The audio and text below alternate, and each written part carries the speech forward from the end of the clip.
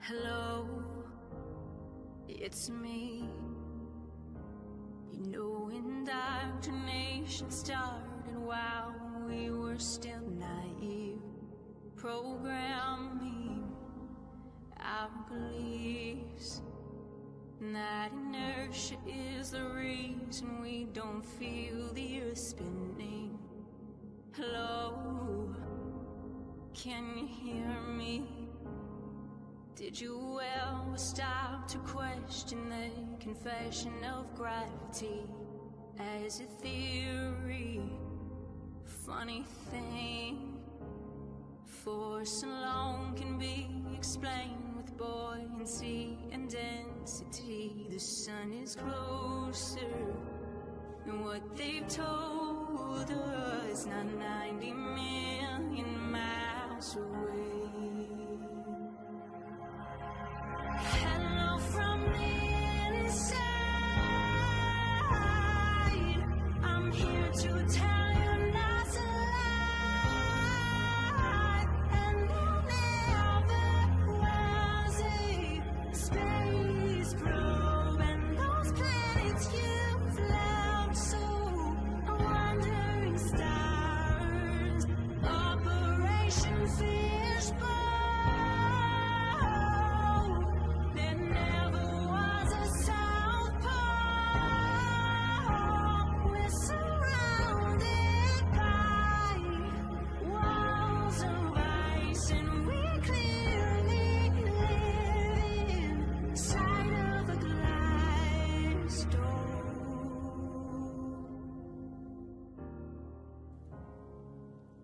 Hello,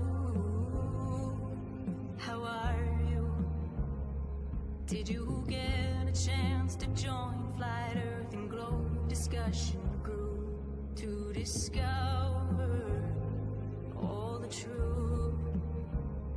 How the sun, the moon, the stars are all revolving around you. There's no more secret. The earth is stationary, it is fixed, unmovable. Hello from the brighter side. They fooled you with that CGI. Sending rockets into the sea, and they're faking that ISS feed. No matter how high you go, horizons rise to eye level. You'll find the world's greatest fiction. Show you won't need your glow. God will send you more.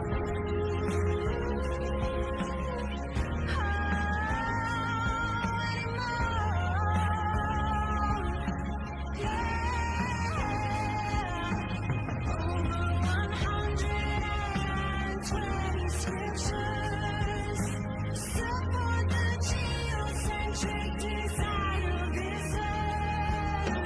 Railroads, bridges, Hello, welcome everybody. Can I get a 5x5?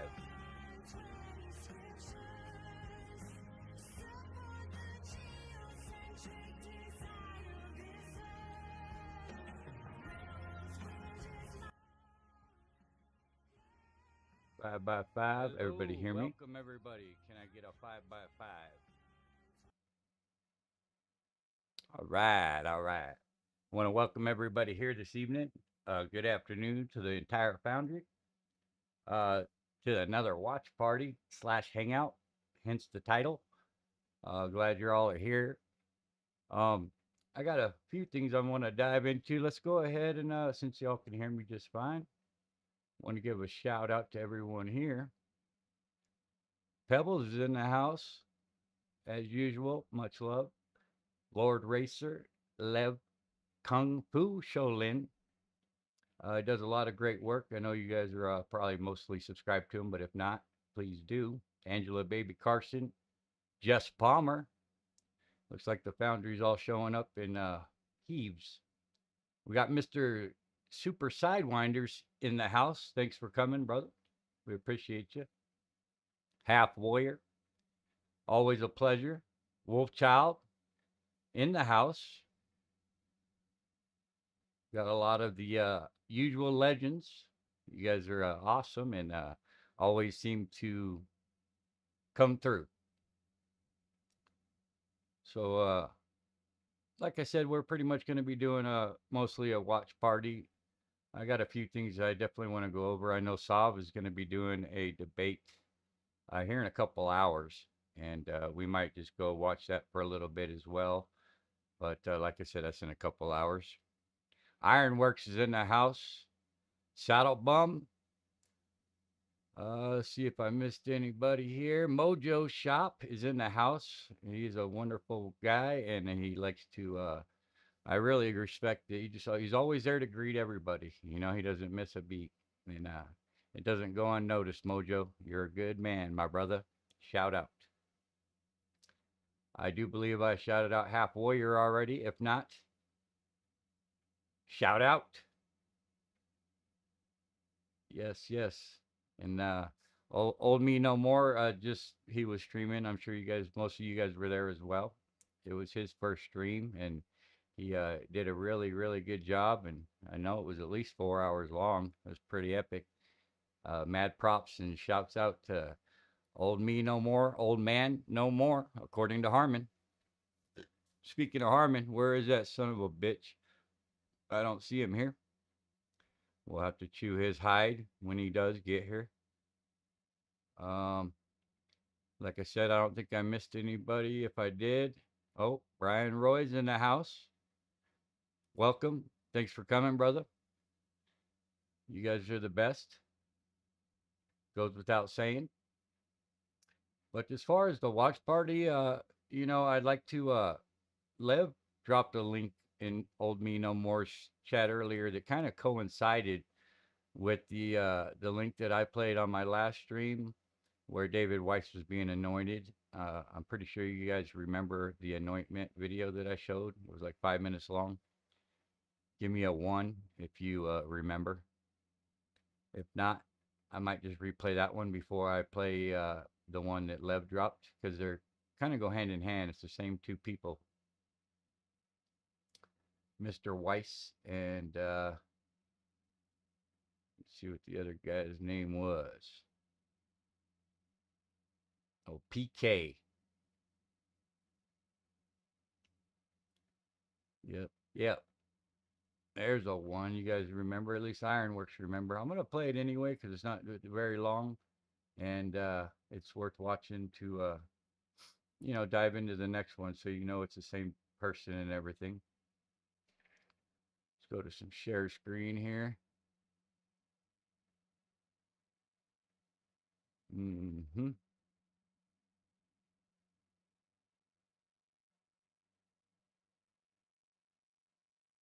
Bear with me, guys.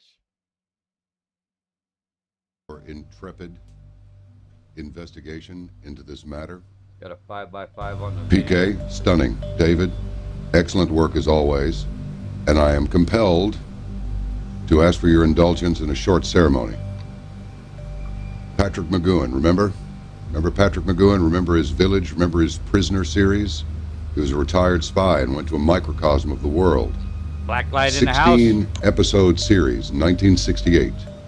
It changed my view of the entire world very early on. I just had to wait for the others, the ones around me. You guys got a 5x5 on this video. Also, 4 Jacks is in the house. Appreciate you coming, brother.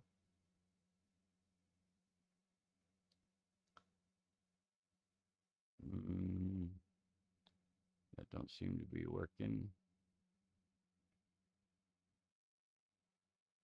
To embrace what Patrick McGoohan was trying to tell us. He outraged the industry with his program. And therefore I say, in the manner of McGoohan, you, gentlemen, have illustrated and vindicated the right of the individual to be individual, and I hereby induct you both into the Order of the Ark Knights. Henceforth, we will address you as such. Sir Peter, Sir David, and this assembly rises to you, sirs. And I mean it. Thank you very much, John. I'm honored. We are honored by you and your work. This program is not about me, it's about people like you and the caravanners that you share this information with. And thank you so very much. Please stay in touch, stay healthy. May God bless you both, and may God help us all. Thank you. Exact sentiments as David. I'm honored. I don't know what to say. I think you've done it, man. All I right. think you've not only said it, I think you've done it. Until we meet again, be well. Thanks for having me on, guys. Here's a quick quote from St. Francis of Assisi. You ready? Here it comes. Glasses, please. Lord, grant me the strength to accept the things I cannot change, the courage to change the things I can, and the wisdom to know the difference. We can change this. All it takes is a little wakefulness and the good work of men like Sir David and Sir Peter. Until we meet again, exercise caution in your daily affairs. Eyes up, always, and make ready for what's to come. See you.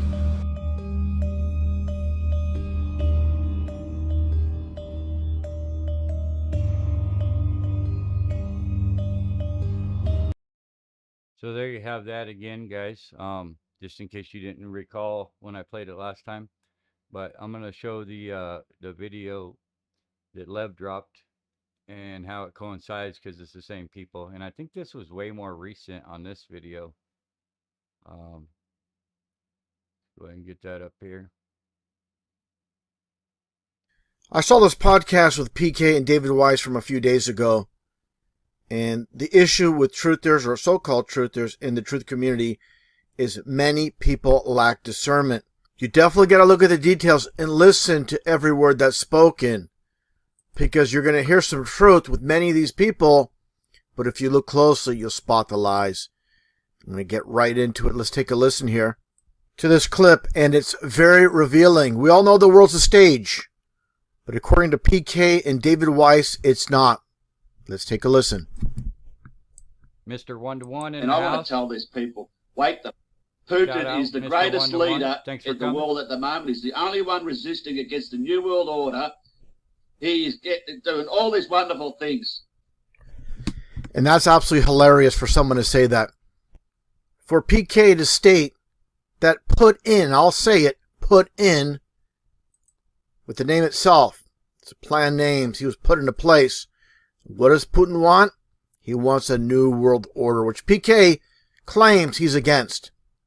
And people that are poorly researched, don't know the history of what's taken place on the world stage. They're not going to know things like this that I've covered back in 2014. Again, the plan names was put in. He was put into play by very powerful people. Take a look here. Is that better? If you truly believe PK, what he says here, that Putin is a hero, Should be better. take a look here at Putin with Bush, Chinese leader here, and you see the colors. We'll get into that momentarily with the gold and blue, but look at the Masonic symbolism in plain sight. And again, they speak through sign symbols, dates, numbers, and colors with the gold You got and it, Mr. blue, One. which just so happens to be 33 numerology, not only in Pythagorean, but also in Chaldean. Both numerology aspects that they use come to 33 for your 66. And the so-called hero that PK claims with Putin, with Clinton, again, George Bush, Obama. J.R. Hartley in the house. Shout out, everybody. Shout out. Thanks for coming, Jake. And Trump. Jim Anus in the house. Thanks for coming. And no doubt whatsoever, with all these so-called world leaders, and all the other individuals, as you see here. Take a look here. Almost looks like PK wearing a beard. Rethink in the house, my man. Appreciate you. Much love, fam. Give me a break. You gonna trust this guy here? I'm not. You can, but I'm not. Specifically when he tells you, right here, as I played earlier, for the record, Putin's a hero. Putin is the greatest leader in the world at the moment. He's the only one resisting against the New World Order. He's doing all these wonderful things. Wonderful things. A man, again, that call for the New World Order. Now let's take a look here at PK's guest. As we all know, David Weiss, and take a listen to what he says here. Again, the contradictories have been tremendous over the years with David Weiss. It's an absolute joke. He doesn't remember the lies he lied about. Take a listen. The main goal is to wake up the world, right? And people say, "Oh, I'm in it for the money and everything." Are you kidding me? Now here we go. Shout out to DeWitt, the man of the hour. I love you and I appreciate you being here as always, brother. Mad respect. Yeah, very revealing from about 5-6 years ago with Robbie Davidson. Take a listen to what David Weiss says when Robbie Davidson says, "Hey, doesn't it feel amazing when people come up to you and say, what an amazing job you did. How great it is. How does it feel, David?" And David answers. Let's take a listen. This is life-changing. David, do you ever stop and think about exactly when these people walk up to you? I'm sure you get all different types of people, but really when they're looking you in the eyes, they're saying, honestly, thanks for what you do. Like, isn't that the most amazing feeling? It's not the reason I do it. I'm doing this selfishly for me. And that tells you all. The contradictories are obvious, and definitely for anybody that listens to PK, you need to understand something very, very simple. He's been on YouTube for too long not to know that Putin is one of them. How could he not know this? And if you're following this man, this individual, PK, you don't get it by now, you never will. And that's the topic I'm going to get into right now with PK. Why do you select the name PK? His name is Peter, but why PK? You have the double E's. And here you go. The 33s with the name PK when you flip it around, just like I mentioned before when it comes to Freemasonry. With the name itself, when you flip it around, you get your 33. And let's get a little bit of a closer look. And you get the all-seeing eye within the pyramid and the S for the serpent itself. And this is the exact reason why you never see PK mentioned Freemasonry. It's a very good reason. He's one of them. Make no mistake about it. Without a shadow of a doubt, what you're dealing with here, two agents in place.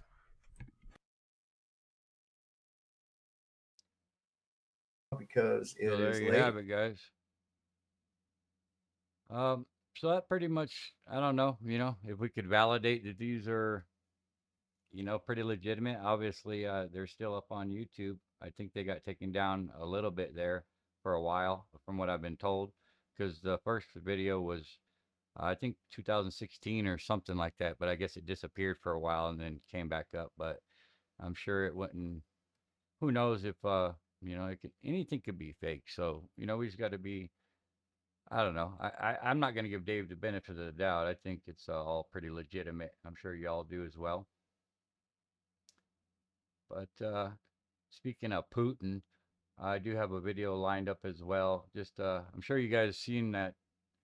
The video about the 11-year-old girl that showed that all the presidents were related, but this one's kind of a little bit added on to, and I like this one, and we're going to watch this one next. Shouldn't be too long. Hey, Internet friends. Not too long ago, those who sought total and complete control over a society did so Volume's not on the good, guys. basis of exemplifying exceptional character or extraordinary ability, but they operated under what was known as the divine right of kings, or the assertion that a king, viewed as a god in his own respect, was not subject The to the true will of his few in the people, house. but only to be judged love, by God fam. himself. These mighty men of old were successful Derek in convincing Nelson. others that God's Shout out. mandate flowed through their veins, and that everyday people should spend the best years of their lives working to secure the social order of their realm. And for a time, this was how the world worked. documented in history books with the blood of the ordinary used as the ink to write a version of the past. But in a post-American Revolution society, it would seem like the divine rights of kings would be a distant memory. But is the reality really so? Do certain bloodlines still hold power within our current government system? And if all US presidents are somehow united in blood, does that mean our leaders are really elected by the people? Or does that mean they're selected by the few?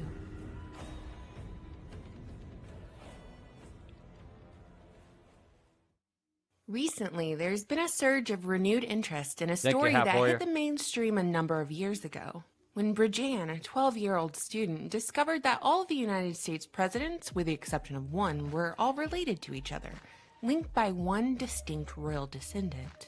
Bridgeanne reportedly completed this project with a little help from her grandparents, and the one president they were unable to link to the common descendant was Martin Van Buren, the 8th president of the United States, but the first president to actually be born a... So, Lev, my voice, is it too loud compared to the video? And you're saying that the video is good volume? Maria Walker in the house. Much love, Maria. Always a pleasure. Always.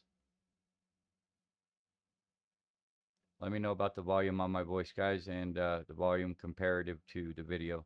Citizen of the United States, unlike the 7 presidents before him who were born British subjects. At 5'6", Van Buren's nickname was the Little Magician. My pleasure, do it. Because he was quite the compelling guy. Or at least Yale's Skull and Bones not-so-secret society must have thought so, as Van Buren's skull is rumored to reside within the school's tombs. Derek Nelson in the house. Much love, thanks for coming, brother. All of the presidents back to King John of the House Plantagenet. The House of Plantagenet, with the surname having etymological roots in Old English, meaning sprig of bloom or young tree. According to the legend that's still being circulated today, the Plantagenets were descended from a demon, which served as an explanation of their ferocity and seemingly supernatural success on the battlefield. King John's reputation doesn't really improve from his familial lore. You were probably introduced to him as a child, as the villain in the tales of Robin Hood, as the ruler of a vast international empire who held the most important and powerful dominion over Europe at that time. There's next to nothing Didn't turn the volume down too much on the video. During the age of chivalry, he was callous and cruel, orchestrating one bloody betrayal after another, relishing in the conflict he created in his own court, starving his captives to death, and most of all, oppressing his subjects. One of the lovely fairy tales taught within the confines of the classroom assures us that the era of kings being able to do whatever they pleased, whenever they pleased, ended with King John, as he's most known for granting the Magna Carta, a document that was based on the Charter of Liberties and whipped up by the Archbishop of Canterbury as a practical solution to a political problem. You see, King John had managed to annoy everyone with his disastrous military campaigns, and he specifically ticked off his baron. Jeremy Bird in the house. Much love. I appreciate you as always. Thanks for coming.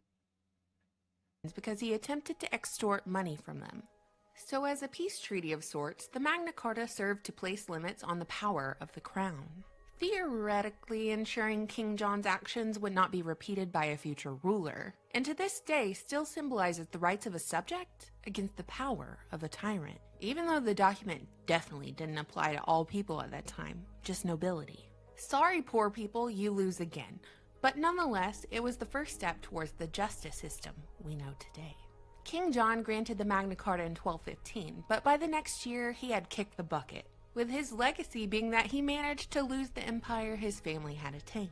His funeral broke tradition as he wasn't buried with his crown, and records of his death indicate that he was little mourned, and mentioned that his subjects thought him to be suffering in the torments of hell. Even his queen abandoned 4 of their 5 children and wasted no time to start a new life with a lover.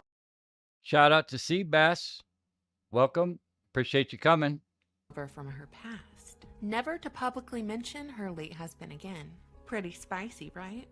Curiously, in 1797, King John's body was exhumed and the townspeople pilfered parts of his remains, keeping them as souvenirs. Comment below if you would have kept a piece of King John as a souvenir. Your honesty, as always, is appreciated. Hashtag where them tickets Before a at. 7th grader connected all of the presidents back to King John, there was a guy making headlines in his attempt to discover if and how bloodlines played into power. As the son of a Washington, D.C. attorney, this Harvard graduate, classmate of Ted Kennedy and ex-husband of a French countess, Harold Brooks Baker often made comments about the British royal Kerry Skates made it. Welcome, brother. Appreciate you. Much love as always. family to the press. And Shout out to advocated Kerry. his most royal candidate theory with each United States presidential election, with the theory being that the winning candidate would always have the greatest percentage of royal blood. His theory held water up until the 2004 presidential election, when he guessed that John Kerry would be the winner, given that he had more royal blood than George W. Bush. Brooks Baker kicked the bucket a few months later, but his theory lived on. Much like Bridget's project, the media drooled all over themselves whenever Brooks Baker spoke. And the propagation of his most royal candidate theory has served to push another theory, that presidents are selected, not elected, and specifically their selection is based on their pedigree. To reiterate, the basis of this theory is that a candidate does not achieve presidency because of their ambition, charisma, skill set, or ability to get the most people to vote for them. The candidate ascends to presidency because they are selected by their bloodline, a bloodline that can be traced back to House of Plantagenet. In either of those first two books, though, who knew you and Dick Cheney cousins? You know, listen, I Make me don't show think my I'm going to dick pic. family reunion. I don't know how I'll be greeted. But no, you know, these folks have been doing all these genealogies on me, and Right. you know, they've found all sorts of strange connections. This has got to be the strangest, though. Well, listen, if you go back far enough, Yeah. you know, you got all kinds of crooks and thieves in your family. I'm not necessarily drawing that analogy. Yeah. I'm just saying, you don't know who's back there. What did you make of that, Sterling? For those who don't know this, so Lynn Cheney, the vice president's wife, has been doing some genealogy connected to her latest book, and lo and behold, way back, 8 generations ago? 8 generations or you something. and Mr. Cheney apparently have some distant relative in connection. What did you make of that story when it came You know, out? I actually knew about it because somebody had done some genealogy before, and they had sent it to me, this long sheet, and, you know, had all these famous names, you know, Mark Twain and this and that and the other, and then Dick Cheney, and I took a pause. You know, I just said, well, you know, as long as he's okay with it, I'm okay with it too, because I'm not going to stop talking about these messed up policies in Iraq. just because your cousin. Yeah, we're not kissing cousins, as they say. Serious business in the house. Thanks for coming. I appreciate you. And I also wanted to give a shout out to Blacklight, kicking ass and taking names lately. He's doing great work, guys, and he just needs a shout out for that, and especially Vlad, because Vlad's the inspiration behind a lot of us getting the courage and just getting our own channels going. So shout out to those folks.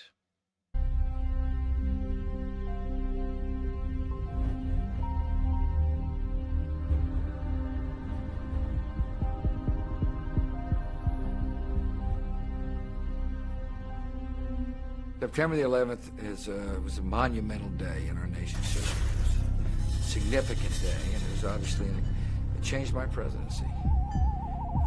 I went from being a president that was primarily focused on domestic issues to a wartime president. Something I never anticipated, nor something I ever wanted. You know, provide help to New York City, whatever help they needed to take care of this incident, and then walk into the classroom. Awakened Nemesis in the house. Sorry if I didn't greet you. If you just came in, welcome. I appreciate you coming. Much love. Good morning. The classroom was full of kids who were reading. Read this word the fast way. Ready? Yes, ma'am. Get ready? Yes, ma'am. In the back of the classroom was a full press corps and staffers and some adults, and I'm intently listening to the lesson. These words the fast way. Get ready? Yes. And I felt a presence behind me. And Andy Card's Massachusetts accent was whispering in my ear, A second plane has hit the second tower. America is under attack.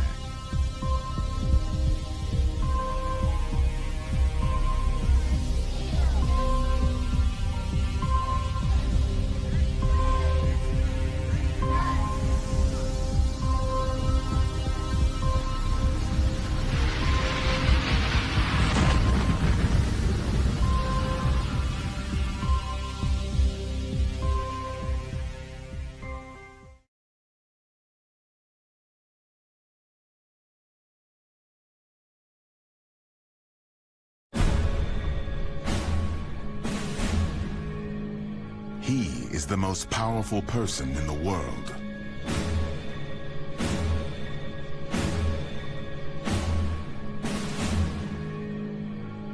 He commands the greatest military in history.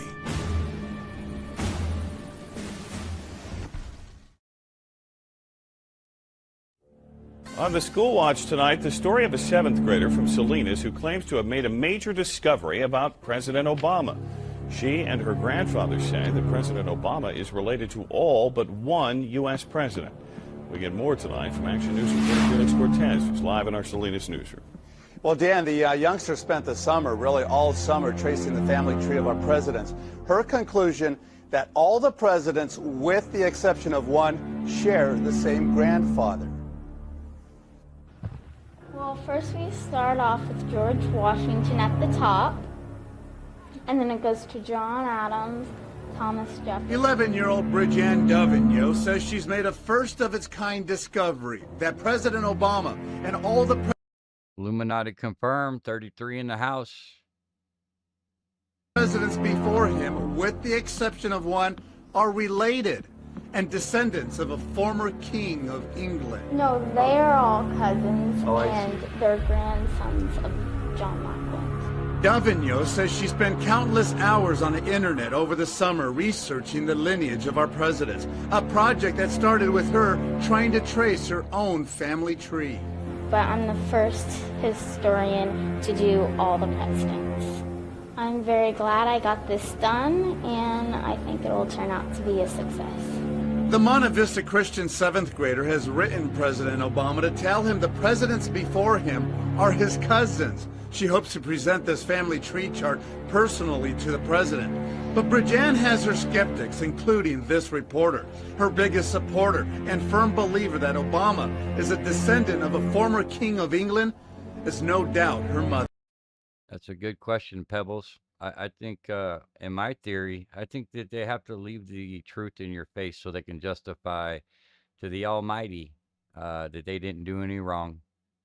You have a child, and they have a child, and they have a child, and they have a child, and they have a child. All we're saying, all she's saying is this guy is the 25th, 27th, depending on what line it is. He created all this family.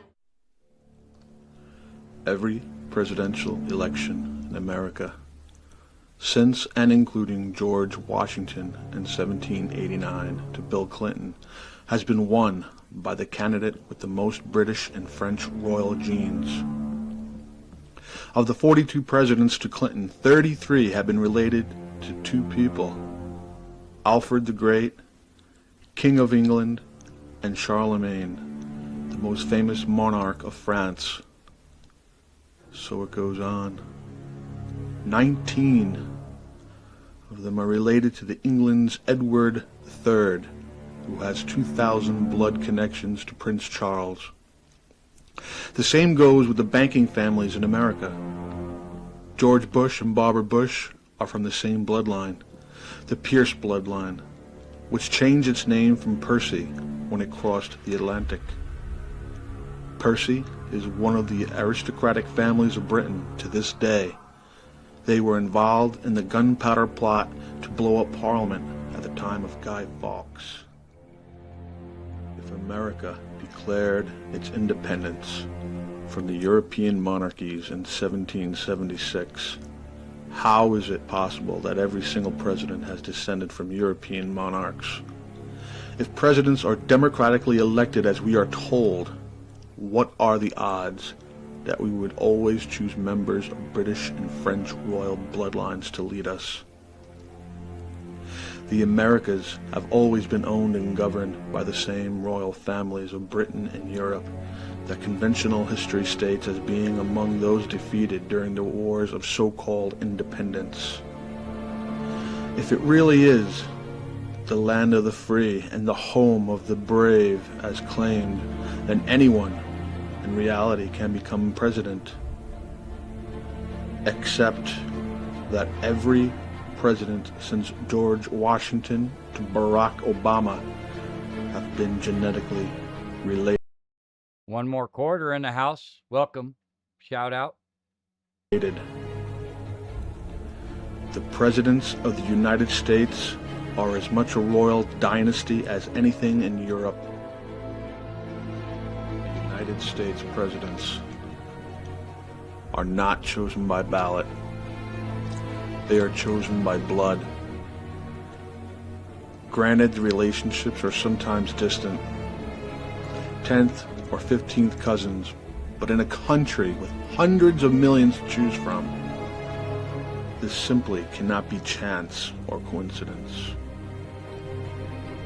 George W. Bush himself is directly related to 16 former U.S. presidents, including George Washington, Millard Fillmore, Franklin Pierce, Abraham Lincoln, Ulysses Grant, Rutherford B. Hayes, James Garfield, Grover Cleveland, Teddy Roosevelt, William H. Taft, Calvin Coolidge, Herbert Hoover, Franklin D. Roosevelt, Richard Nixon, and Gerald Ford. Bush is closely related to the King of Albania and has kinship with every member of the British royal family and the House of Windsor. He is related to 20 British dukes, the 13th cousin of Britain's Queen Mother, and of her daughter, Queen Elizabeth. He is 13th cousin, once removed from Prince Charles, and has direct descent from King Henry III, Charles II, and Edward I of England. Through the House of Windsor and King Henry III, the Bushes and Bill Clinton are genetically related as well. In 2004, George W. Bush ran as a Republican against Democrat John Forbes Kerry, his 16th cousin. These cousins, related to the same British and French monarchs, are also secret society brothers in the infamous Skull and Bones fraternity. John Kerry descends from King Henry II of England and Richard the Lionheart, leader of the Third Christian Crusade in 1189. He also has links to royalty in Albania, Sweden, Norway, Denmark, Russia, Persia, and France, but still not enough royal genes to top George Bush. Earlier in 2000, we see the same story. George W. Bush ran neck and neck with Al Gore, another supposed Democrat and cousin of the Bush family.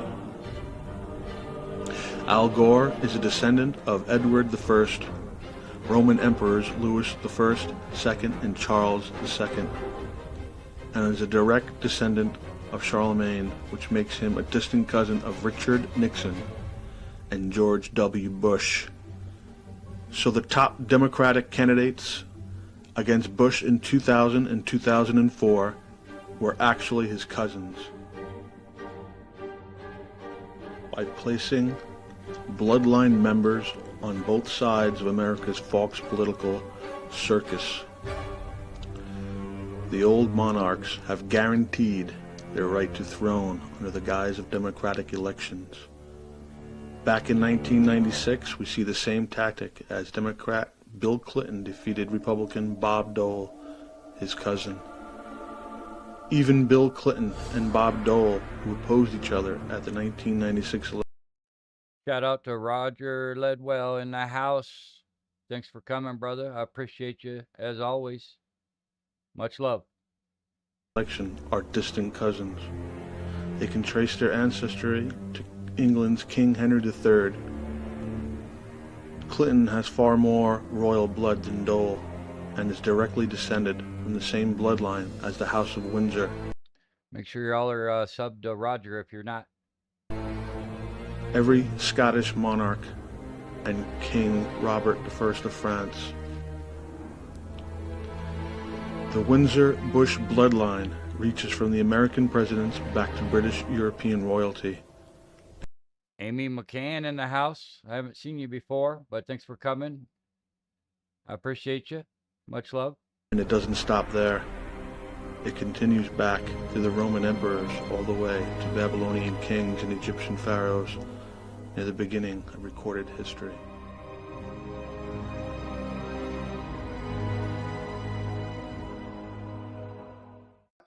But let's talk about flags, because flags are symbols, and symbols represent the icons of what we are and who we are, and very important. The flag proudly waved as the banners, the bomb. Too funny. Haven't seen Amy before. That's my sister, everybody. Small world. Love you, Amy. Bursted in air, as this song goes, right? Well, guess what our little design looks like? I mean, here we are, and can you imagine the conversation that they had with Thomas and Samuel Adams and Ben Franklin and these guys when they decided to design the new country's flag? And it's just another lie that Betsy Ross designed the flag. It had nothing to do with Betsy Ross. That's just another story, lie. And they said to Betsy, you know, hey, Betsy says to him, hey, what kind of flag do you guys want? You know, we can start our own country. We can do whatever we want. And they thought about it, and they thought about it, and they came back to her and they said, hey, you know what? The British have some awesome colors. Why don't we just copy their flag and maybe leave out the cross, because people might think that's the Knights of Malta. You know, we know Columbus had the cross, the Red Cross going. We know the British have the Red Cross going. We know that Switzerland has the Red Cross going. You know, so maybe we should leave that out so people don't get the wrong idea. But, you know, those British colors are really cool. Well, let's do that. Well, folks, did you know that the East Indian Tea Company had almost the same exact motif? In fact, their flag of our ancestors is the same flag as the East Indian Tea Company, the ones we were supposed to overthrow. Here's the United States of America flag from 1775 to 1777. They didn't change it much, folks. And if you look through the flags in history, this is the flags of Washington, D.C. Do you get the idea? The red and white stripes, the stars, same as the British. And the red and white and blue motif is carried out in all these flags of Chile, of France. I mean, you just go down the list of all these countries with all these flags in here, red, white, and blue. Now, we have an international government in place, the World Health Organization and all the Bank of International Settlements that controls all the central banks and the Federal Reserve. So it's complete fallacy that the United States is independent in any way. And here the flags are all designed in red, white, and blue. Is that just another coincidence, or are we being played? All right, so let's get on to the family bloodlines and start looking into the history of the presidents, all presidents having the exact same blood lineage as their ancestors across the pond in France and England. Here we see President Bush and all the relations in his bloodline he has to Princess Di, to Madonna, Brad Pitt, Barack Obama. You heard him talk about Dick Cheney being related, ninth cousin once removed. So let's get into this a little more. David Icke has this to say: if it really is the land of the free, and if, as claimed, anyone can really become president, if you got billions of dollars and the connections with the bankers, you'd be fairly expected the 43 presidents from George Washington to Bush would express that genetic diversity. Y'all give a shout out to my sister Amy. It's the first time she's come in on our lives. She's actually in another state, so I don't get to see her often. And I'm just appreciative that she's here. Much love, Amy. The President of the United States are as much a royal dynasty as anything in Europe from whence these bloodlines came. Have you ever wondered why John Kerry, Dick Cheney, and Bush, the Clintons... Lord Zed in the house. Welcome, brother. I appreciate you coming in. Never go out of office. Why did the Bushes, Reagan, Allen Greenspan, Giuliani, General Wesley Clark, General Caspar Weinberger all make it a point to England to be knighted by the Queen by the highest royal order of their service? Being service to the Queen, folks. And they get knighted for it. So, common grandfather to all is King John, the signer of the Magna Carta. This is came across a researcher from Ancestry.com named Tim Dowling on a site reproduced below. Mr. Dowling is connected the trees of all U.S. presidents to the Plantagenet King John circa 1200 A.D. It should be noted that Americans whose ancestors came from continental Europe in the 19th century are unlikely to easily delineate descent from Charlemagne in their background. There was a separation of classes in Europe, and the blood of the ruler seldom flowed legitimately into the blood of nobility and commoners. This is from Jewels of the Crown. And also it's been revealed that Charlemagne could be a made-up historical figure as well, so just be careful on that name. If America declared its independence from the York monarchies in 1776, how is it possible that every single president has descended from European monarchs? The Americans have always owned and governed by the same royal families of Britain and Europe that conventional history states as being among those defeated during the wars of the so-called independence. Michael Nazarian. Bush is closely related to the King of Albania and his kinship with every member of the British royal family in the House of Windsor. Related to 20 British dukes, 13 cousins of British Queen Mother and her daughter, Queen Elizabeth. He is a 13th cousin once removed from Prince Charles. On and on.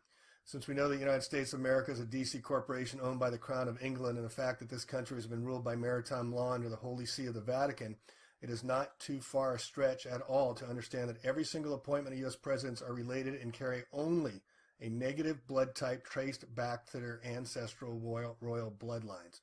So anybody who says that we're all related, the negative bloodline is a rare type. Most people's blood types are O types, and we'll get into that a little bit too.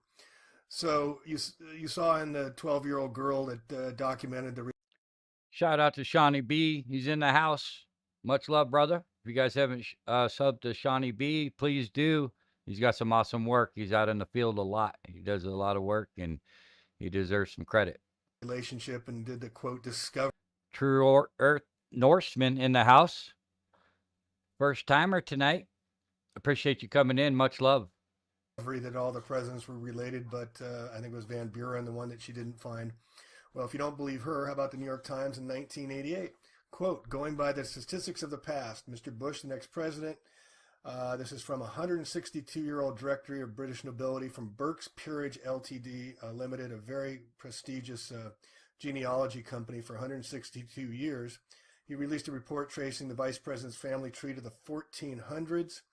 William Ward found that Mr. Bush has more connections to the British and European royalty than any president of the United States. Queen's 14th cousin. Of the 40 American presidents, 13 have had a direct connection to European royalty. American presidents have been at least 6 times more likely to have royal blood than people who elected them.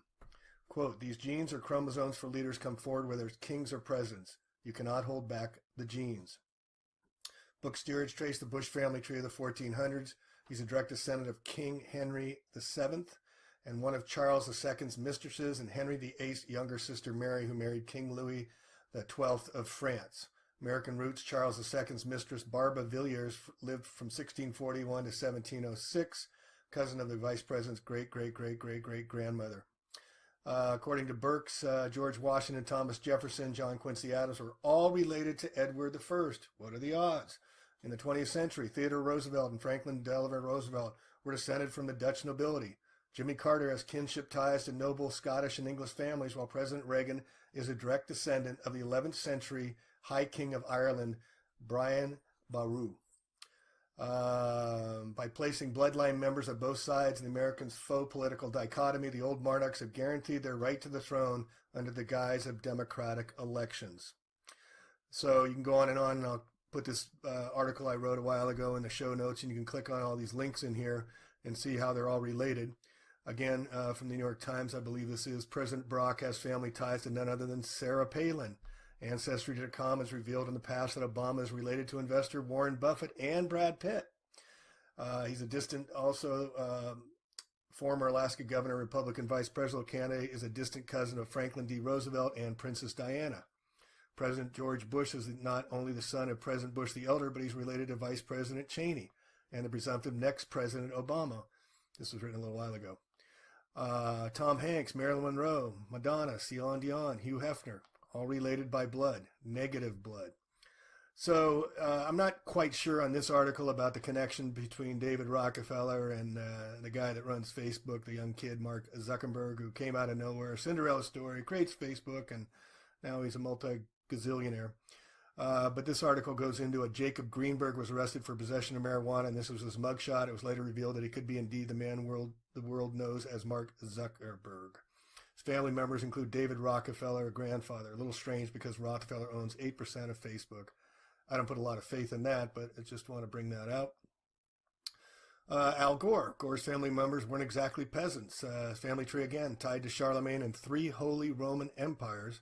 Remember, we're under Holy Roman Latin law in our legal system. Remember that Washington, D.C., the name of the land before it was Washington, D.C. in 1871 was named Rome, Maryland, with 7 hills. That was founded by John Carroll, richest man in the country in the 1870s, who founded Georgetown University, the Jesuit, a year before Washington, D.C.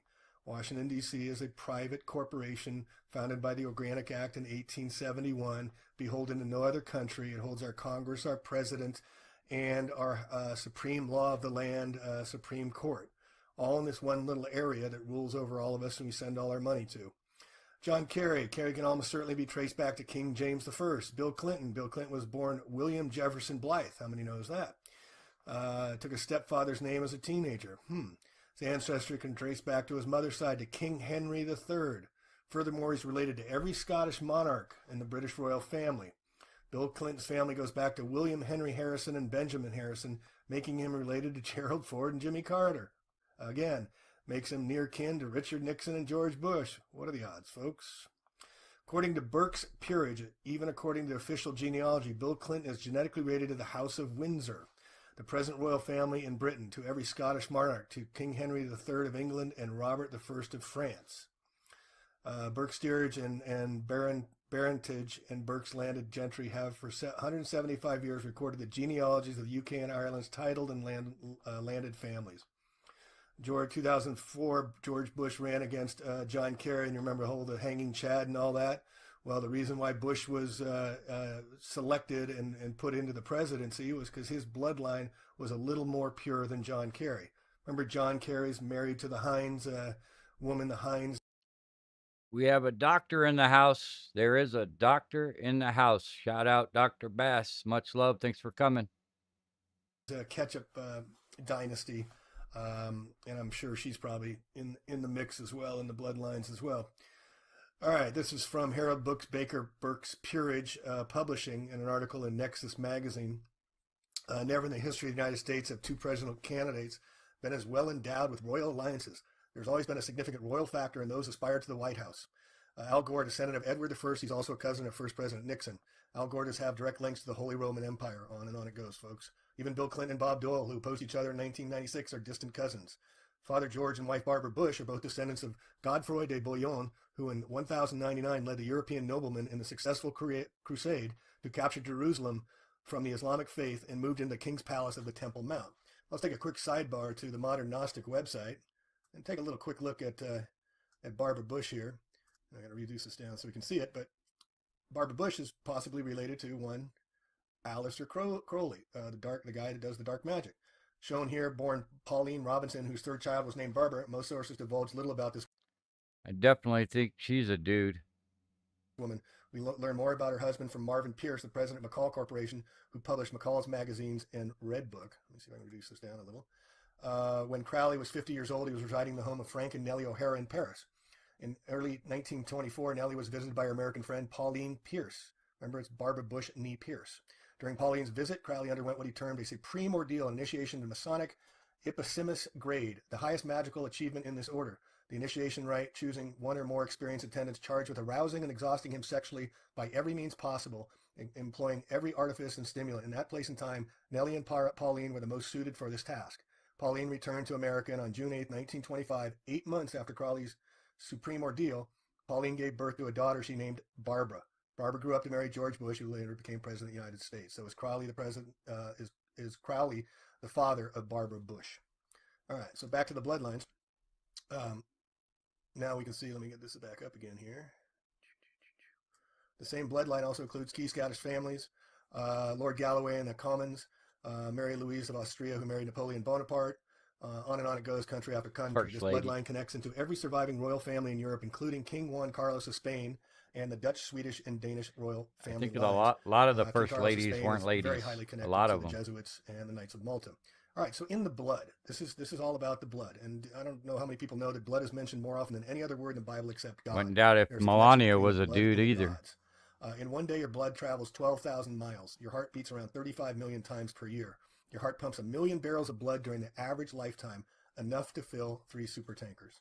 Our human bodies are amazing. Let's take care of them, folks. All right, you've heard of the blue bloodline. Where does that come from? Negative blood, especially Rh negative, has a higher copper content than positive iron blood, which is where blue blood actually comes from. Bush was awarded the presidency in 2004 because he had more blue blood than Gore.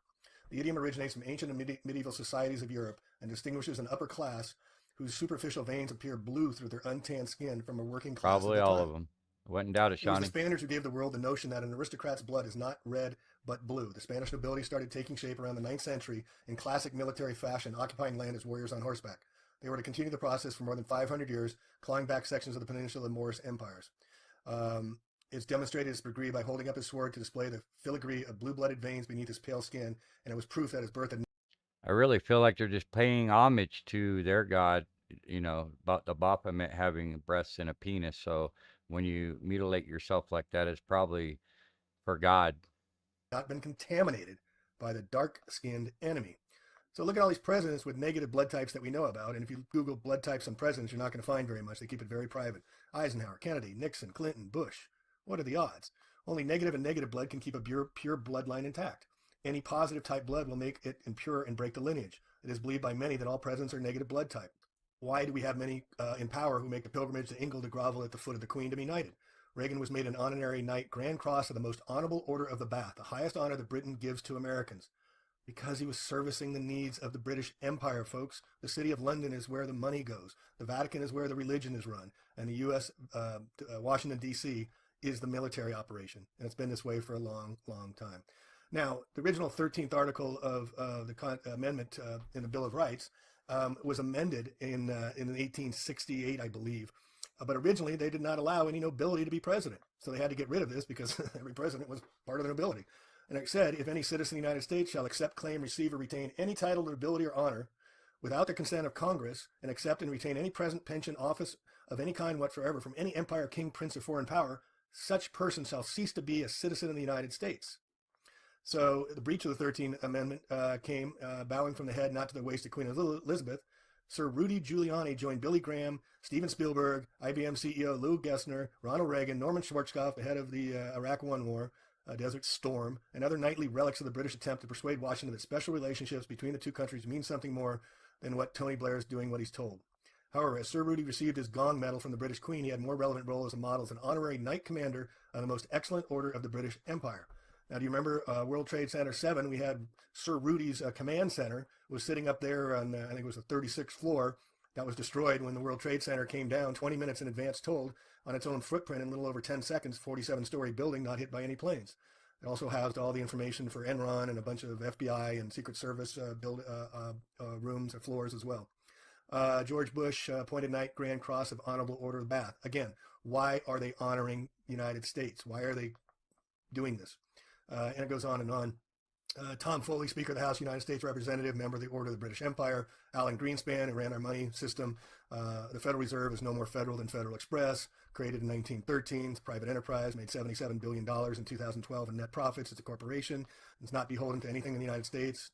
Government, Treasury, it gets printed. It prints money at interest for the United States. So the more debt we get, the more money they make. Greenspan got knighted for that. And then we get into Michelle Obama and her white ancestry, which I'm not going to go into. Today, genealogy ranks only second to porn as the most searched topic online. So here's just a few more famous people who were knighted by the Queen.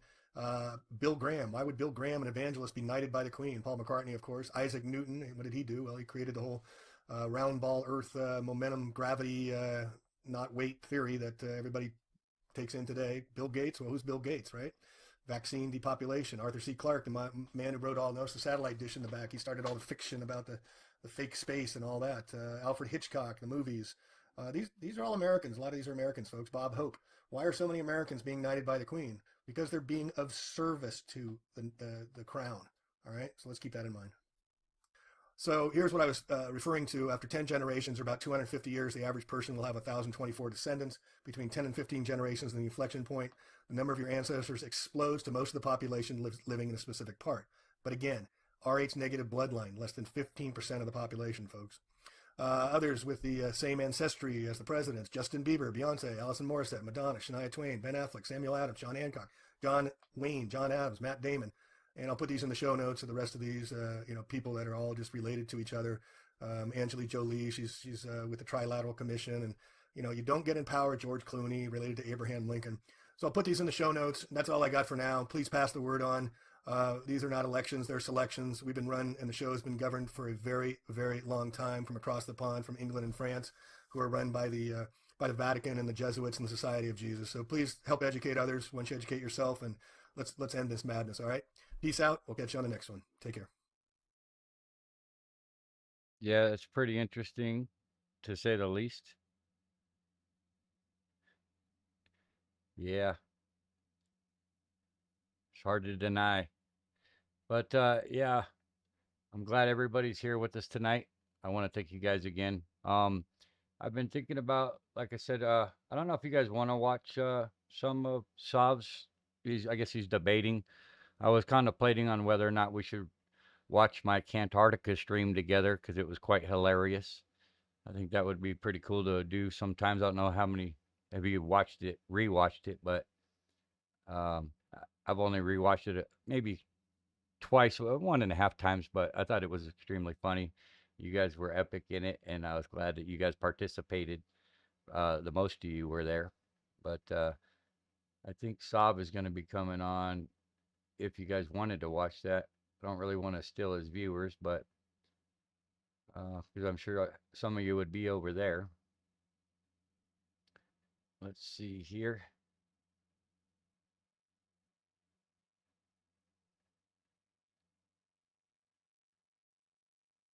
You guys want to watch some Saab's debate? I'm down with that. Looks like, let me see how long until it starts. Looks like it starts in 60 minutes, so we do have some time. We still got an hour. Yeah, it is on his channel. So we got an hour to kill, and we could watch some of that. I'm down with that. We'll just go ahead and I got some other stuff, but it's pretty lengthy, so I think I'll save that for another time. Some good info. I say we'll get some laughs and watch the replay of the Cantarctica trip for a little bit.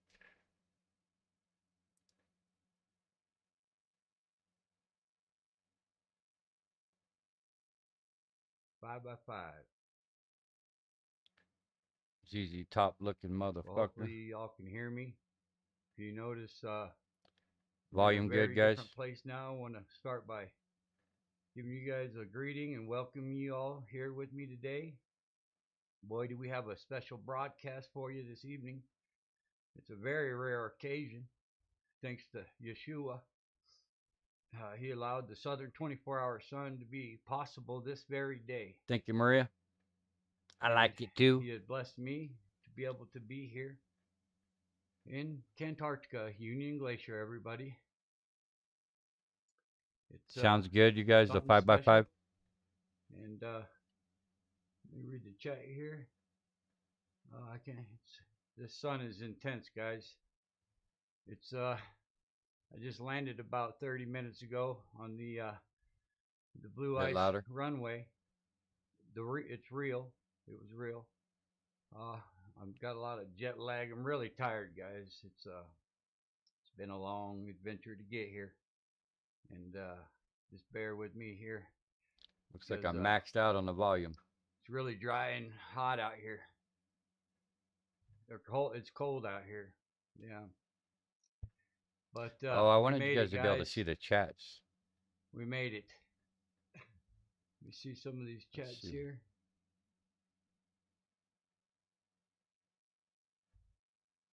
Okay. Oh, you can only hear it. I might want to switch over. That's pretty stupid of me. Sell out, sell out, sell out. Oh, come on, man. This trip cost me thousands of dollars, man. I can't even afford this. And I'm the sellout. How am I a sellout? I think you guys in the chat were just as funny as I was.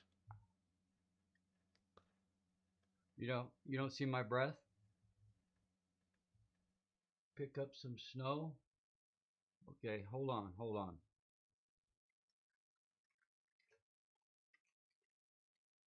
My hands are really cold. I might need to get some gloves. My volume is low on the mic.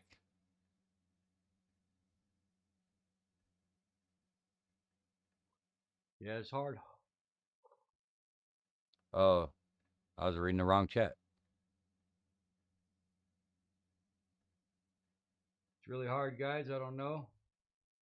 It hurts. You got to take real deep breaths. It was here earlier.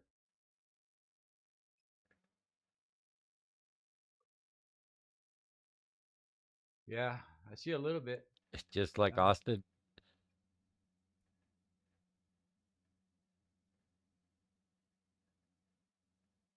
How about now? What up now?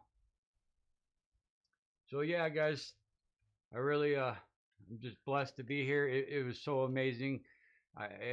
Words can't even express, you guys. I mean, this is overwhelming, and it was the most beautiful thing I ever seen. Almost shed a tear there. You guys really need to come here. There's nothing else like this place.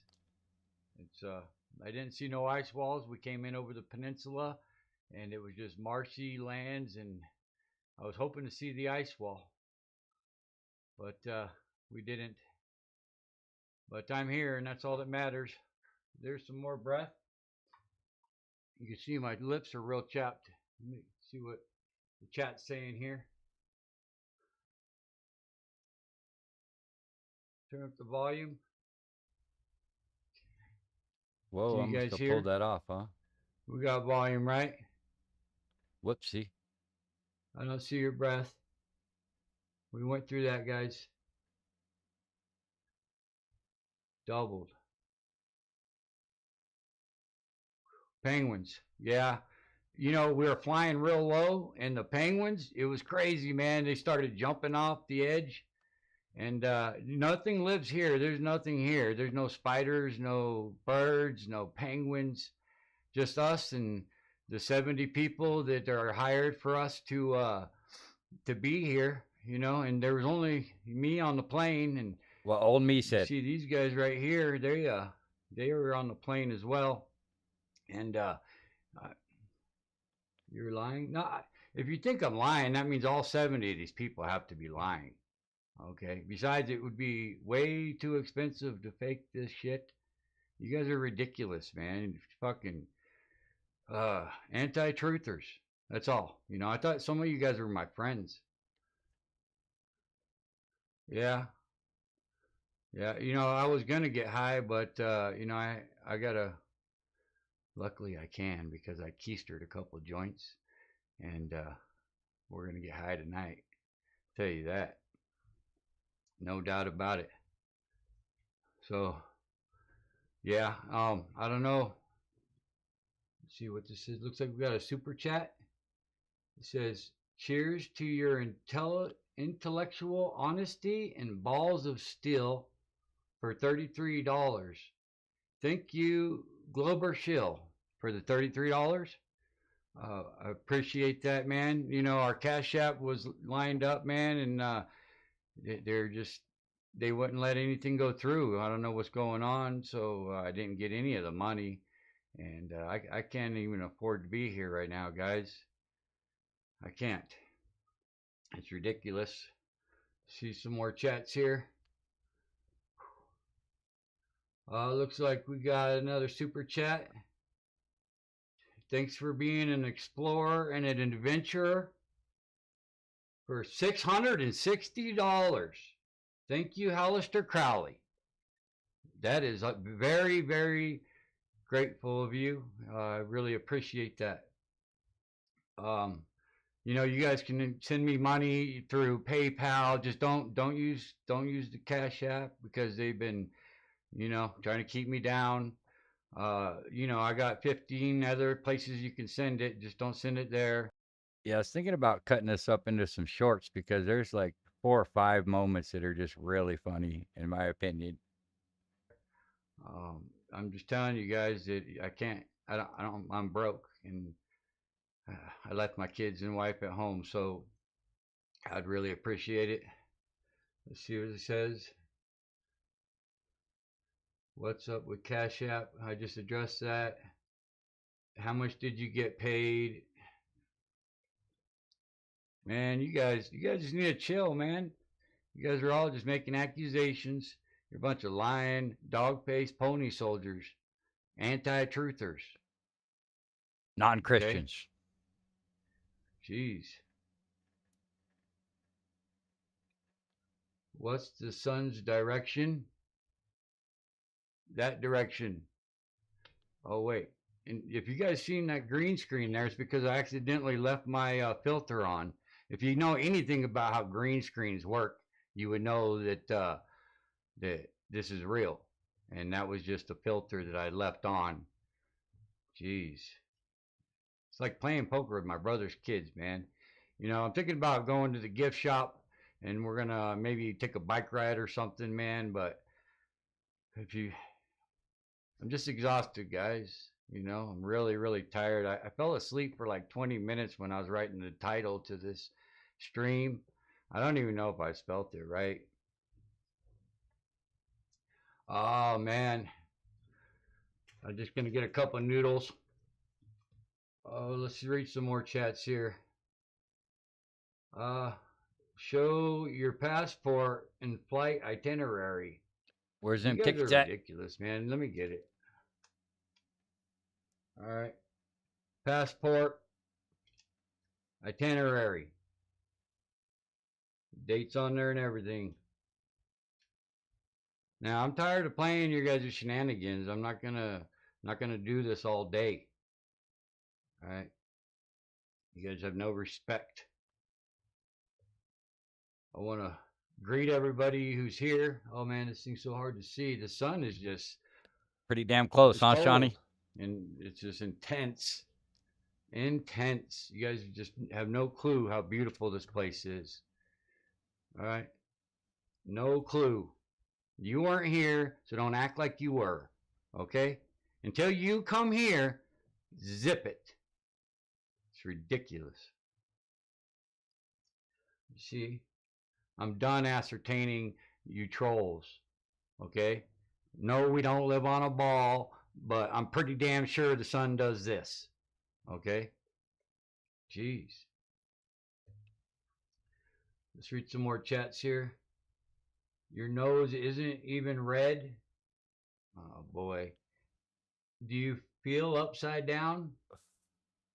Actually, I don't. It didn't I didn't remember going over any curve. The earth is still flat, guys. That's subjective. So, yeah, I don't know if you guys want to ask some questions here. Let's see. Isn't winter out there? Yes, Dr. Bass. This is a once-in-a-lifetime opportunity. All the stars have aligned. As a matter of fact, I was told that the Himawari and the ISS are supposed to eclipse tonight. Well, I don't even really know if it's night. It might be night right now. But we're having some very, very different special occasion here. See here. Zip it, yeah. Look at the sun. You guys see the sun? Okay, and you know it's real because it looks like a football. Okay? Do some science. You don't feel? What else we got here, guys?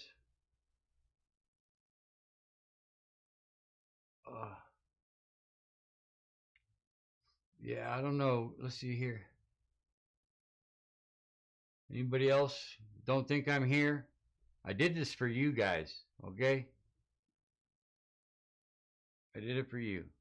I can't even afford to be here.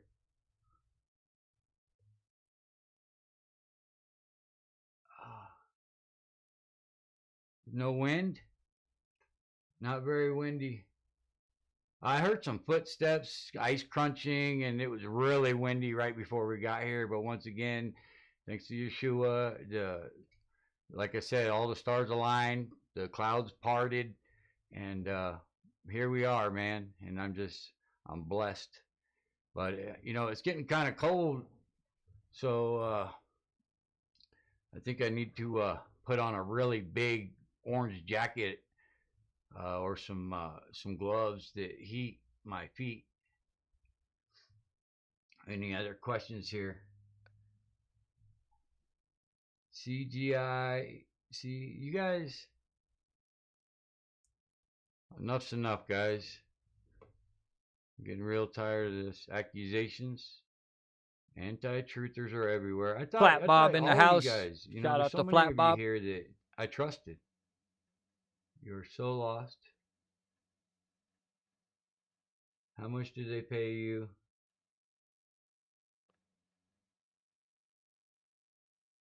You don't The worry about those drone? tickets, Where's the Vlad. drone? That's a good question there, the true few. All the Globers they're already here. They said I couldn't use the Wi-Fi, but I eavesdropped and I heard the password. But once they know I'm on, they're probably gonna kick me off. What else we got here? The mountain looks like cardboard cutout. Well, that's a good observation, Maria. I wouldn't be making shit up, You got eyes to see. It's objectively not a piece of cardboard.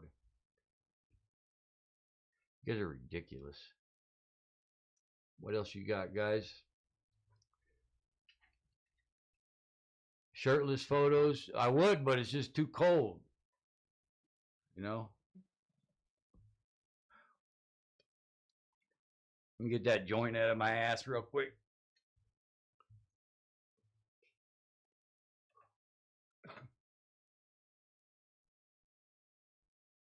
The password is trust me, bro. Yeah, let's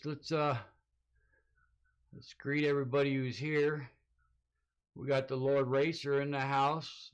Old me no more, old man more. We got Dr. Bass, half warrior. Jeremy Bird. We got Sean Alke. We got Pebbles. Flat Earth Nation, which is going to get himself, I'm pretty sure, if I could remember, I'll get you a wrench here in a second, buddy. Chicago Cubby Bear, next chapter. We got Maria Walker. Who else is up in here? Harmon. Yep, Mr. Harmon himself. Woot Woot. Saddle Bob. And Sue Finelli. I want to thank you guys all for being here. This is a very, very special evening. And once again, I could barely talk because my lips are real chapped.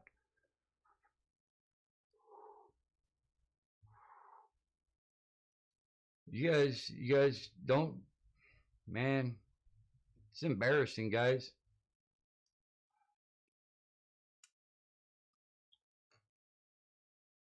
Pick up some snow. I already picked up some snow. I said I wasn't ascertaining this.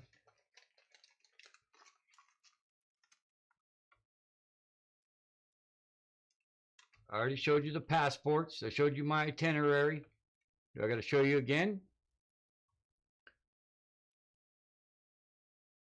It's so hard to see out here, guys. The sun is just blaring cold. And the snow you see, oh, why? Yeah, duh. It doesn't snow out here, you guys. This snow has been here for ages. It's ancient snow. Okay, it's just ice. And man, it's hard to handle out here, man. I'm from the desert. And coming out here to the desert, it's intolerable. I didn't think it was going to be this bad. I would never come here again. Man. I never showed them. How many days are you going to be here? 4 days. We're going to be here 4 days if the weather permits. Whoa, that mountain looks really close, you guys. They told us that mountain's like 3 miles away, but it looks like I can touch it over here. I love how my hand goes out of the screen. The more preposterous, the funnier Dude, this it is. Legendary. You're damn right, man. I don't fuck around. I'm giving you guys. I did this all for you guys, man. You know, the stream is going live. What else? Let's see that shadow.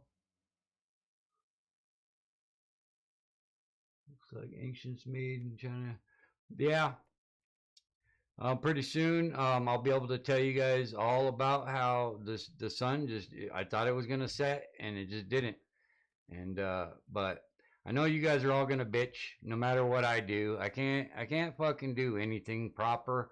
And you know, I do everything bend over backwards, and this is how I get treated, you know. So GoFundMe. I could really use some reimbursements. You know, I got told that they were going to pay for everything, and now and my rent's due, and it's going to be due again when I get home. And, you know, you guys just bitch. That's all, you know. And matter of fact, the sun is going to go around this way, the opposite way of where everybody else is. That proves that this is real and that, you know, Globers are right, guys. It's going to go behind the mountain. Okay, for like 2 hours. So I'm tired of hearing you guys bitch. So we're gonna go a couple miles at least. I heard about this spot back there where you can go and see it and the sun doesn't go behind the mountain. Super chats. Looks like we got another super chat. Elon Musk donated $2. Says, you're welcome for the Starlink. Appreciate that, Elon. $2, you cheap bastard. You know YouTube gets 30%. Boy, is it cold out here, Elon guys. with the $2. You see, I donated money.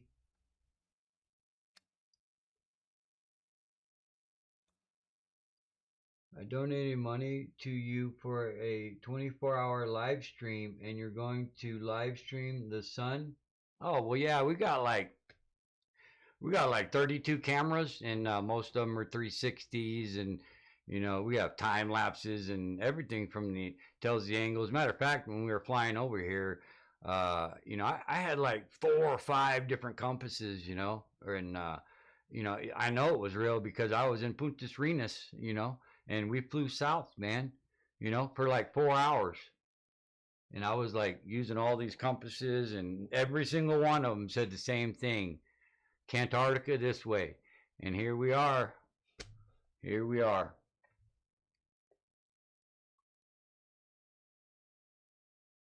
Yeah, the data, Carrie, the data that they brought back in December, it got lost. And they're not going to be able to get it back. So that's why I'm here. You know, I'm here to get the data myself because I'm tired of waiting, you know. We got a lot of fence sitters out there, you know. I don't want to name any names, but you know who you are. You know exactly who you are. A bunch of anti-truthers too. You know who you are. Who else we got here? We got... Yeah, you are amazing. If this is real, then the moon landings have to be real. A secret vape stash? Nah, it's not secret. I mean, it's a secret to the wife. Don't tell her, because she'll be pissed. She already took whatever little money I had left, and she was going to pay for a babysitter, and she was going to go out for her ladies' nights while I've been out, and we can't even afford this shit, you know. She's out here trying to sing and stuff, and you know, everybody loves her, but she can't even bring in the dough. You know, I mean, just checking. Angela Baby Carson's in the house. What do you think about this special occasion, Angela? We did it.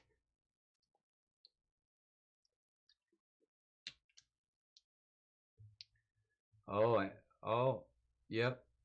Burnt the data. All right, this is going well. I know that the green screen keeps screwing up. I can't figure out how to do the filter, you know. I left it on before I came out here. Godheart Guardians in the house. Well, I'm getting good at this, guys.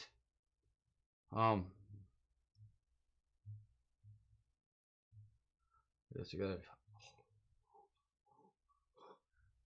hurts. You got to breathe in real deep.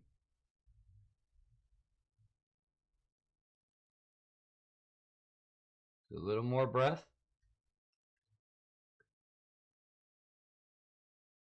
But like I said, guys, I'm really limited on time because they control the Wi-Fi, and I barely even slept anyway. And last night I slept under a table and walking over people just to get to the bathroom. I had to drink my own urine. It wasn't good. I still don't feel right. Pick up some snow. That's like 3 times I've picked up snow. You don't see that? It's real, guys. Trust me.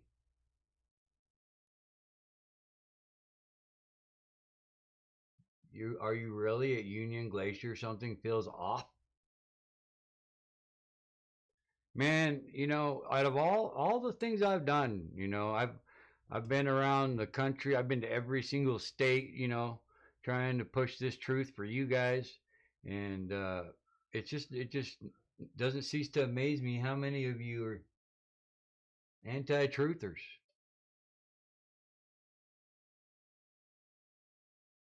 Yeah. Let's see. Did I mention that I can't afford to be here? Because I can't, and I got bills, guys. I'm not kidding.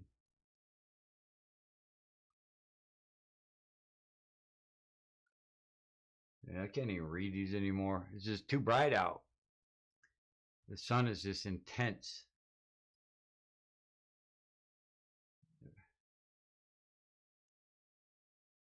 Yeah, I'm going on the bike ride for sure.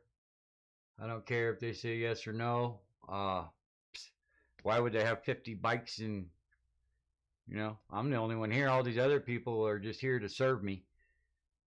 I'm going to definitely go to the gift shop. No doubt about that. I got to get some merch.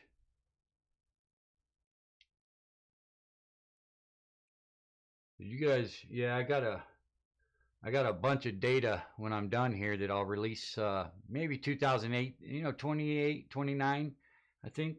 You know, it's a lot of terabytes, so it's going to take years. You know, you can't get truth overnight, guys. Sorry about your luck, but that ain't my fault. Let's see here. What else we got? Giving Duffy a piggyback. Yeah. This ain't Brokeback Mountain, guys. This is the real deal. Okay? Does that look like a face that would lie to you?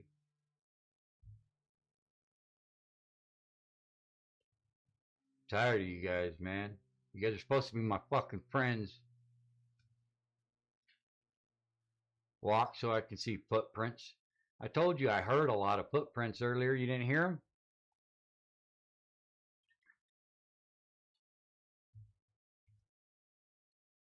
Oh, it's so hard to see, guys. It's really cold.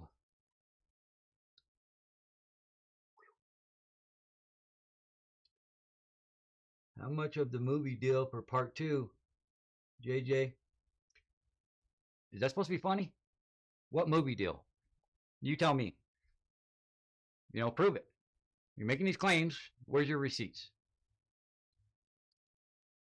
Yeah, the sun is in my eyes. You can't see it. It circles and it doesn't set, guys. Sorry. I wish it did, you know, but that don't make the earth not flat. I can tell you that right now. Unless you're Darren. Blacklight made it. He's going to have to get caught up. He definitely missed it. You know, this is like a once in a lifetime deal, folks. You can't be missing shit like this. Still can't see the curve.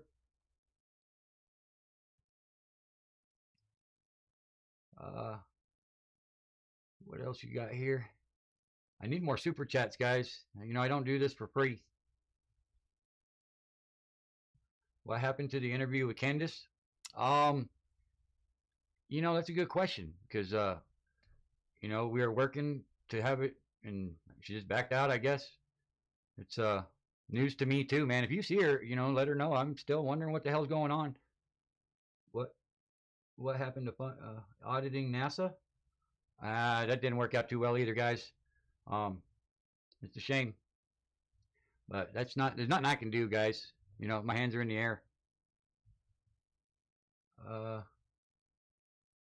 What does the world time app say? It's nighttime in Antarctica right now?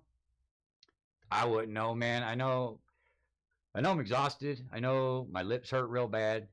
I thought I had chapstick, but it was actually a vape pen. Yeah, I got jet lag. I didn't sleep at all. I'm just too amped up, man. Puntas Rentas kicked my ass. It was a wild night out there. What happens in Puntas stays in Puntas. What else we got here? Why is that one tent moving? Did Judas and Liz need alone time? If the tents are rocking, don't come a knocking. That's what I was told. Which one of you sons of bitches don't believe I'm here?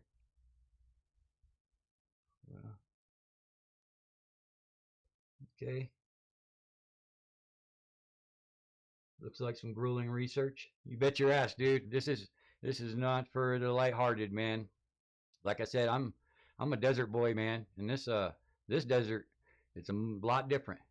Like I said, you ain't here. You ain't never been here, but you can come, you know. We'll do some fundraising for you after I get my money, because I got to get reimbursed. The cloud hasn't moved.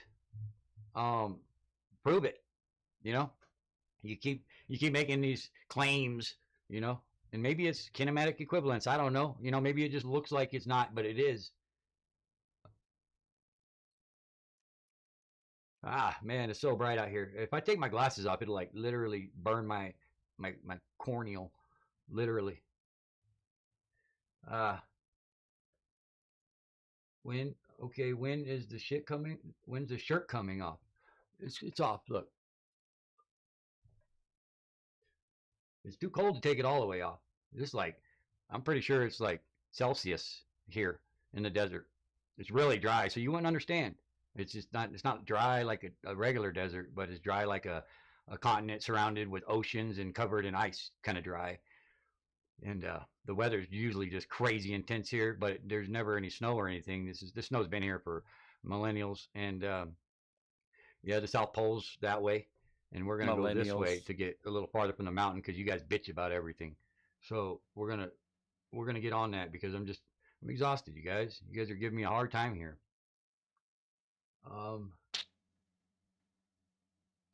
This guy.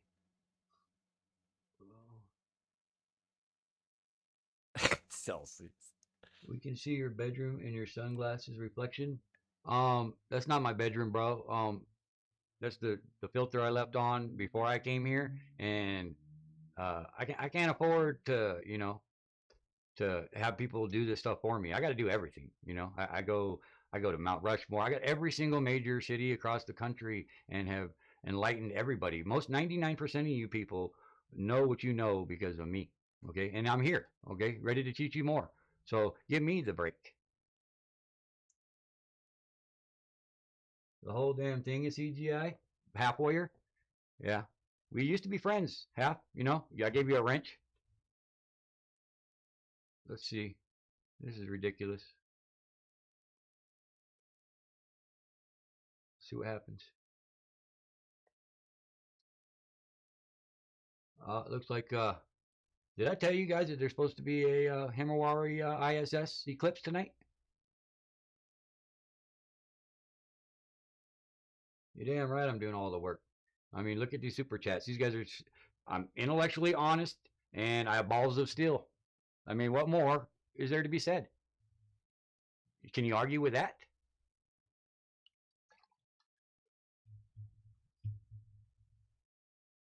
Are you tempted to sneak off to go to the mountain, or were you afraid of the crevasses? I haven't told you about the crevasses, but I'm glad you brought it up, because this mountain over here, yeah, it looks like it's right there, but it's really miles away, and the crevasses are so big that they will swallow cars and trains, you know, planes, trains, and automobiles. You don't want nothing to do with going over there. Trust me, bro. What you got? That's how chroma key works. So you guys just aren't going to give up the green screen thing? You know? You just can't give it up? In a world. That's right, in a world. You know? You guys think that I could just fake this? That would cost way too much money. I mean, it would cost less money just to come. You guys are... $35,000 a person, and you are eating cup of noodles. What's the deal? Well, they said we can only bring like 5 pounds of stuff on our, you know, I'm not going to bring food. I had to bring a camera. So, you know, once again, I'm looking out for your guys' best interest, and I could just go without, you know, and a cup of noodles. I only got 4 days here, so I'm good. Someone should send this to VapeSit. Yeah, he's going to appreciate this one. You know, the cat's out of the bag, you know, we're tired of waiting, and, you know, some people just can't be trusted anymore, and it's unfortunate, but it is what it is. Man, this sun, it's so cold. It's so cold. You guys have no clue how cold Celsius is. It's just, it's different than Fahrenheit.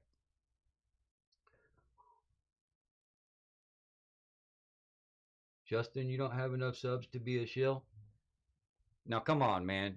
You're saying I'm not capable of being a shill? That's ridiculous. You know? After all I've done? Jeez, Jeremy.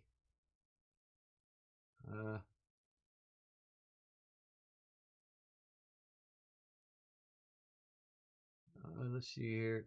What way is south? We've been told 3 different directions so far. I would say south is that way. You know, the real blue ice runway, the real one, the one I landed on when we flew in here on a plane. Yeah, that's just south of here. It's like 7 kilometers. We came here. We landed and they brought us here on a tractor. Yeah, it was pretty interesting. But the trucks out here, they're freaking awesome. Looks kind of shilly under that still cloud. I already addressed the clouds. It's been debunked. Okay, so just stop. Just stop. Yeah. I don't vape on, you know, live streams often, but this is an exception. You know, I'm gonna let it all loose. You know. Warm greetings from Mexico. It looks like True Earth Whisperer is in the house to witness this miraculous event. Thank you for being here, True Earth.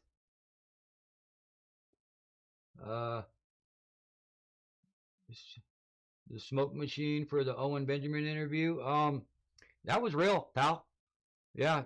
That just proves that you can see your breath here, and you know, it doesn't happen all the time. You know, depends on what we want. You know, and what somebody else doesn't want. So it's not up to you.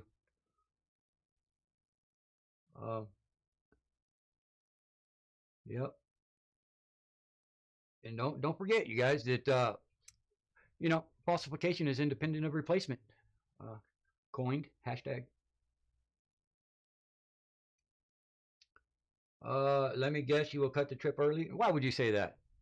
That's just ridiculous. I mean, the only reason that could happen is if, you know, nature took its course, or like the pilot said, "Hey, fuck you, we're out of here." But I don't. Right now, this is day one, you know, so just take it easy, man. Relax, you know. Appreciate you, gotta, Shawnee. you know, hit it all at once, you know. Just come in here and accuse everything that's possible in the book. Selective breath. That's right. You guys have no clue how tough this is. Listen, it's so quiet. Someone could hear us streaming for a million miles, at least a light year.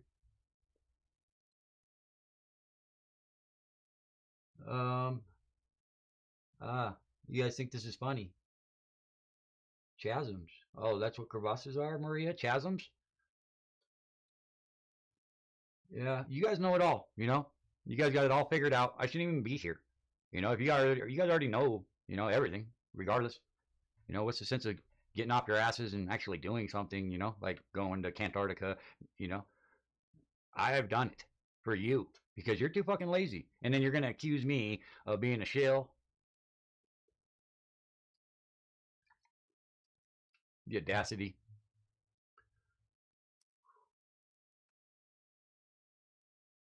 Are you going to be streaming the 24-hour sun? Well, you know, that's not how batteries work. It's like so cold out here.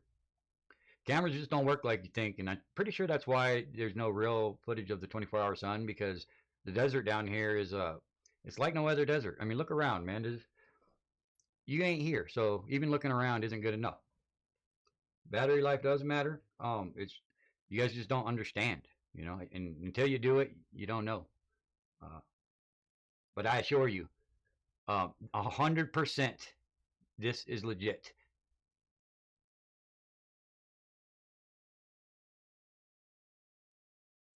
Yeah, so I told you guys that the sun goes behind the mountain, and you know, we're gonna go this way. So I got to get my gear, and I heard him calling, and we're gonna go back about 2.7 kilometers or 5.7 kilometers. I can't remember, but it's a different studio that way. So we got to go this way so the sun doesn't drop below the mountain.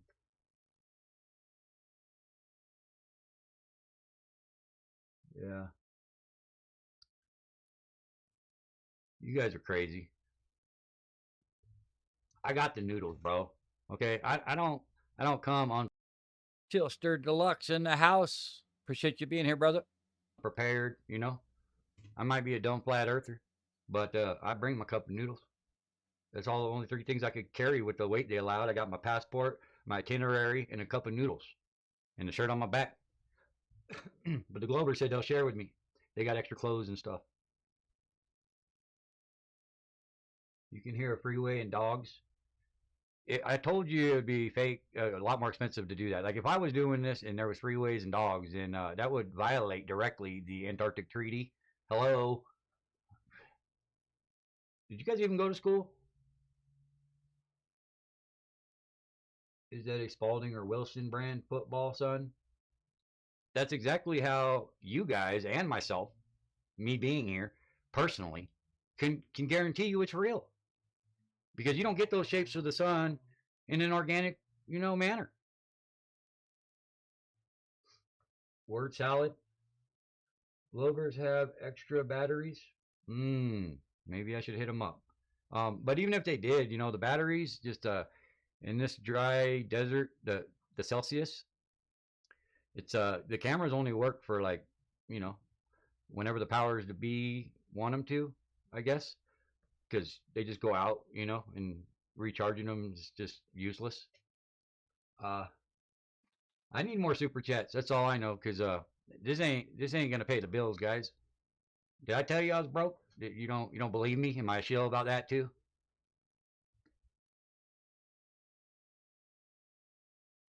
You want another breath?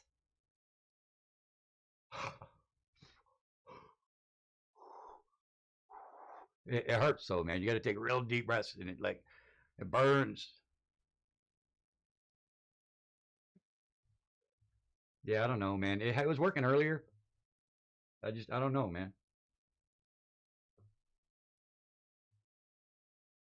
Oh, it's so damn bright out here. You guys have no clue. And you got to bear with me because, like I said, I'm broke, I'm tired, and I'm doing it for you anyway. So just have a little appreciation, man. This whole chat thing is just, it bugs me. I did have to keister these in my ass here.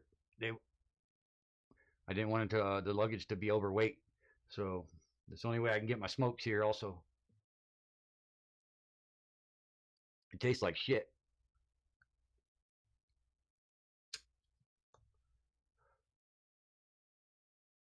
$9.99. Make a phone call. $9.99. Yeah. Was that some type of sarcasm, or was that supposed to be a super chat? You cheap bastard. You thought you heard the ice cream truck in the background? Yeah. When you hear snow crunching, it kind of sounds like that. It's like ding, ding, ding, ding, ding. I thought I heard it too, and I was wrong. I didn't. Did someone say ironworks in the house? That's Vlad, isn't it? Yeah. Oh, yeah. Well, welcome aboard, man, to the greatest day to be alive. You know, I mean, who would have thought that this would be all possible in the first place? You know, we got to thank the man upstairs first and foremost. Any new faces in here? Just a bunch of trolls. Those are all trolls in my book. With these comments. Ice Can't cream wait truck. for videos to start. All right.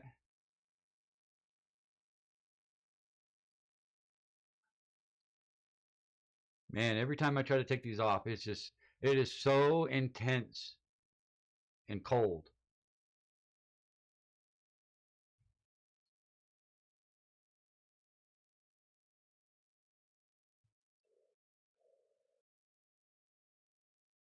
It's so cold.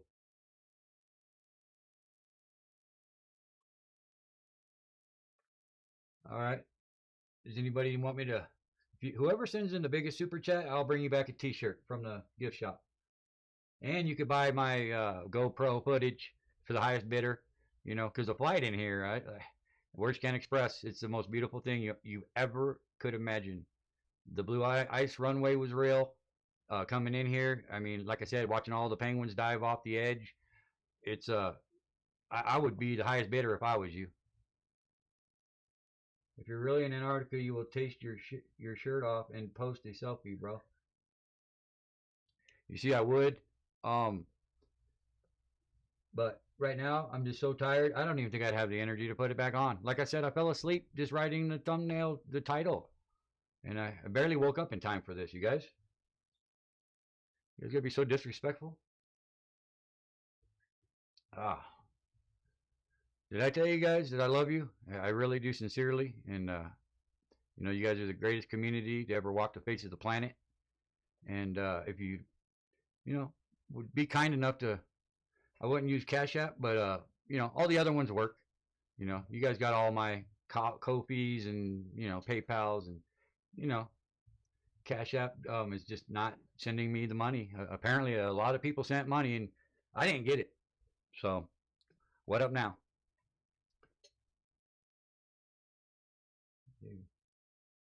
Yeah, just pass the collection plate. That's all. This shit ain't. I can't afford this shit, guys. I mean, have some sympathy, man. I'm fucking broke. The 666 on the super chat. Yeah, that was from Hallister Crowley. He said, "Thanks for being an explorer and adventurer." Yeah, that's the way we get this shit started, guys. You know, we need more like that. Did you give your crypto keys away again? What does that even mean, Angela? You know, I'm out here suffering for you, and what does that mean? You know, it's like word salad. You guys are preposterous.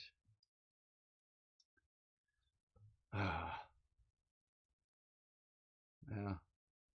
It's really hard to see as a screen. You guys said you can see my bedroom off the background, but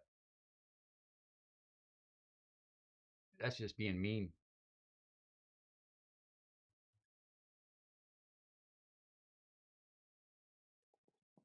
Well, I'm just going to sit here and I'm not going to say another word until I see at least 400 likes and $400 in donations. Because I'm tired of doing for you guys and nobody does for me. I mean, what do I get out of this? You think flat earthers get money? You think we're paid? You know, I had to just be a glober. And I mean it.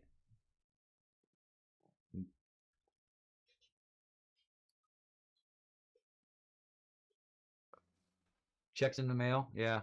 Right on. Next chapter. That'll probably, you know, go to somebody else. You know how the mail is, you know.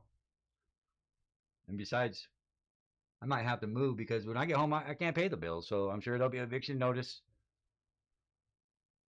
I might not even live there anymore. Oh.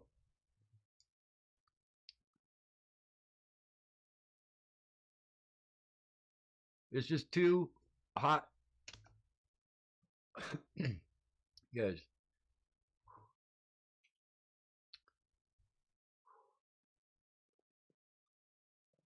Man. This is just grueling out here. You guys want me to sit here for 24 hours a day and film the sun for you.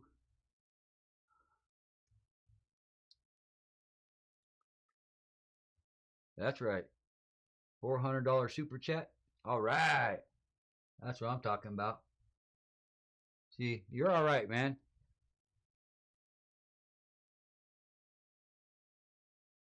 Chill. Fucking people. The Hawaiian shirt is sort of sus. This is Antarctic. You can't tell the Antarctic. It's got the triangle on there, you know, that means I'm a shale mason, and it's got the symbology, and it shows dinosaurs. So once again, validated. Oh, look, I told you I gotta hitch a ride. We gotta get over here so we can see the sun in the first place, Maria. All right, so let's just hitch a ride and see if anything happens, Maria. Let's see if we get that ride after all.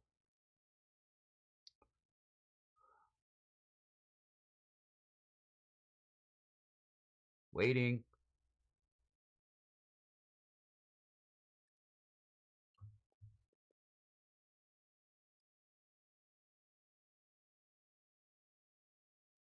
Yes, that's how ridiculous it is, Maria.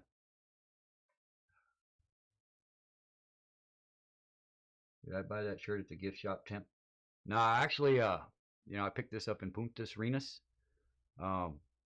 It's a long story, and it was a wild night, but yeah, it's gonna come off sooner or later because it's just scorching cold out here. The desert is something that you guys have never experienced, so a lot of you guys just need to shut up.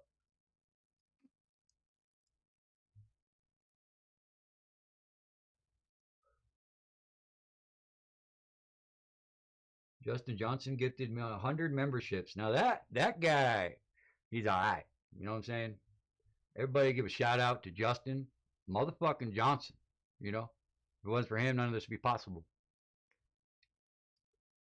Has Dearth quit talking to you yet? You know, we had a phone call and we planned what's going to happen later on, and I think we're good for now, but we'll see what happens. You know, it's just unpredictable at this point. You guys are so rude. The legend. I've gotten so many from him. Yeah, you must be talking about the gifted memberships. That guy doesn't stop. He's insane, and he's probably broke, but not as broke as me. I can tell you that right now. I got phone bills. I got to pay for. I spent all my money to get here in the first place, and everything. You know, I got electric, and I got a car. That, you know, it's got insurance, and you know, it just never ends, man. And I'm a flat earther, man. So we don't make money doing this shit. You know, I need to get like a solar panel business or something. But if you guys don't mind, I'm going to take a little nap and see how many super chats roll in. Because I'm dog tired. And I'm supposed to ride a bike here in a little bit. I got to take a nap. Ah, man, the chroma key. I got to learn how to turn off that chroma key that I left on from when I left home. The filters, you know, they'll get you, you know. We got about 8 more minutes until Solve starts. And he always has a little bit of a longer intro, but we'll go ahead and go over there after we can get this debate going. I would like to watch some of that. Make everything look fake when you're trying to prove a point that this is as real as it gets, baby. You know why I know? Because it's objective, and I'm here, okay? I'm here. You're not here. So who do you think's opinion is more credible? The person that's not here's?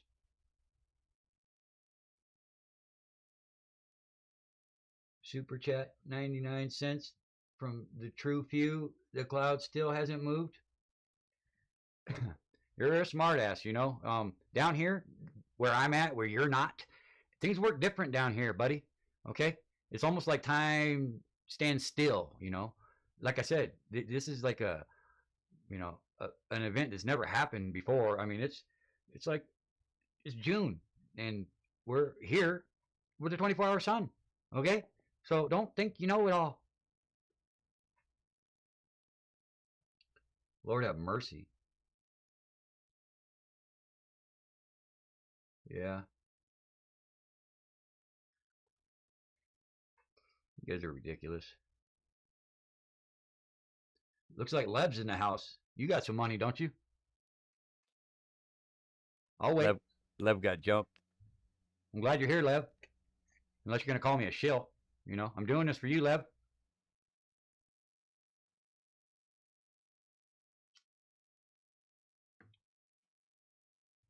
You guys don't know how hard it is out here, man.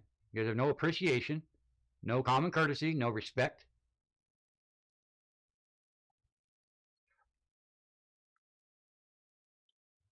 What the fuck? What are you saying? This is just burning my eyes.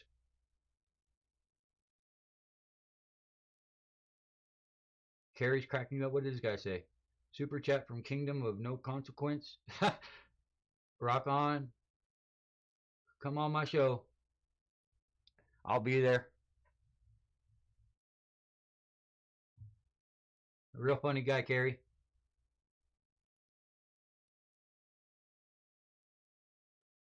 I think I figured it out. You would not leave flat Earth, but they paid you enough to say the sun circled around you. You can admit it. Harmon.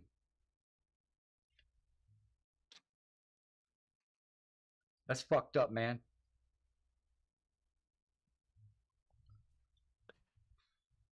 We were like this, bro.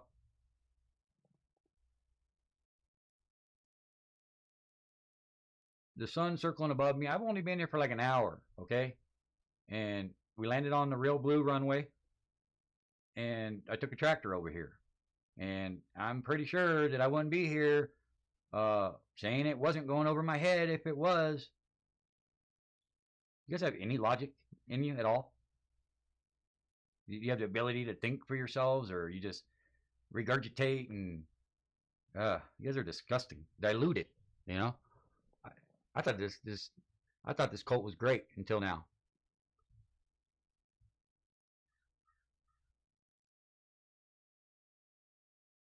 Yeah, exactly, Lord. They're a bunch of anti-truthers. I can tell it's real. I mean, this shit is blazing down right now. I can't even take my glasses off. It's burning my retinas. What part of that don't you get? You know how expensive that would be to fake? What do you think? It's just some studio or some, I don't know, simulated sun? You guys are freaking ridiculous.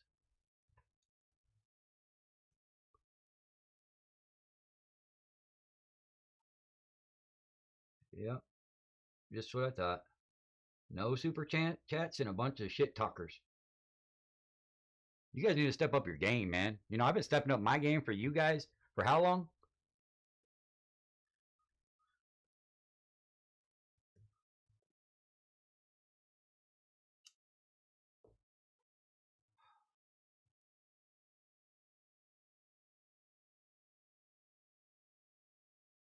Well, I appreciate that, Carrie. Potato salad. Angela, are you trying to rub it in? You know, I'm over here eating freaking noodles, doing this shit for you. And you're going to sit here and mock me with your potato salad? Just for that, I'm going to give me a penguin tonight.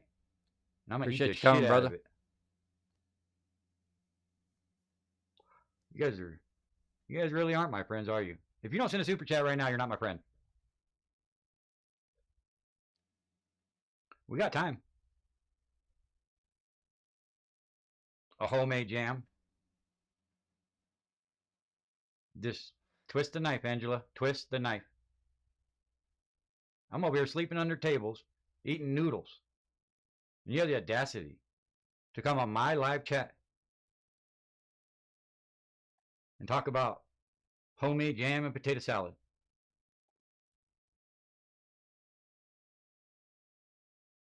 What's the with McToon? He get a haircut? What does that mean? I'm not exactly sure if I haven't seen McToon around here. I'm pretty sure they went home back in December, guys. But there are 70 other people. These guys right here, they're definitely not lying, you know. They see the fucking sun too. It's not just me here. Order a pizza. And how am I going to get that, you know? I got 70 people working for me though. They got food, but I'm not going to stay here, you know, because you guys, you know, you guys are bitch about it. So I'm going to hop on it. I'm going to hitch a ride, and that way the sun doesn't go below this mountain over here. And the sign right here absolutely proves that I'm where I say I am. So you guys can all just shut your mouths. Penguin is delicious, is what I understand. Delicacy. Wing tastes like leg. I pledge $2 when I see the 24-hour sun live of the sun. I know you said you have terabytes of storage. Yeah, you know, thank you for mentioning that, Harmon. The telemetry data that we're going to capture here is massive. And, you know, we only get, this is the last chance we're going to be able to do this until, you know, December, when nobody else is going to be able to go anyway, because we can't afford it. You know, and hopefully you guys will send me your money, and, you know, you won't be able to afford it. So that's my plan.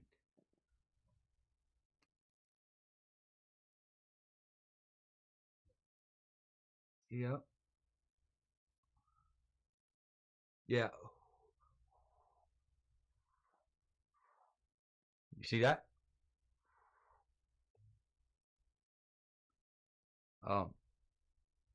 I would play a song for you guys while I go get some gloves, because it's really hot out here. See that? What up now?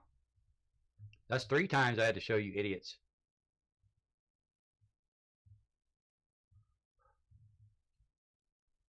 You guys have no clue how hard this is for me. You know, I can't even afford this. 15 buck super chat. Run Boston Bear. Message says, vape on, man, we trust you. You know, the president, better known as RBB, he's a good guy, and I appreciate the super chat. 15 bucks, we ain't gonna pay the bills, but you know, it's a start. And if everybody else can follow suit, then we might be able to at least get the electric paid.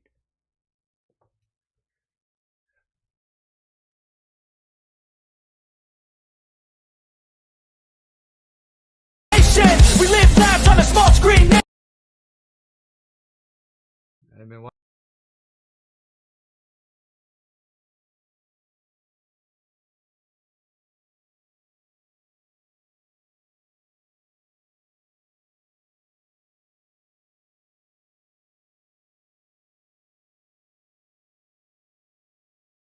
watching you guys since you landed, and Saul has been asking you over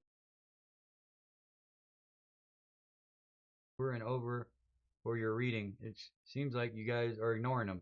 Well, look, Harmon, it's not that hard to read. The sun is this way, and it looks this shape. Ah, got the classic mute.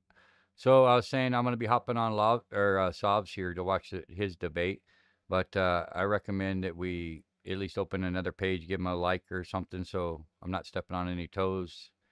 I don't want to be doing that, so I'm definitely going to open another screen while I'm watching here as well. And you can tell it's real because it doesn't look like it moves, but I haven't been streaming that long anyway, so it's I'll be throwing it on here as soon as his intro's over and he starts the debate. not like it's gonna cross the sky, and I'm glad it doesn't anyways, because we got to get our asses over to the other studio to make sure that the sun doesn't go behind the mountain. So, you know, we think the shit out, man. We're not just flying by the seat of our pants here. I mean, one chance, you know, I'm not going to get the chance to do this again. So I got to make sure I play my cards right. And if I don't get enough super chats, that just means it ain't never going to happen again.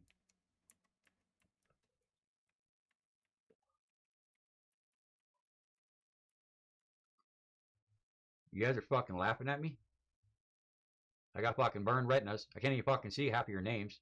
I'm gonna rewatch this when I get home, and I'm gonna fucking disown all of you motherfuckers. You know, cuss jar.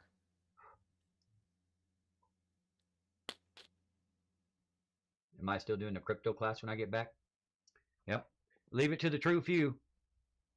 I am, by the way. I am. If you were smart, you'd invest. But not before you donate some money here and then get some more money to do that. But right now, this is imperative, dude. You know? I did this all for you guys, man. You know, I put it all out on the line. So, yeah, I'm screwed. Hope you guys are enjoying yourselves in your warm homes, you know, sitting around your asses. Well, I'm out here in the Celsius, you know. I got to sleep in that tent over there. They're all named after Masons. Each one of them has their own name. It's pretty cool. $25 buck super chat coming in from Justin Hanvey. I've got the new model ready for lads. Oh, 2 sons, baby. I knew it the whole time, man. You know, I was just testing you guys, and y'all failed. You know, the only one that got it was Justin Hanvey, and maybe Carrie Skates. Other than that, y'all slacking. Yeah. Yeah. Did I mention that I was broke? I don't want to leave that out, guys, because I'm fucking broke. I can't afford this shit. Facts, man. The truth can hurt, guys. So I just hope you can make that better for me, and everything goes smooth, you know, and I can at least get back home and still have a home to go to.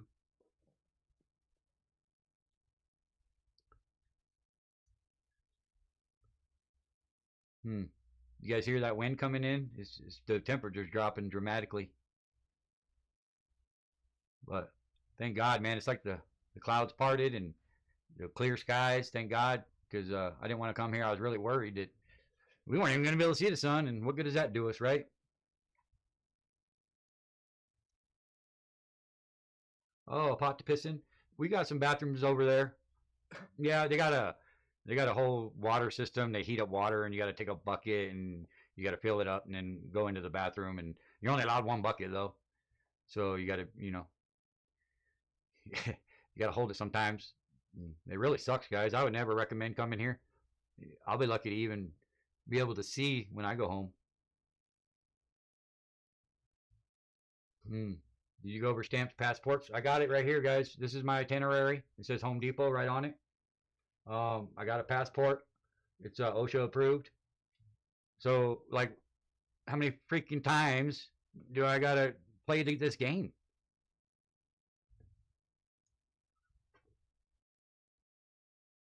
All right, I'll throw it on, guys.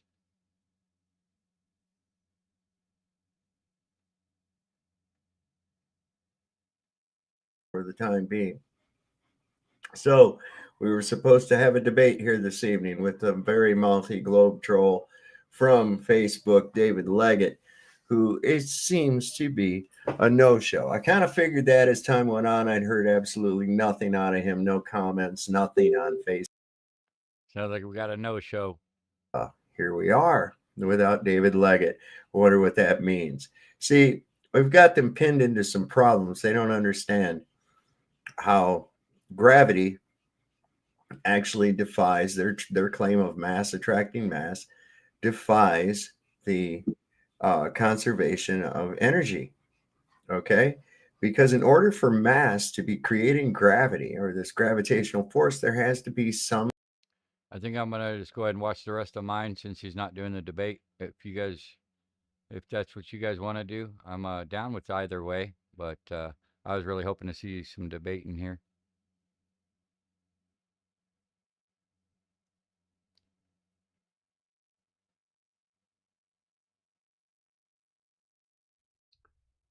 Oh boy.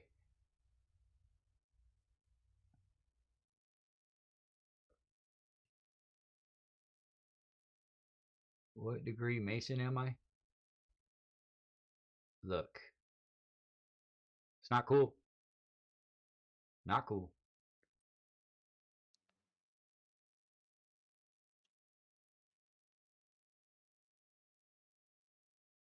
Oh, you want to see my dick pic there, Lord? I even brought that and it didn't weigh much, so I was able to keister it as well. There's the dick pic.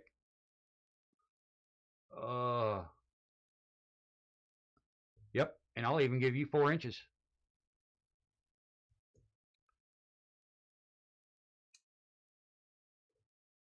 Whoa, man, almost burnt my mustache. Being out here in the desert ain't the same, man. When you ignite stuff, it just acts weird. I tried to light a fire and it just went out for no reason. It's not even. Yeah, apparently the Glober didn't show up, Maria. Even windy.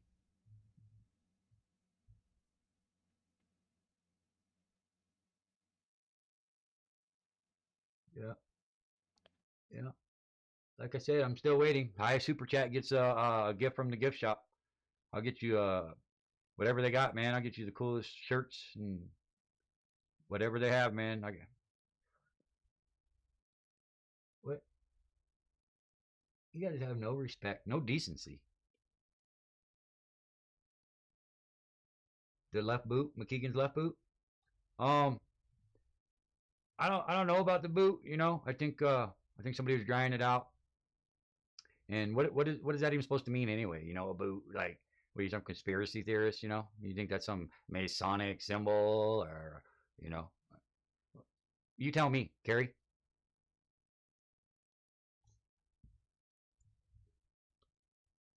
Flat Earth Nation is in the house.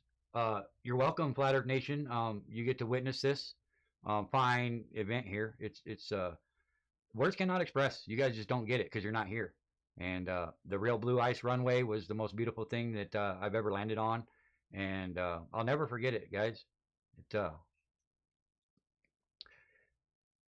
It's nice and beautiful here. It's all.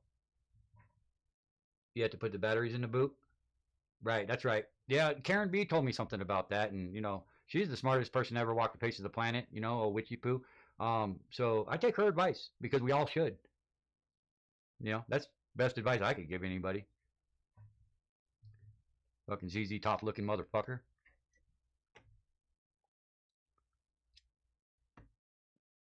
Still waiting on super chats, guys. I'm not gonna unbreak myself, you know. You do unto others. Have some decency.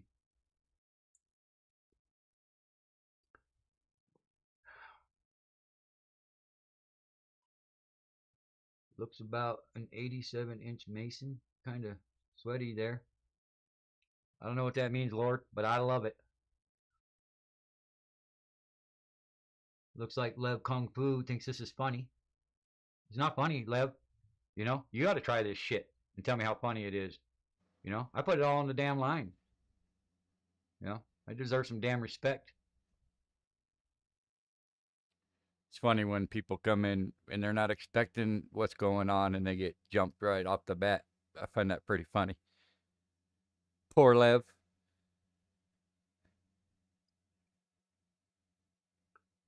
I'll send a $250 if you do a wheelie on the bike in the snow. You're on, Carrie. You're on. Yep. Matter of fact, I'm gonna take the seat off because why not? Right? Why not? Look, over half of you guys, you know, all right, listen, mods, just leave them alone. You know, I don't blame you guys, you know. I mean, I understand, you know, you guys seen stuff and, you know, chroma key and gate and this, but to be honest, you know, I expect that. I would probably do it too, you know, but you got to trust me, bro.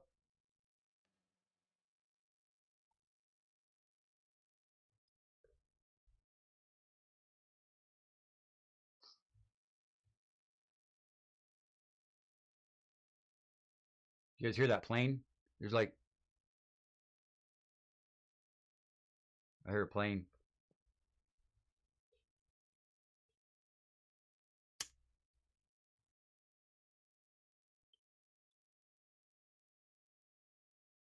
I almost feel bad for when I called Harmon out for giving the camera to Mellow Globe. I guess no one wants a super chat. What? I'm shocked. You guys are letdowns. You know, anti-truther letdowns. Almost. You know, Not it don't matter. all the way. What do I got to do? You know, what's a flat earther got to do to survive? You know, in Antarctica by himself. You know.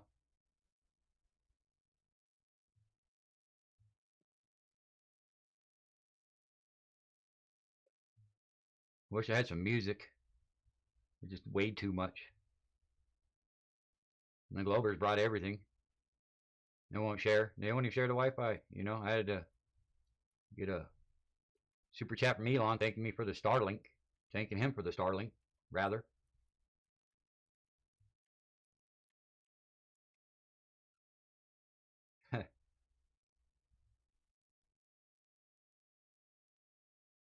Yeah.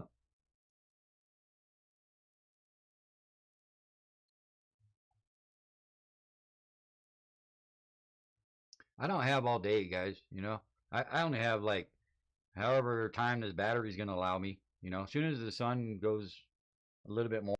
Flat Earth Nation in the house. Don't think I shouted you out yet. If not, shout out to Flat Earth Nation. If you're not sub to them, please do. More southwest, you know, at like it'll get lower and then it'll go like 30 degrees that way and an angle. Even though you guys can still see the sun over there where you're at, it's Hanley's model, so don't worry about it because we got two suns. That's why it's summer over there, and you know I'm able to do this right now. You really need to think about before you type this stupid shit.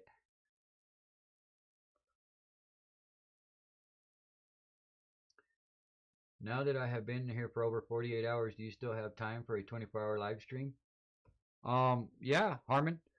If I had freaking Wi-Fi, you know, I'm only, you know, limited here. You know, I'm literally broke. I can't even afford to be here. And you guys just keep asking me if I'm going to spend more money or something. You know, I don't have the time, the money without having the funds to even be able to pay the bills. You think I'm kidding?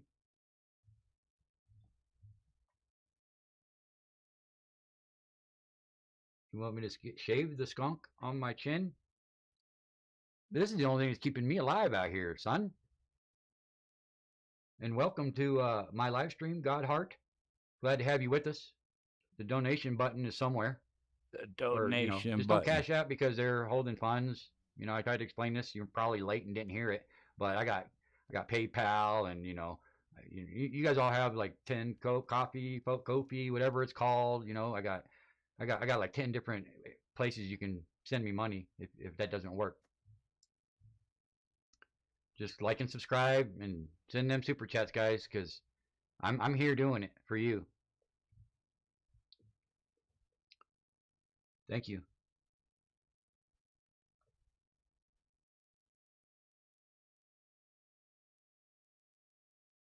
Yeah, I did hear that Jaron and Whitsitt are going to do a debate here next month or in a couple of weeks here. It's pretty fishy, you know. That's why I'm here, guys, because I don't trust the lick, you know. I don't trust neither of them. And you know, if you want something done, you know, I was always taught do it yourself.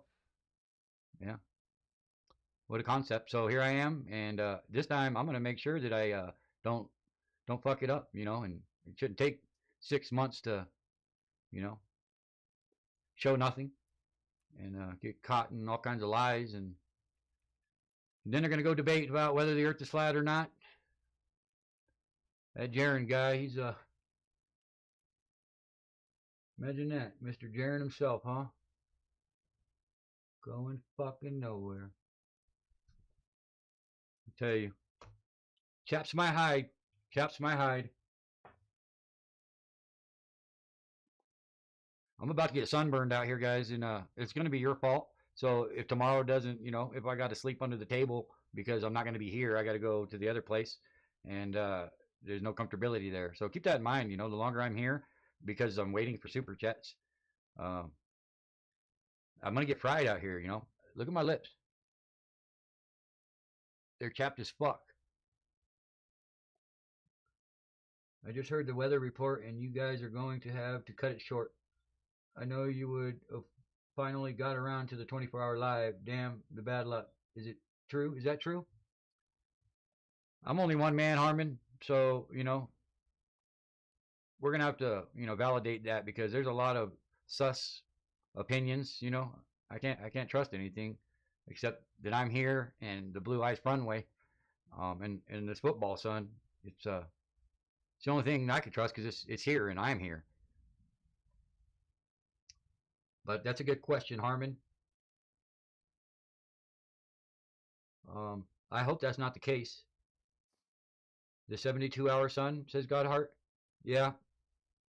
Down here is different, man. You know, you guys think you know it all, but you don't, because you ain't been here. And I'm at the bottom, worse than Australia, okay? Worse than Punta Arenas. You guys have no clue what this desert's like. A, it's surrounded by water, completely covered in ice. It's just ancient. It doesn't snow. There's no wildlife. There's no bugs. There's nothing except me and these tents and the 70 people that are definitely not lying, because what, everyone's going to lie and just pay for this lie to happen? I hate being so redundant, but you guys just repeat yourselves.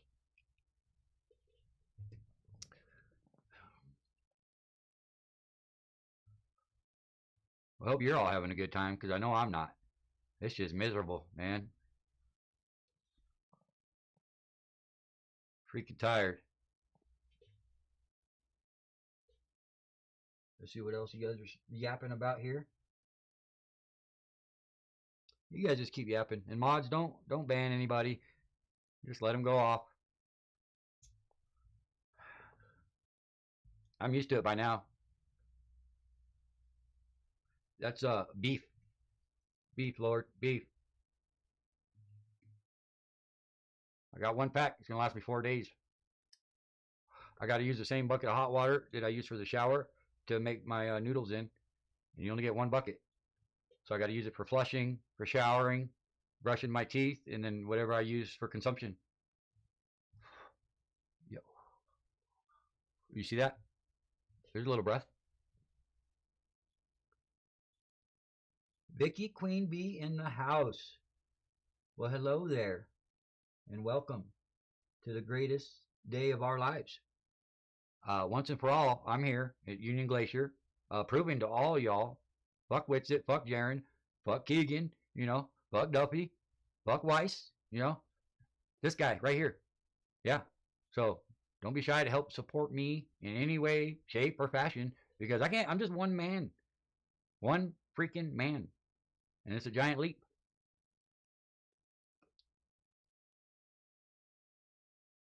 Yes, sir. I appreciate that, Flat Earth Nation. He's the only good guy left here. All y'all are a bunch of assholes. Show the debate live here. Yeah. Well, Jeremy, unfortunately, you know, they went home, you know, because they had to go upgrade and get new places, and you know, they got funded, you know, so That's why I'm here once again. You know, I'm proving to you guys that I'm broke and I need the money. You know, what if I want wings or something? What if ridiculous? You know, what if? Jim Anus. Well, well, well. Another asshole in the house. Just leave him alone, mods. I heard if you bake Austin sourdough bread, you can be a mod on Witz's channel. Well, here's the thing, Chicago. I know firsthand. You just got to donate a lot of money and break yourself to the point of almost no return, and then you'll probably get a wrench, but it's not guaranteed. But just keep it up, and I assure you, you know, he's a good guy. You know, without you guys, you know, he's really not much. So you can't just spit word salad to a wall and then get paid. He's a flat earther, for crying out loud. Okay, he's not rich.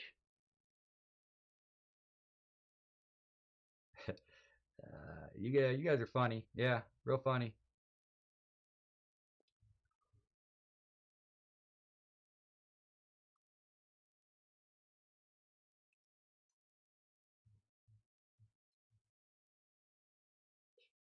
Ah.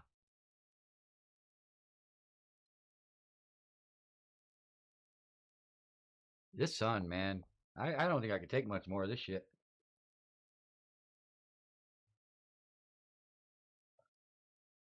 I don't even know why it feels so cold.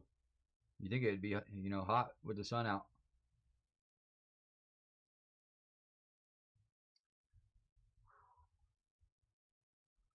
Just tired, guys. This is all coming to a head. This is the most important thing that we've ever done, you know, to prove that it really is possible.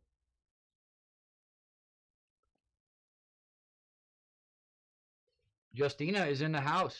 Welcome aboard. Thank you for coming. And feel free to go fund me. I think you just got here, so I know I've said it already, but I can't afford to be here.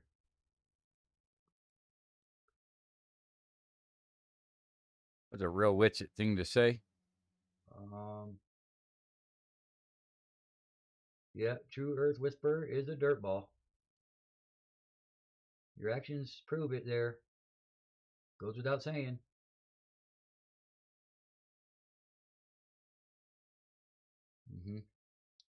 Kerry talking about his little one. You know, I had to leave my little ones at home. You know, once again, Angela talking about food. Kerry talking about his kids. You guys have no consideration. You know, I'm here by myself. I love my wife and kids at home. I can't afford the bills. I'm not even gonna have a place if I get eviction notice. I'm really hungry. I got 1 cup of noodles, and it's all for you guys. Congratulations, you win.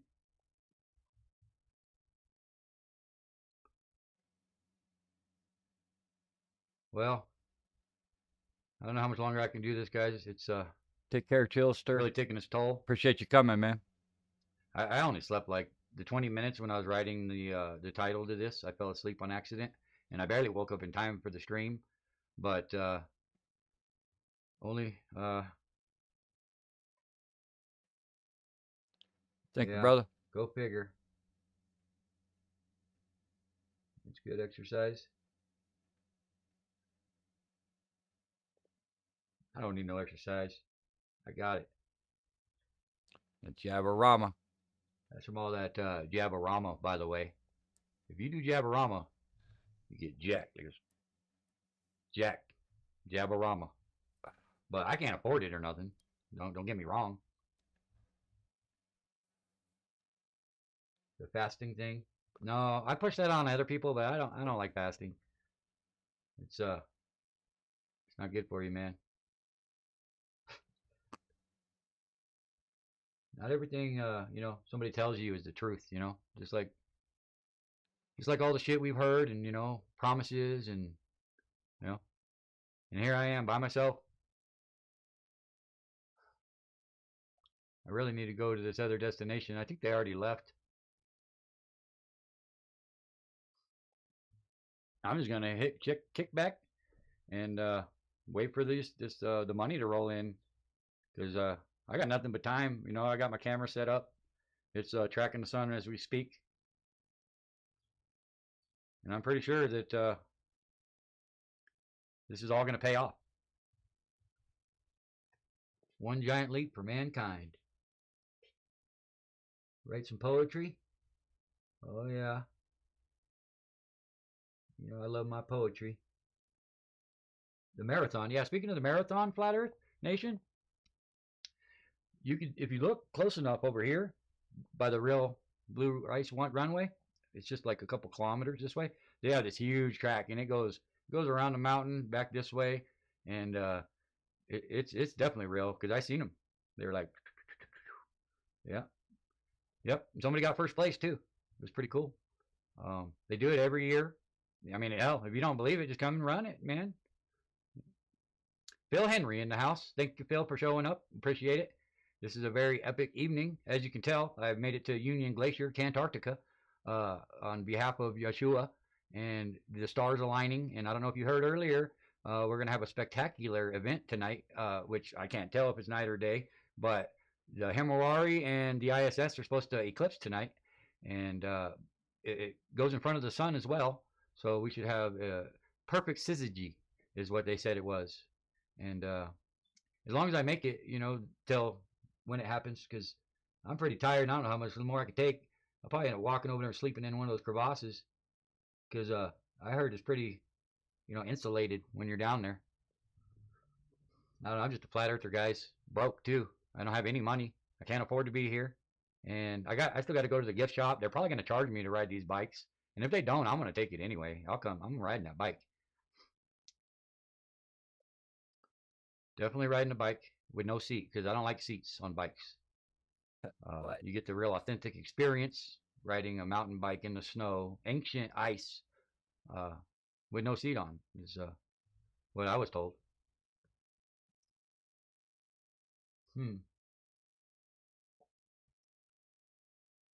Hopefully I never sell out for a couple of subs, just like Mod for the gatekeepers.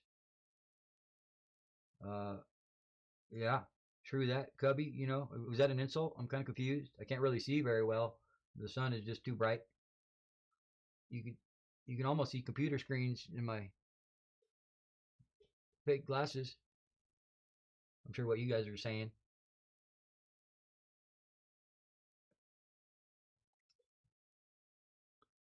Big Pine says he'd spelunk that. Yeah, isn't that a miner's headlamp, man? You're gonna spelunk that? I can't afford a spelunk, you know. I mean, I don't know how many times I got to repeat myself.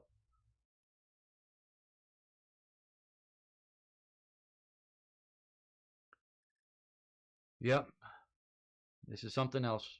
I never could imagine in my wildest dreams that I'd be here, but here I am, and all you guys are with me. I did it for you guys, and I'm just grateful for each and every one of you for being here. Even you guys that are all skeptical, you know. I still need your money too.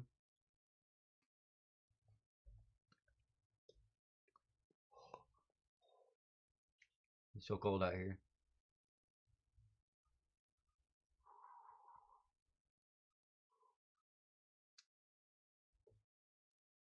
It's getting really cold. I think it's got the sun's dropping or something. It's getting very uncomfortable. Now I got these cigarettes. I don't want to vape on screen because the wife will see it, and you know how that bitch gets. But I had to keister these damn things, and they taste like shit.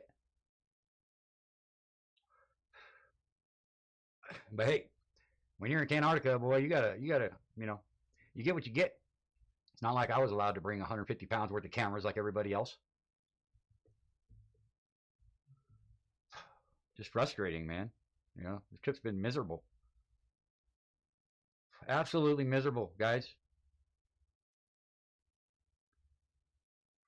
Does my face look red?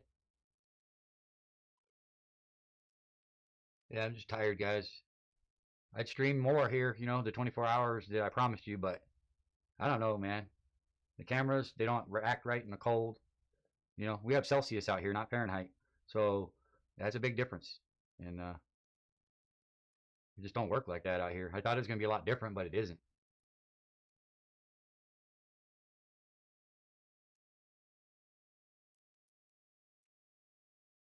There's always Elizabeth's crevasse. Oh, Elizabeth's. Yeah. Oh. I wish you were here. We'd be sharing a tent, if you know what I mean. Don't tell the wife that, though.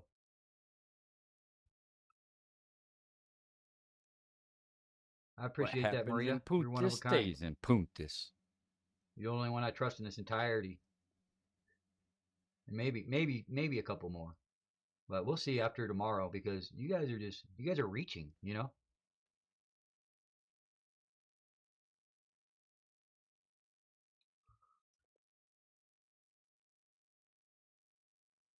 I understand, though. It's not easy, you know, for me. Yeah, the more ridiculous, the better, RG. Yeah, Vlad's still here. All right. Hopefully that you had a good time at the wedding. Did you have a Rama for the win? Speaking of weddings, you know, I'm going to renew my vows, and I just can't afford it. So once I get the funding, you know, to get home and pay the rent, then I'm going to politely ask for 10 more K. Just, you guys would love to see, you know, me happy.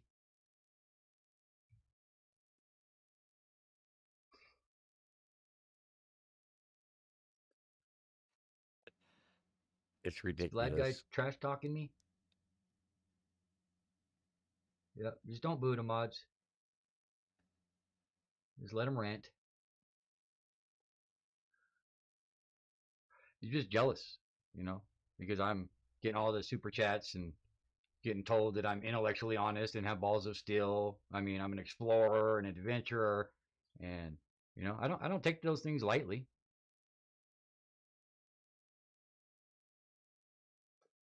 Where did who for stay? The win, son. Where did who stay, Maria? Pulled hard for the win.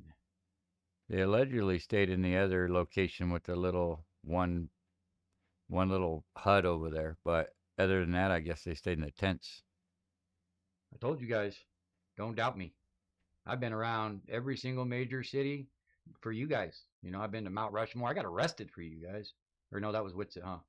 Yeah.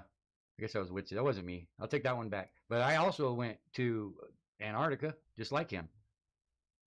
So you can't say I didn't. The Foundry's in here, guys. The Foundry is solid. They're the only thing keeping me alive right now.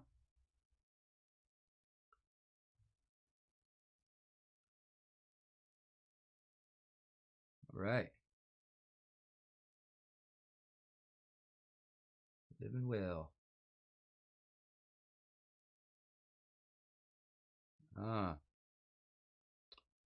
What's that thing that's around the bride's leg that she flings off, and whoever catches it, yada yada yada. I think Vlad's trying to catch that, whatever that is. No, not herpes. What? The thing that goes around a woman's leg. The garter. Maria gets it.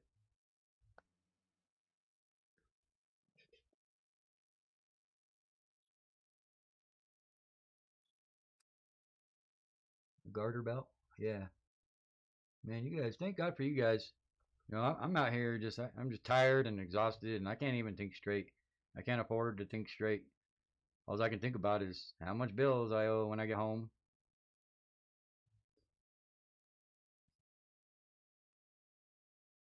Yeah, I don't remember that, Maria. It's incredible. They just don't ever stop. It's so parched out here. My lips. You see, if you drink a little bit of liquid, then you can see the breath. You gotta put moisture in your lungs, but it hurts because you gotta take real deep breaths. Not the herpes. The shit I come up with sometimes. There's a little bit.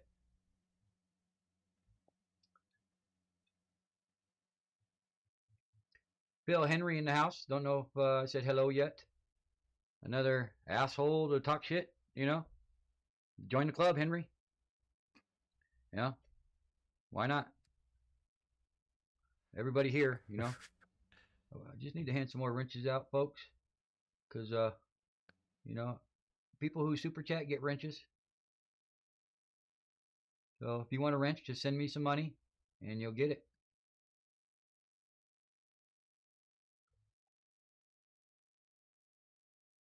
Some source of energy. I'm gonna take a load off. That flight got me. I got jet lag real bad. My ears popped.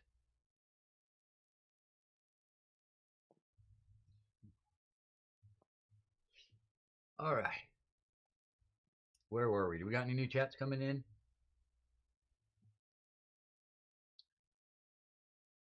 Looks like some dead horses here. Let's see the ticks. What are ticks?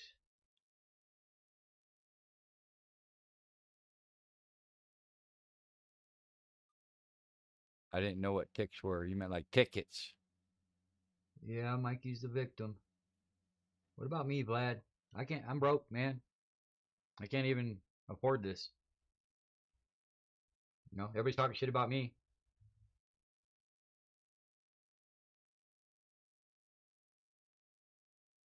What's the deal with 3 people saying the sunset? No, liars lie, you know. I can validate 100% that this sun does not set. It's here all day, all night. It's like a roller coaster, you know. It just goes down and comes back up. I thought it was gonna set, but I was wrong, guys. I have to admit it. You know, I mean, I hate to, but it's just the reality.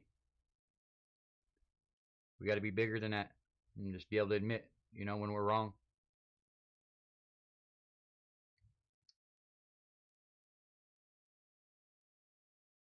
Yeah.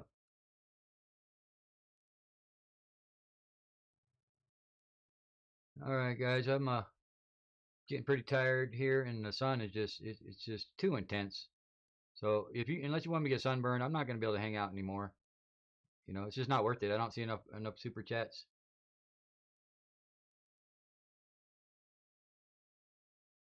The plane ticket, didn't I show you, Maria? I showed it twice. There's the itinerary. That's my passport. And I got my dick pic. Those are the 3 things you need to be here. So I've already accomplished more than Witsit and Jaren both put together. So show some love, show some respect, and support me on PayPal, Ko-fi, one of the other 7. It'd be much appreciated.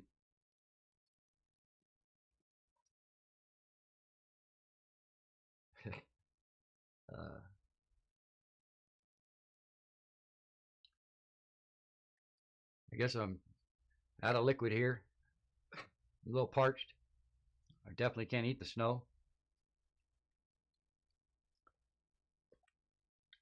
It's ice. It actually dehydrates you even more because you're in the desert and there's no moisture here, folks. I know it's hard for you to grasp, but you know, this is a desert, and it's very dry.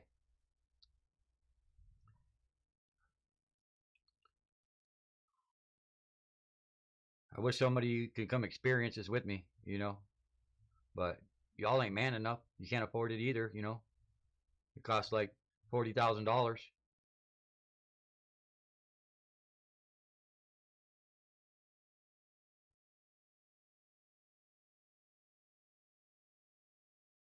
Yep. Same old, same old.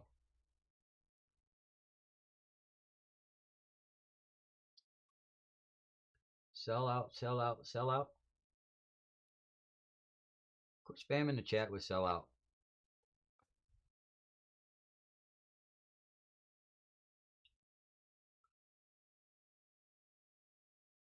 Yep. I don't know what else it's going to take for some of you, you know. You're just blind. I don't know where to even begin.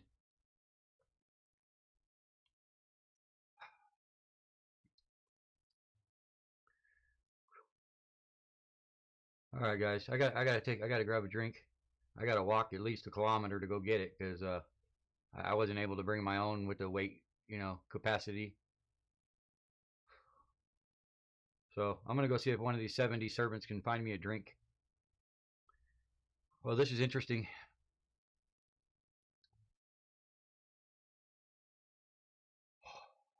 It's so cold and so it's intense.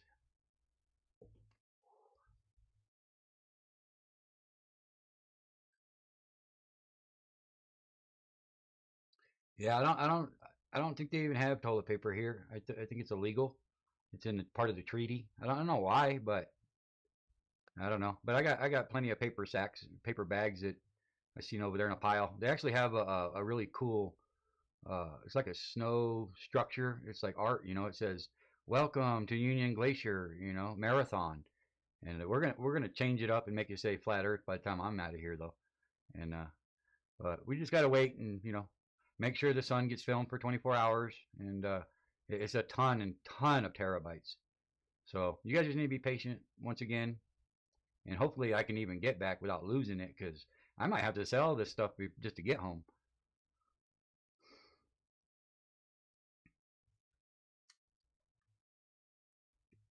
Icicles are great for toilet paper, or use Jaren's blunt wraps. Yeah, that's a good idea, Godheart. I did see his blunt wraps. He did litter them right over there. They were in the tent. I think it was one of those Mason tents over there. Yeah.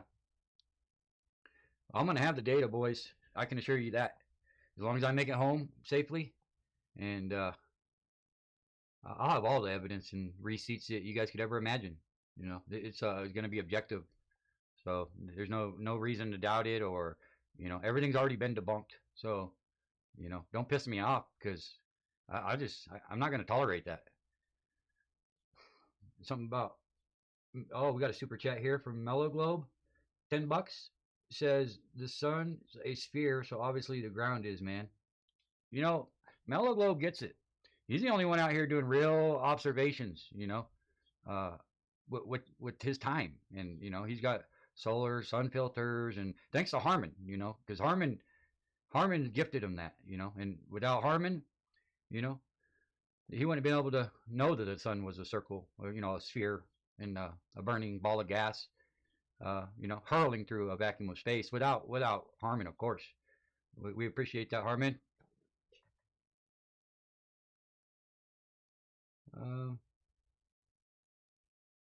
Where else we got here? Harmon turned Mellow Dome a Globy. I think that was inevitable, but Harmon, you were the straw that broke the camel's back, man, and we owe it all to you that you exposed, the hypocrisies. Yeah, it's he finally got enough money for the Shilloscope.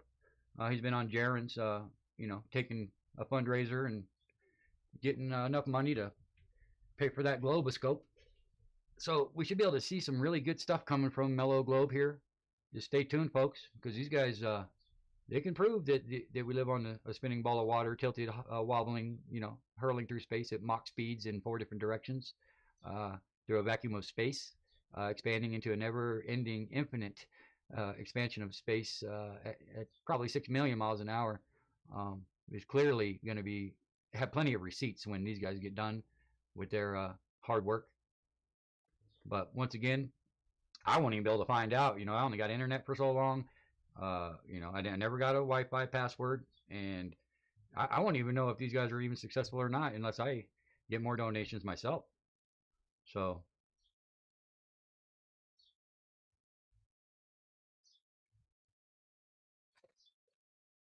oh boy.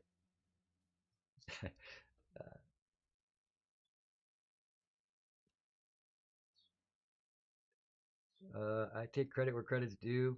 Did he really get that telescope? If so, was it from donations? Absolutely. He's been on Jarenisms, rounding up money. Them Globers love to donate to anybody who's going to go flat and come back, because we all know that shit don't happen. So they like to, chill around together, you know, they circle jerk, and he got the money. The answer is yes. And that's why I'm excited, you know, because we get to see what kind of good work and, you know, proof that he brings to the globe. Because the sun here, it 100% goes around. It never sets here for months. And that's just a fact. So we should have listened to him a long time ago, you know. He's the one out there with your camera, Harmon, you know, and he proved to us. We should have listened. That's all I could say. How is my non-disclosure going? It's not a non-disclosure. I'm allowed to say the Earth is flat, that there's a 24-hour sun that went over my head, and that the blue ice runway was real. And everything, even the studio that we're going to so you guys don't bitch about the sun going behind the mountain, that's real. So yeah, you know, it's not a disclosure. So I mean, how am I allowed to talk about that if I can't talk? You know, we have agreements, but it's not about that. Some of you guys are just reaching.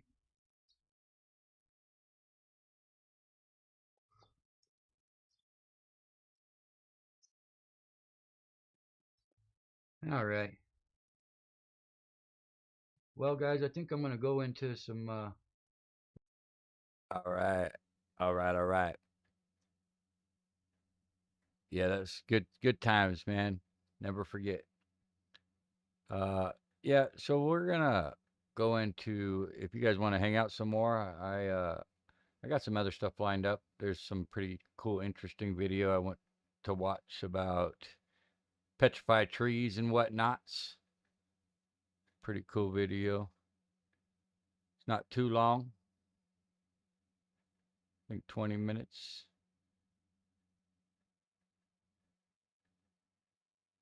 What I'm offering is the truth. Is it too loud? Oh my.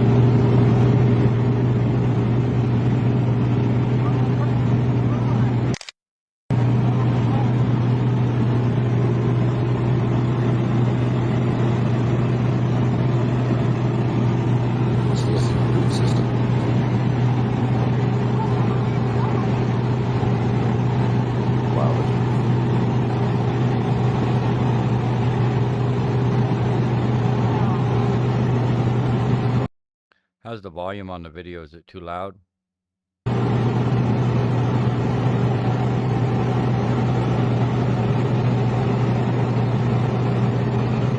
saw, and behold, a tree in the midst Thank you, of the nation. earth, I and the height appreciate you, thereof fam. was great.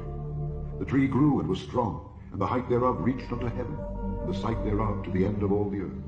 The leaves thereof were fair, and the fruit thereof much, and in it was meat for all.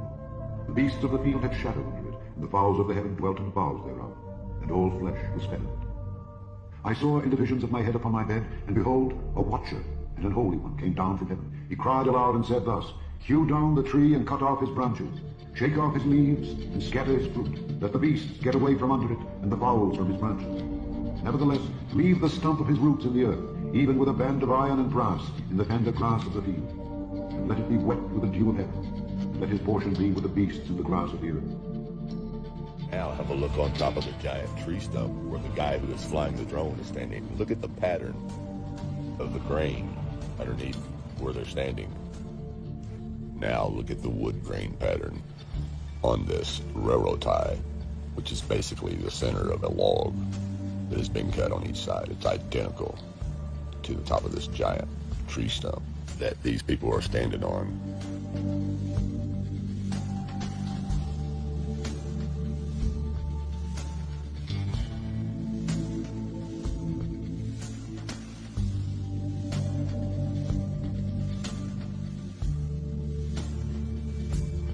It can't get any more simpler than this right here.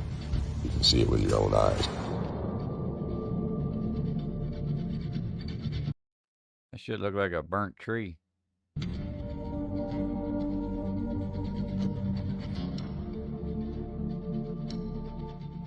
The tree that thou sawest, which grew and was strong, whose height reached unto the heaven, and the sight thereof to all the earth, whose leaves were fair, and the fruit thereof much, and in it was meat for all, under which the beasts of the field dwelt, and upon whose branches the fowls of the heaven had their habitation. It is thou, O king, that art grown and become strong, For thy greatness is grown and reacheth unto heaven, and thy dominion to the end of the earth. And whereas the king saw a watcher and an holy one coming down from heaven, and saying, Hew the tree down and destroy it, yet leave the stump of the roots thereof in the earth, even with a band of iron and brass, in the tender grass of the field, and let it be wet with the dew of heaven, and let his portion be with the beasts of the field, till 7 times pass over him.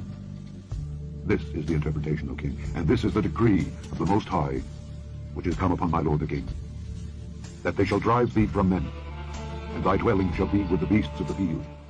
Zoom in from Google Earth. I'm going to show you right here. As you can see, there is a ancient giant tree stump that's been cut off. You guys get a good look at that. And sometimes you can find the remnants of the tree branches really close by the tree stump itself, as you can see right here. There you go. There's the petrified tree branches. What you think are hills and valleys are just giant petrified tree branches. Upon his ruin shall all the fowls of the heaven remain, and all the beasts of the field shall be upon his branches, to the end that none of all the trees by the waters exalt themselves for their height, neither shoot up their top among the thick boughs, neither their trees stand up in their height, all that drink water. For they are all delivered unto death, to the nether parts of the earth, in the midst of the children of men, with them that go down to the pit.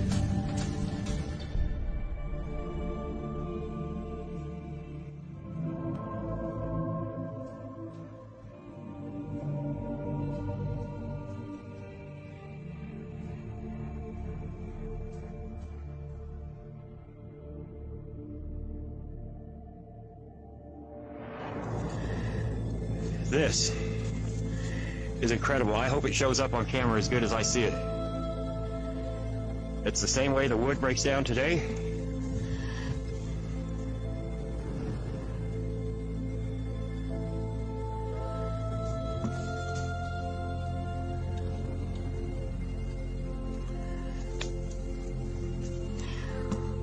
Why it cuts off here and the moss starts, I couldn't tell you. Like I said, maybe we're meant to see it.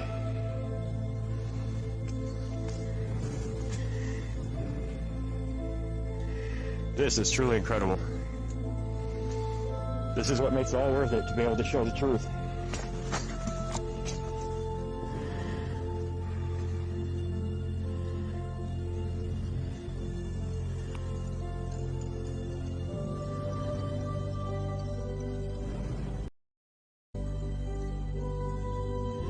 That's how everything is.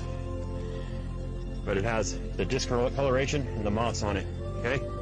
But you see, for example, this piece, this little piece, that little piece, these pieces, they're everywhere. They're everywhere. We're on the top right now, so they used to be a part of one of these. And the flood came along, took these, and brought them laid it right there, like that. And look how high up this is. How deep were their floodwaters to cover these trees, or the remnants? So they had to have laid on the ground for quite some time in weather to be able to do this. And then the floodwaters came.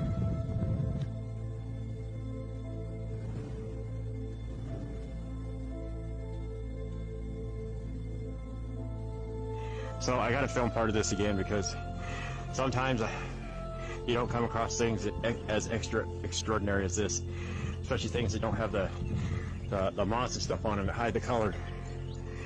So I just want you to take a good look at this. Okay, this is a different spot, but look at this.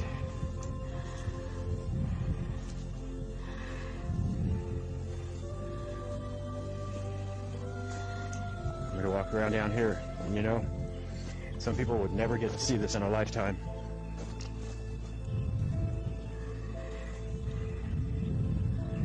You see all the pieces and parts everywhere. All the pieces and parts. Let's look at this. The cedars in the garden of God could not hide him. The fir trees were not like his boughs, and the chestnut trees were not like his branches, nor any tree in the garden of God was like unto him in his beauty. I have made him fair by the multitude of his branches, so that all the trees of Eden that were in the garden of God envied. Therefore thus saith the Lord God, because thou hast lifted up thyself in height, and he hath shot up his top among the thick boughs, and his heart is lifted up in his height, I have therefore delivered him into the hand of the mighty one of the heathen. He shall surely deal with him. I have driven him out for his wickedness. And strangers, the terrible of the nations, have cut him off and have left him. Upon the mountains and in all the valleys his branches are fallen, and his boughs are broken by all the rivers of the land. And all the people of the earth are gone down from his shadow and have left him. Upon his ruin shall all the fowls of the heaven remain, and all the beasts of the field shall be upon his branches. It's truly amazing. Wow.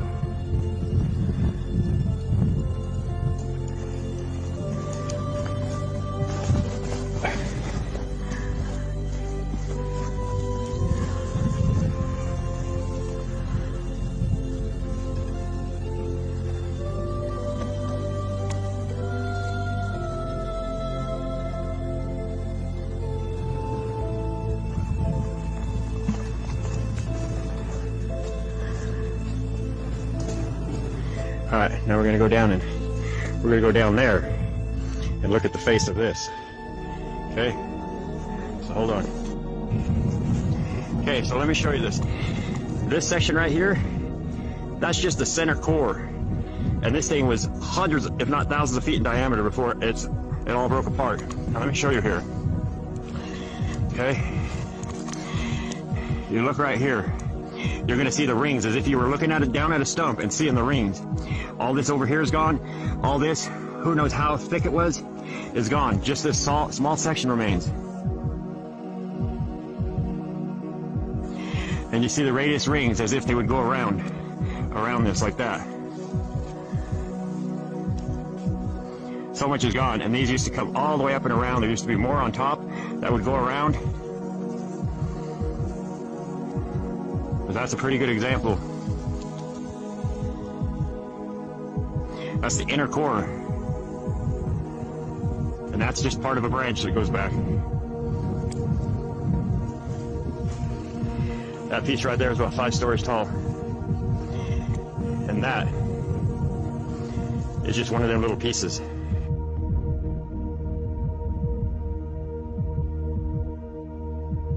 All these little pieces you see are just part of the tree, the fibers. You come up here. See there?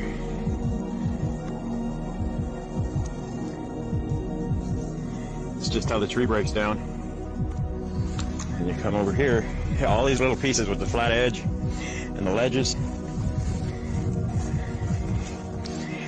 And this is a small one. This would be one of them gaps you can walk through. It's a small one. Some of the pieces are so large. Like, we're gonna walk this whole hill right here, all the way down, cut across, and cut up on there. But that hill over there is like one of these pieces. It's not a whole tree, it's just pieces that are broken down.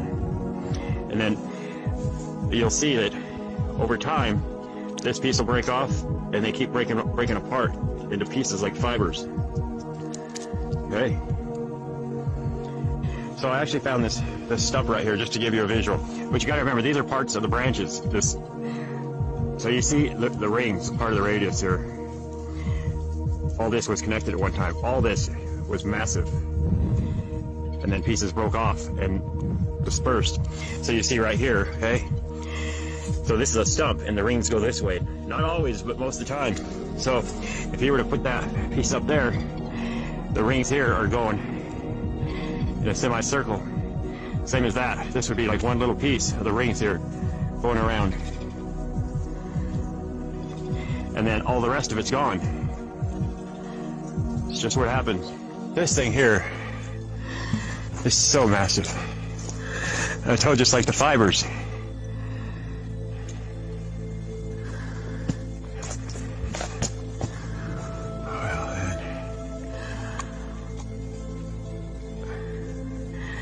That don't even look petrified right here. Looks like driftwood. Gee. Yeah, that does not even look petrified.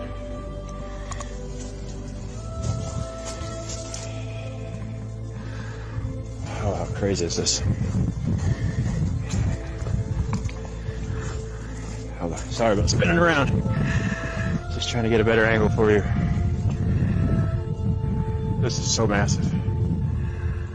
That's at least 60, 70 foot tall.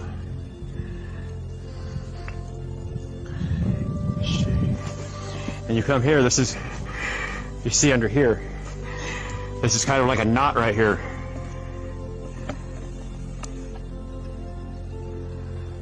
See that? And there's part of a ring laying right there. Let's go up there a little bit.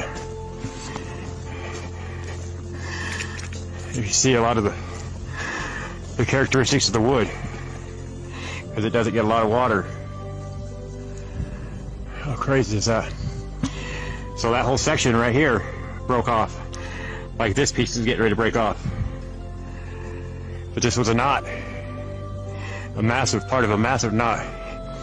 And this is just one tiny piece, section of one ring. Holy moly.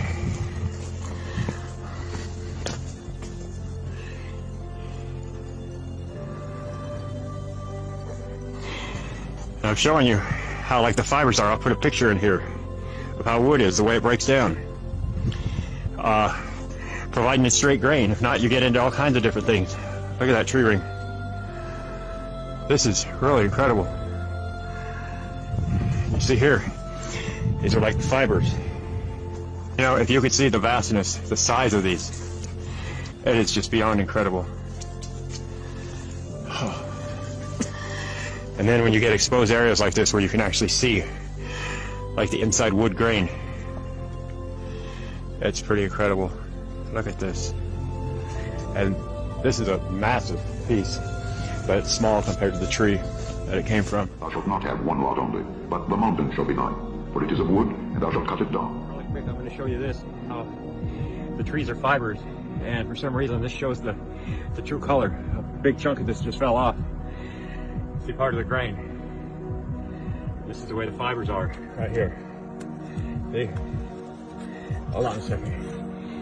You see it's nothing but wood. Okay, so we're going to go down over here and I'll show you a little more. Okay? See here. And at an angle. Okay? All this, everything. This whole mountain in a 100-mile radius. Thou shalt not have one lot only, but the mountain shall be thine, for it is of wood, and thou shalt cut it down. You see, this looks just like freshly chopped wood. We peeled a piece off of there. This is what we see. This is the wood. See that? That's just got the moss on it. And all this here, all the way back up in here, I'll show you that in a second. You come right here, and you see, we'll pull a piece off here. It's just wood. It's so crazy. All this. And then you go right over here. See, this is the fresh stuff. This is what we see. It's gonna blow your mind. You see this? That's incredible. Wood is like fibers. See here. All this. Everything I've shown in every one of my videos. The mountains. And it's not just here. It's worldwide. You see, this don't have the moss on it. Alright, we're gonna end it there. I just wanted to show you that. It's pretty incredible. Everything I showed you generally looks like this or like this. But once you break it apart, you see the wood. The trees floated into an area, a low bed area, and rested there, and did not decompose right. Still soaked in water and taking in minerals. They turned to stone. Well, all the mountain ridges that you've seen in your life that you think are mountains, those aren't mountains at all. That's why they're in straight line ridges, because those are the trees that floated off and settled wherever they settled at, like the Rocky Mountains. It's not really the Rocky Mountains. It's just some of the big trees that settled there. That's why you have mountains in certain places, not all over. You know, not all over straight across the country all the way. It's just in certain spots of countries. And that's where those trees settled at. And what you think are mountains, those are the giant trees that were cut down. And that's why they drifted off from the stumps that you see today. That's why you don't see the tree laying beside the stump, because they floated away and settled as the oceans receded. Yeah, so what do you guys all think of that? That's pretty trippy, ain't it? Makes you wonder, and everywhere you go, it's hard to unsee what you're learning, and you see what he's talking about when you go out into nature. Pretty cool stuff. There was another cool video that I had. It was really more extensive than this one, but apparently it got deleted somehow. Can't find it. But I'm going to go ahead and throw something else on. Appreciate you guys hanging out. What do you guys all think about this trees being mountain stuff? Pretty interesting.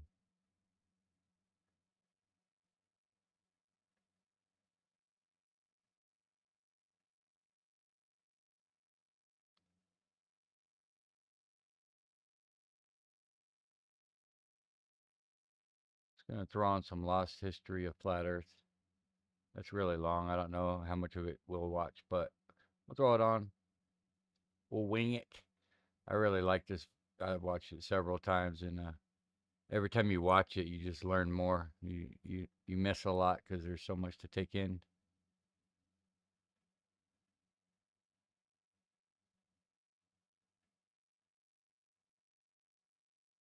Once you are awake, it is almost impossible to fall back to sleep again. Once you discover that the Earth is not a spinning globe, but a flat and stationary plane with a firmament above it, everything changes. The trusted voices... Some petrified bodies, huh, RG? Some giants. And satanic scientific priests who once shaped our reality and understanding of the world are no longer reliable. Our first-hand experience of the Earth as a stationary realm is at odds with their fabricated narrative of space and spinning planets. The scarring of our land and the barbaric mining of Earth's once majestic giant trees is at odds with the history books and geological narrative. And the awake are left wondering, what on earth happened? If they've lied about the Earth, space, and the destruction of our flat realm, then how can we trust the official, mainstream historical narrative? The historical narrative, like the heliocentric model, does not make sense. It doesn't add up. And all it takes is a closer examination, and their lies, which have governed our understanding of history and the world since our birth, begin to fall apart. Let's stir the mind with a few contemplations. We are told that the first true power tool was invented in 1895, when a German company combined an electric motor with a manual drill. The drill weighed 16.5 pounds and required multiple operators. It wasn't until 1957 that a company called Bosch began designing power tools in bulk that were both economical and powerful. So then how did our historical ancestors, a more primitive, underdeveloped people, design and build some of the structures we encounter? What about all the gigantic monolithic stones we encounter that have been cut with such precision? Ask yourself, could you repeat this today with the arsenal of equipment we have at our disposal? And what about the magnificent ancient stepwells of the East? Stepwells, we are told, were multi-storied wells. These stepwells are insane. We're supposed to believe these are built pre-power tools. Built by our primitive ancestors as ways to preserve the water supply during droughts. But look at the intricacy and complexity of these structures. Look at the glory and the finesse. Look at the geometric precision. All dug out and crafted from using hand tools. Yeah, right. What about the gigantic canal networks we find all over the world? The Erie Canal in America was allegedly built between 1817 and 1825. There were no civil engineers in America at this time. The people responsible for planning construction were novices, we are told. The canal is 12 meters wide and 4 meters deep. The Erie Canal spans 363 miles. But this was not just a case of digging each day for the Irish immigrants and their oxen companions. They had to fell hundreds of trees as they passed through the virgin forest. They had to build complicated aqueducts and locks, and they had to pass through the Niagara Escarpment, an 80-foot-high wall of hard limestone. They had to use black powder to blast through this, we are told, as dynamite had yet to be invented. The canal spans 363 miles and was constructed over an 8-year period. This means that on average, 1 mile was completed every 8 days. What a record, especially since those responsible were novices, and power tools and dynamite were yet to be invented. I can tell you now, the so-called early settlers of the Americas did not build these canal systems. And what of the grand and magnificent castles scattered across our realm? Did you know that most were designed and constructed without plumbing systems and methods to heat rooms properly? The royal and the elites of the past were content without having the accessible necessities of survival just as long as they could live within the grand and the glorious, while the peasants, in their modest abodes, enjoyed warmth throughout the long dark winters? I don't think so. And of course, there is the impossibility of the Great Giza Pyramid Complex. The pyramids, we are told, were constructed somewhere around 2500 BC. The Great Pyramid itself consists of 2.3 million blocks of limestone and granite, and its overall structure weighs 6 million tons. The largest granite stones weigh between 20 and 80 tons each. 20 tons is 20,000 kilograms. These blocks were carved from quarries with copper chisels and allegedly transported from 800 kilometers away. The so-called experts can only theorize that a vast amount of slave labor was required. Being gullible and falling for the official narrative of slave labor is one thing, but can someone please explain how the air shafts of the Great Pyramid align so neatly with the circumpolar stars? And then there is the curious case of star forts, or what the official liars of the world call bastion forts. Developed in the late 15th and early 16th century, these forts, we are told, were designed during an era of gunpowder and the cannon. The geometric design offered a nation's military protection against blind spots during conflict. Of course they did. We all know that the best protection during war is to design a fort with such precise geometric patterning. Has any real historian ever stopped to think just how perfect the geometry is here? Our primitive ancestors did not have the technology to view structures from above, but they still managed to achieve this? Give me strength. There is no way. We could not produce such perfect. When it comes to chewing, we're what they call experts. Yep. Mint stuff, good stuff. Quit chewing tobacco. Geometry on this scale today. We've been fooled once again. We have been indoctrinated with a false historical narrative and timeline. And, like the silly heliocentric model, all it takes is a closer look at this narrative and things soon start to fall apart, and the lies become so blatantly evident.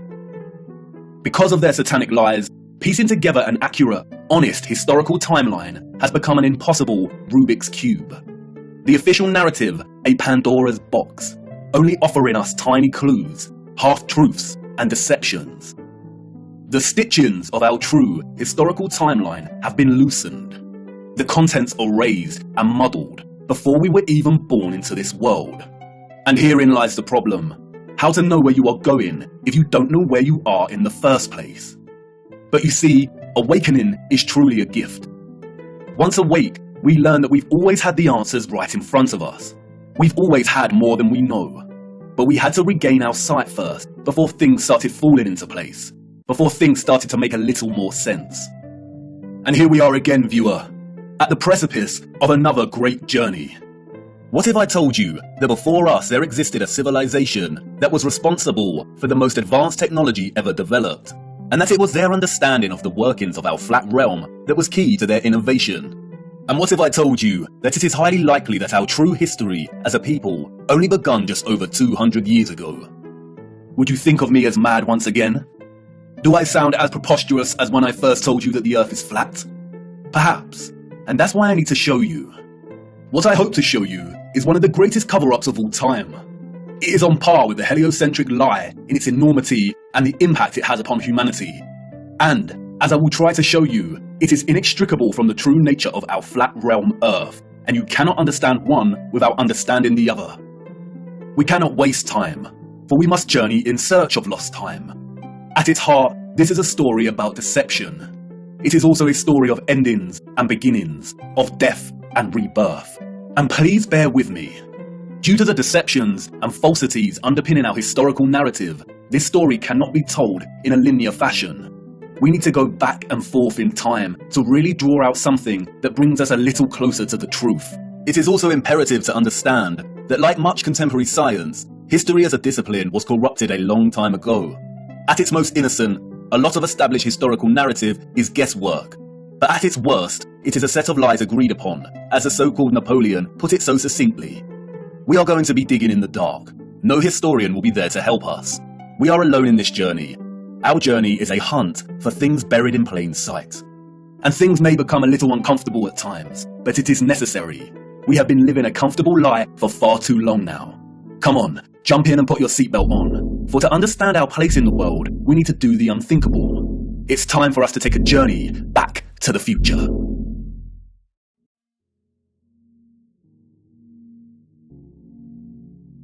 Our journey begins in the unlikeliest. You heard that, folks. The future is the past. And yes, our ancestors knew best. Places. 19th century St. Petersburg. At the entrance to St. Isaac's Cathedral. The city cold, the early morning mists dissipating with the approach of the sun, and our boots caked in mud. The year is 1860, and while St. Petersburg stands regal and proud, its inhabitants are nowhere to be found. It is quiet. Too quiet. The population of St. Petersburg in the 1860s was, we are told, roughly 500,000 people, and yet there is not a soul in sight. Where is everybody?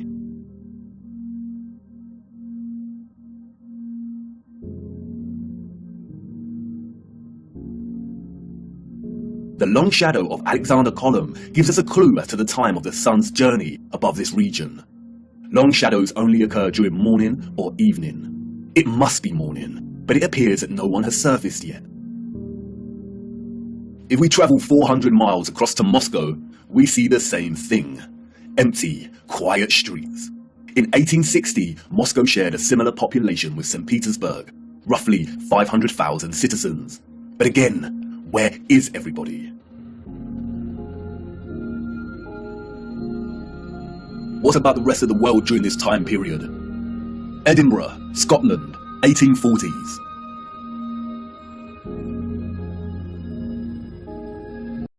My volume's low, you say? Copenhagen, Denmark, 1840s. Dresden, Germany, 1860s. Rio in Brazil, 1860s. Toronto, Canada, 1860s.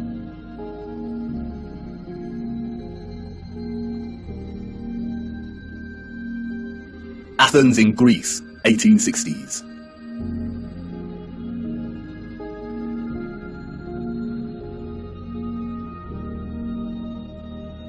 And then London, finally, people.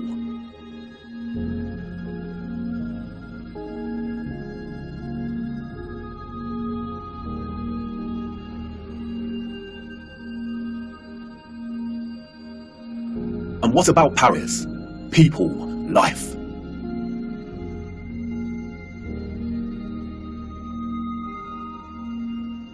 The first photograph, we are told, was created in 1822. The art of photography relies on methods of juxtaposition, of comparison and contrast to deliver its message and sentiment.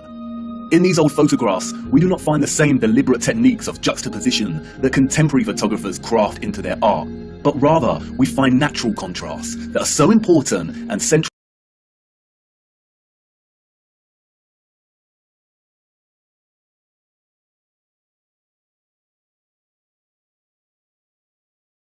to navigating through our deceptive history. Contrast is a phenomenon, natural or artificial, in which meaning is generated and conveyed through the comparison. Sorry, I was muted. Yeah, I want to see the delay too. Let me know when you hear my voice right now, and is it sound better as far as the sound?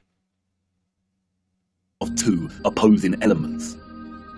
When looking at 1860s Russia, there is an immediate contrast between the lack of population and the sheer size of these cities. Even in the 19th century, both Moscow and St. Petersburg, are enormous. The infrastructure found in the photographs could hold a population well into the millions. Why are the cities so vast if the population was only 500,000 in each?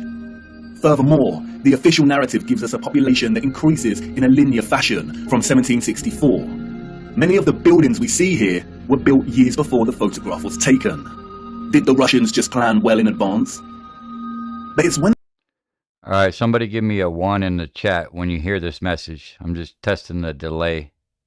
The population is introduced into these photographs that a new contrast emerges that is staggering. That is, between the people and the environment itself. It may be the reduced population numbers, or it may be the monochromatic starkness of the black and white images, but they present to us something that we've lived amongst our entire lives and never paid any mind to. That is, the enormity and impossibility of the architecture. That's a massive delay, probably a good 20 seconds. As we engage with the industry and acts of tourism, we journey from place to place and observe, taking it all in, learning, hearing, and being told what we are looking at and how it came to be. And standing in front of a structure like the Arc de Triomphe in Paris, we might even exclaim, wow, how did they do this? But the moment, inextricably wrapped up in the busyness of the scene, perhaps prevents us from really asking that question with sincerity. Standing in front of a structure like the Arc de Triomphe while the crowd frantically takes pictures on their smartphones makes it all a reality. And we conclude, before being shoved away by new tourists, well, they had to have done it somehow because I'm here and looking at it. During our indoctrination at school, we are seldom shown old photographs of the grand cities scattered around our flat realm.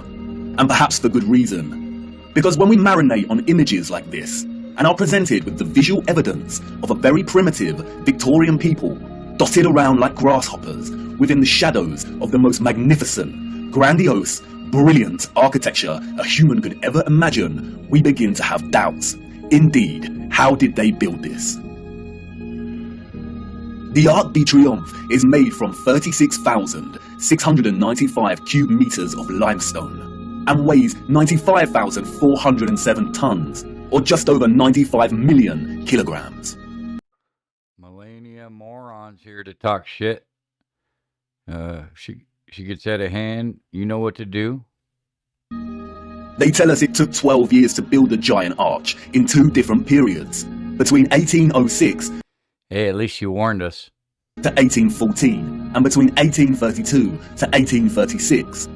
How did they transport this amount of limestone with the same horse and carts that we see in the photographs? Look closer at the 4 sculptures that adorn each of its sides. Look at the intricacy of the...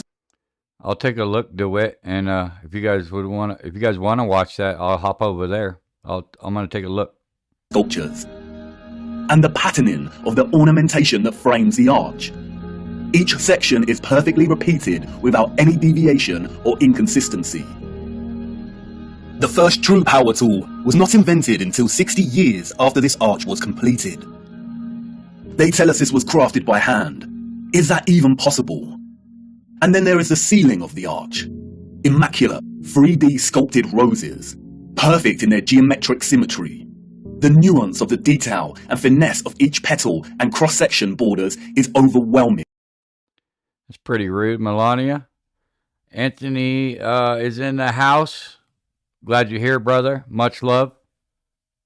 Look at the rest of Paris during this time. Again, a plethora of unbelievable, gigantic, and magnificent structures. The city's infrastructure glorious, and the people and their means of transport primitive, unsophisticated, and seeming not at all developed to the point of producing a city like this. The roads are improperly paved and uneven. They are dirty and muddy.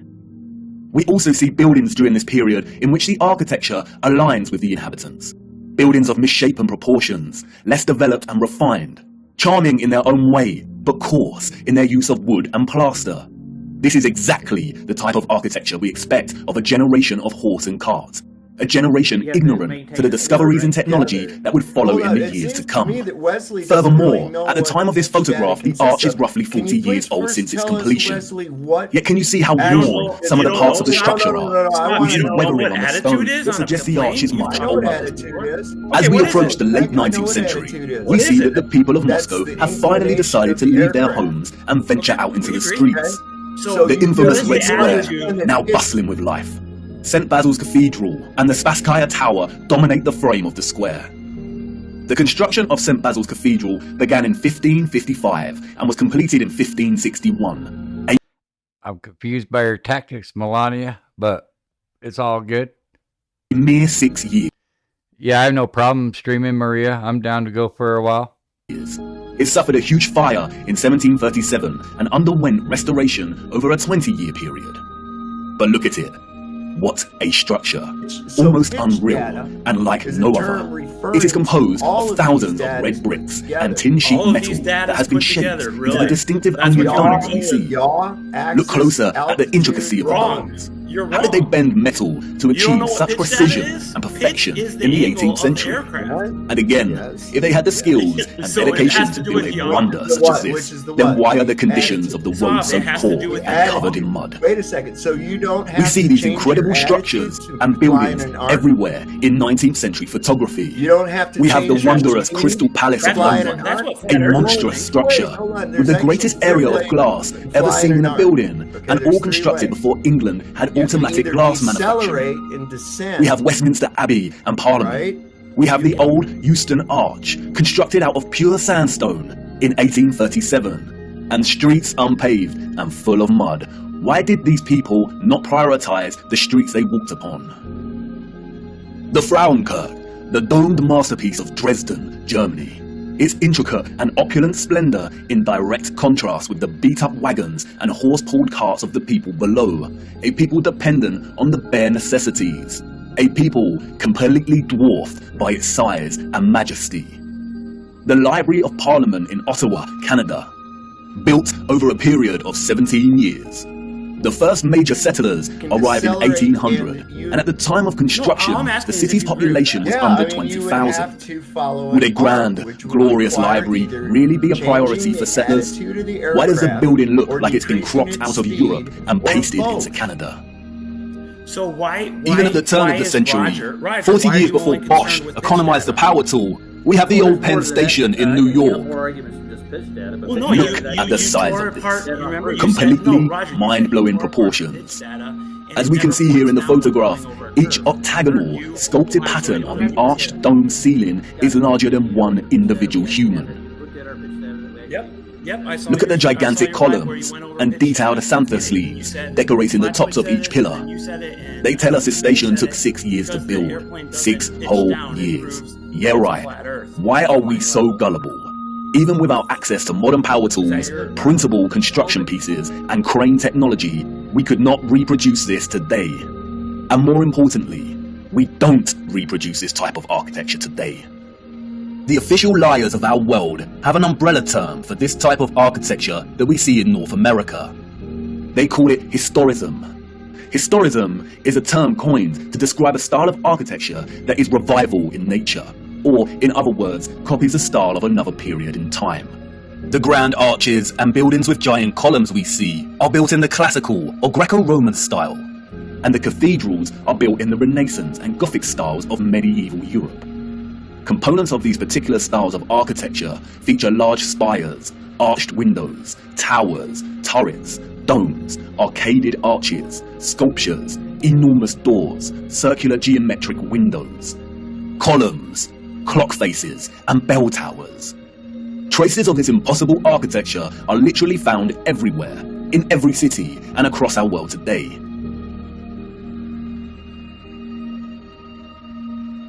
Some preserved and maintained, like the Parisian Arc de Triomphe and Notre Dame, and others lost and long forgotten to time, like the Euston Arch and the old Penn Station in New York. We as a people travel miles to take our own photographs of these wonders. But the photographers of the 19th century gift us with something. Something they would never have expected to give a future generation. Perspective. we see a primitive people against a backdrop of clearly advanced architectural infrastructure. The official historians of the world tell us tales of Darwinian evolution and progression between time periods. The people that came after were always more advanced in their ways, refining and redefining the methods of the generation that came before. If the height of innovation and industry during the 19th century was still the horse and cart as a means of travel, then, as these photographs tell us, this style of architecture was just as impossible for those living in the centuries before it. Anyone with a predisposition for thinking and questioning can immediately sense when looking at these photographs that something is rotten in Denmark, that something is off with the mainstream historical narrative, that something is not adding up. In a panoramic image of San Francisco in 1877, we see a collage of historicist architecture. We see columns adorning the entrances to very regal buildings that stand out like sore thumbs from some of the timber shacks surrounding it. We see Gothic spires and towers in the distance. We see domed cathedrals and buildings. We also see just how sprawling and huge the city has become. In 1846, there were under 500 Mormon settlers living on the area of land in which we now call San Francisco. It was frontier land and ready for the taking. Between 1848 and 1849, with the start of the California Gold Rush, the population increased from 1,000 people to 25,000 people. 28 years later, this panorama was taken. The population at this time, we are told, was getting close to 200,000. Who in their right mind would believe this story? Does this look like a city of 200,000 people? Without any modern technology, power tools, automatic manufacturing, electric motors. A people in a strange, unfounded land, just making their mark. Do we really believe that a burgeoning people built this entire city in just 30 years? And again, such quietness, such stillness. This is a photograph of an empty city. Where are all the people? The shadow of the post here tells us that it is not the early hours of the morning. Short shadows only appear toward midday. A city of this scale at noon should be bustling with life. But there is not a single person in the shot of this panorama. The only life we see is that of a horse without any master in sight. It seems highly unlikely that all the people were told to stay indoors because a cityscape photo shoot was taking place. And this silent scene becomes all the more eerie when we consider that there is intention behind the lens. Someone was there. Need to put some of that Jabberama on it. Standing at a vantage point and taking this photograph. But who? And for what? And what are the chances that in the 19th century, during similar decades, we see deserted Russian, European, and North American cities photographed like this? And then only a few years later, we find the same locations bustling with people. A people clearly incapable of building the architecture found in these cities. And what to do with these photographs? If we accept the narrative and these strange anomalies, then we stop here and get back to our busy lives. But the narrative we've received is not the truth. And we shouldn't accept any narrative, no matter how official and certified it is, unless it makes sense. The people we see in these photographs and their early ancestors could not have built the magnificent architecture we see. It is an impossibility. Come on, jump in. We must venture further into these cities and look a little closer. There must be some clues waiting to be uncovered that helps us understand why these cities are empty. Wait, what's that you say? You want to wipe the mud from your boots first? Do not bother, it's a waste of time. Come on, jump in and let's go. For it is the mud that offers us some small clues as to what could have occurred during this time period. Jabberama for the win. In June 2011, Christchurch, New Zealand suffered an earthquake that left a lot of the city in chaos, destroying buildings and infrastructure and leaving over 50,000 homes without power. As a result, there were collapsed houses, ruptured water mains, flooding, and fires due to disrupted electrical lines. Due to the strong ground motions and intense shaking, part of the city experienced a strange phenomenon known as soil liquefaction. Sand boils emerged from asphalt roads, toppling and sinking cars, and causing boulders to fall from hills, resulting in more home damage. Soil liquefaction occurs when saturated soil loses its strength and stiffness in response to an applied stress, such as shaking, or other sudden changes, such as a strong explosion. Loose, saturated soil or sand has a tendency to compress when a load is applied, but in the event of a stress, such as shaking or an explosion, we see the opposite. The soil tends to dilute, and the result is treacherous quicksand or quick clay. The land turns to liquid, causing structures of heavy mass, such as buildings, infrastructure, and cars, to start sinking, topple over, or collapse. It can also affect dams and bridges. Turbidity currents can also form huge landslides that are impossible to stop. In the worst case scenario, entire cities may be destroyed. As you can see, liquefaction can move entire areas of land. The mud can rise dramatically and rapidly, and its destructive force is unstoppable.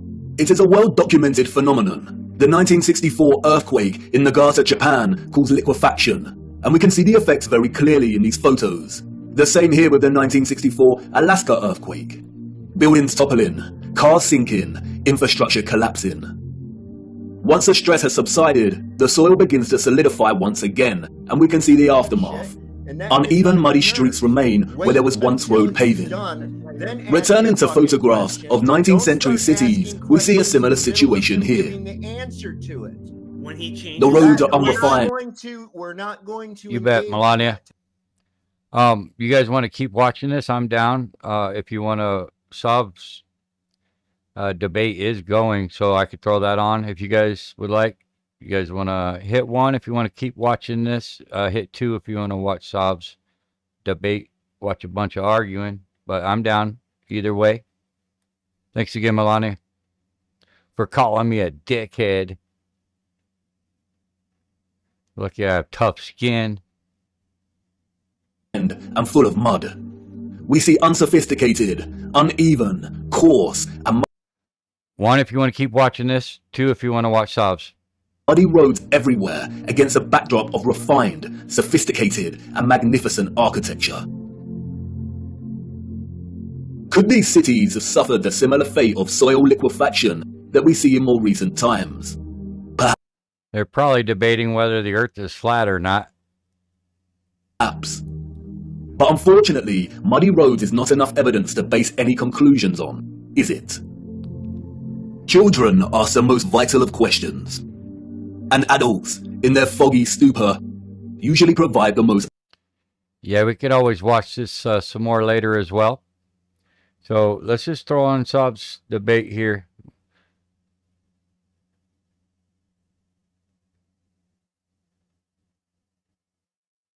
Tactic. Okay? This is. And you are kidding me. You have no idea how to do a tangent? Yes, I do, and it's not the line. What is a tangent? What is a tangent to a circle? Is the line does not exist. The point is the only thing that's there, and level is not a tangent. You know that you can have. Hold on, no. Show me anywhere where it says that level is a fucking tangent. Hold on a second. You think a tangent is a point? Seriously, as a carpenter, you're going to say that on your show? Yes, I am. That's about as dumb as saying that the College of London has to approve all maps. So I want to make sure you're on the record of this. Okay, a tangent is a point. Record of it. A tangent is a point. There's millions of points on a circle, and you're going to say each I know. That's why your whole level thing with on. Oh my gosh, Sob! Seriously? Yes. Please don't do any work on circular or curves on cabinetry. I do it all the time. I do it all the time. That's, you know why? Because I know that the tangent is merely a point. Wrong. Not You're wrong. Line. That's 100% wrong. What line? What's the line? Buddy. What's the line? And tangent to from where? What's your orientation? The tangent is perpendicular to the radius. What's your I wonder if anybody's moderating or no moderator. It doesn't make any sense. Just like you said, there are thousands of points around a circle. So any number of lines can become a tangent point on that circle. It doesn't work. Any lines can become a tangent point. They can intersect a tangent point. Do they intersect? Where is the tangent? Hold on, wait a second. You know, many lines can go through a point. Wesley, you have a circle. Where is the tangent? What defines the tangent? Do you want to know? What defines the tangent? Do you want to know, or do you want to talk over me? Just tell me what defines the tangent. All right, I'm going to educate you. A tangent is the line perpendicular to the radius at the point where the radius touches the outside of the circle. How are you perpendicular to it if it's only touching it? And perpendicular to You what don't am I- understand Oh my! Yes. You have a yes. T-square? This You is use a T-square? perpendicular. This is perpendicular. That's this is perpendicular. Sav just said this is perpendicular. Yes. This is perpendicular. They're This is opposing. perpendicular. This It doesn't have is to not be. It perpendicular. doesn't have to be 90 degrees Holy exactly. cow! How do you get? I thought we were going to come on here and talk about pitch data. Okay. Now you Yeah, don't we even are going understand to, but if you stop Hey, going Roger, on about Roger, tangents, dude, Roger, be quiet. you really would. Sav, you Uh, think All right, wait a this is second. perpendicular?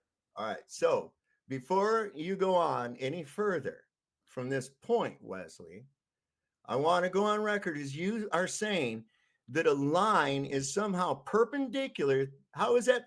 What's your? How is that perpendicular? It's only a tangent point, and it's only touching at one part of the highest part of the arc. Hey, Sav, He's acting like Now, I Mattoon. want you to reconcile level with an arc. That's all.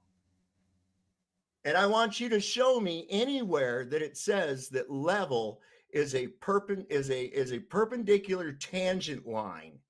Perpendicular to what? Oh, look. Do you see up here? Hold on a second. Keep that up for a minute.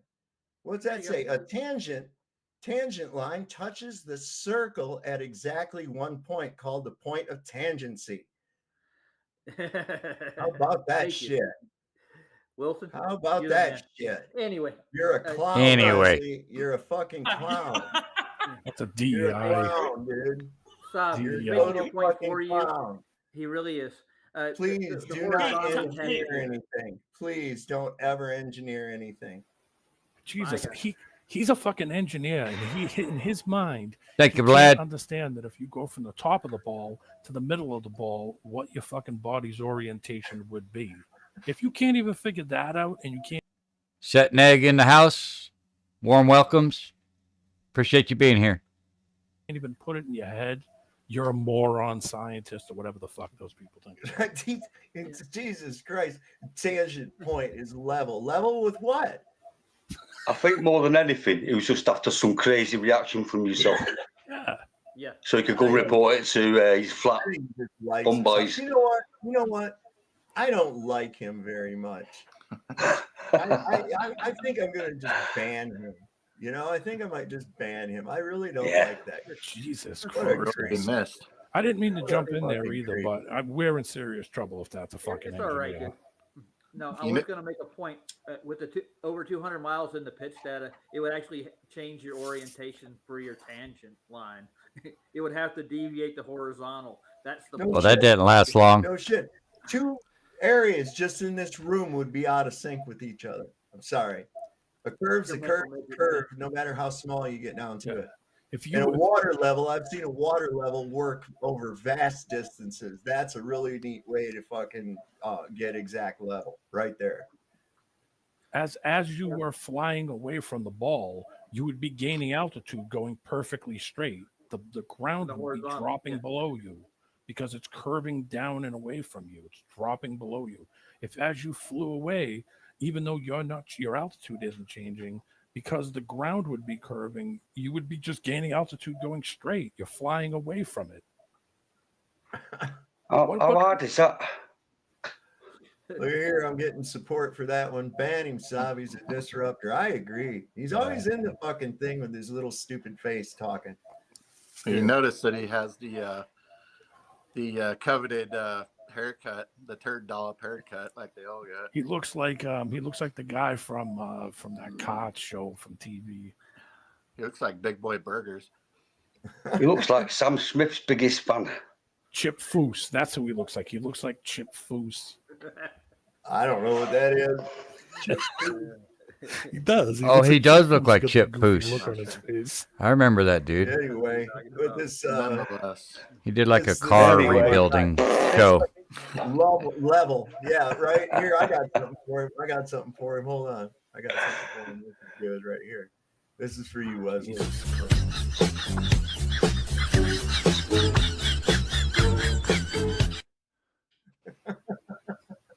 God. Bob, was that air pressure contained in that glove? It was indeed. That's an experiment with pressure. Let's see that one.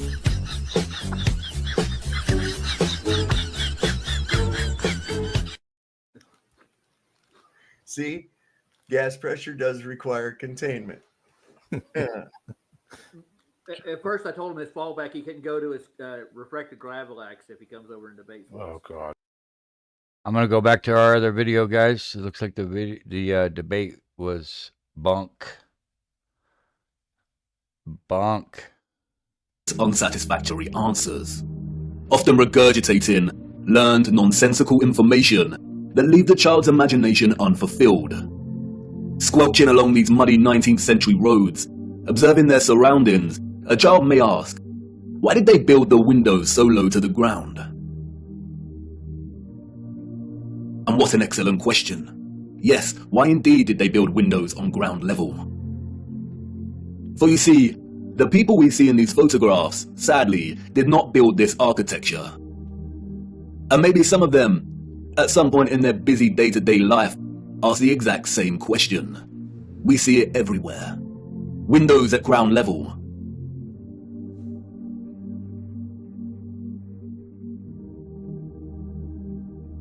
Windows partially below ground level.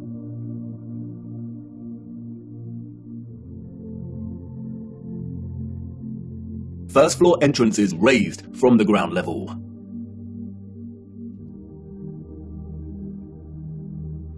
Windows partially below, steps leading down to entrances below ground level.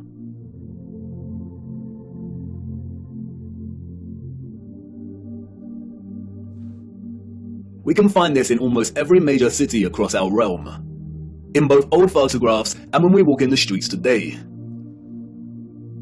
And what does it tell us? That a society with access to modest construction tools and horse and car constructed their infrastructure by first spending countless amounts of hours and energy clearing land with a depth of over 3 meters to begin their construction? Building basement floors is incredibly hard work. Since the 20th century, large powered excavation machines, such as backhoes and front-end loaders, have reduced the time and manpower needed to dig a basement dramatically, as compared to digging by hand with a spade. Perhaps you could say that our historical ancestors were just that dedicated to the architecture they built. And you could say that many of the sunken buildings we see are actually due to elevations and depressions in the natural landscape. The official narrative, which is always full of inconsistencies, perhaps would suffice if it was not for contemporary excavation. When we look at photographs such as this, it immediately dawns upon us that what we are seeing are windows and doors 2 to 3 meters below the ground surface. Why are there windows and doors underground?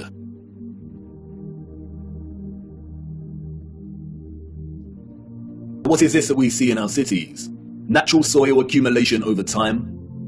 Geologists have never been able to ascribe a consistent value to worldwide natural topsoil accumulation, because it is impossible. Some regions of our realm experience consistent topsoil accumulation, whereas other regions actually... Yeah, Anthony, you also have a wrench now. Please drop your channel, or one of the other mods. One of the other 100 mods can do it. Give Anthony a sub if you guys don't mind. experience consistent erosion. Many historians and archaeologists have noted that many cities over the centuries have been destroyed through war and natural phenomena such as earthquakes, volcanic ash, and flooding.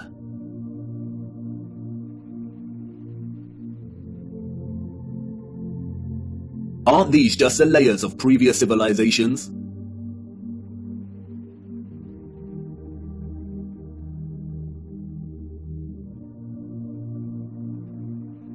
No, they are not. We see over and over again whole floors of buildings consistent with the architecture existing above the layer of ground.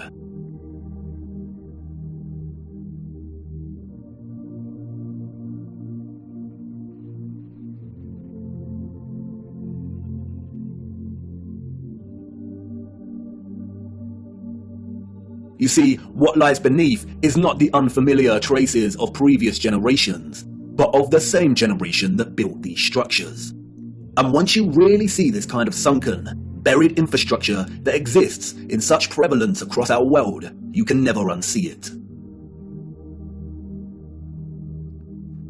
We see that the foundations of old churches are actually the original first floors, with consistent entrances and windows.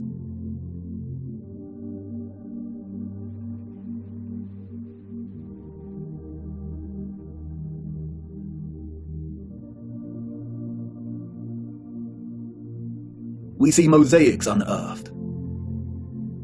We see pillars, columns and arches that were originally much larger, and it was the layer of soil that reduced their size, as if they weren't big enough to begin with.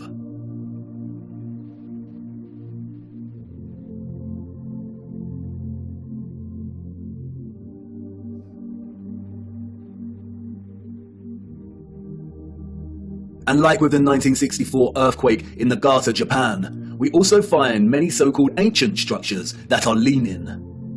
As if at some point, the soil beneath these structures loosened and liquefied. We have the Sahersen Church Tower and Our Dear Lady at the Mountain Church Tower in Germany, the Tiger Hill Pagoda in China, the Leaning Tower of Neveyansk in Russia, the Leaning Temple of Huma in India, Oud Kirk in the Netherlands, the Tower of Zaragoza in Spain, and, of course, the Tower of Pisa. The official liars of the world try to justify the buried and tilting structures we see, filling our heads with stories of antiquity and ever-changing geology, but it becomes trickier for them when we turn our attention to America. If we are to believe their narrative, then all of the buildings we see in 19th century photographs of the burgeoning American cities are newly constructed. Why do we see famous structures, such as the Washington Capitol building, with consistent infrastructure that buries very deep into the ground? And again, the inconsistencies do not add up. Why would an underdeveloped people waste resources, energy, and time constructing the foundations of the Capitol building to be consistent with the column style we find above the surface? The foundations did not have to feature columns. Columns, we are told, are a stylistic choice, not a functional one. So why would they do this? In a nutshell, they wouldn't. We see images that suggest that the people of the 19th century were actually concerned with moving a lot of the vast amount of mud we see, leveling the ground and excavating existing structures.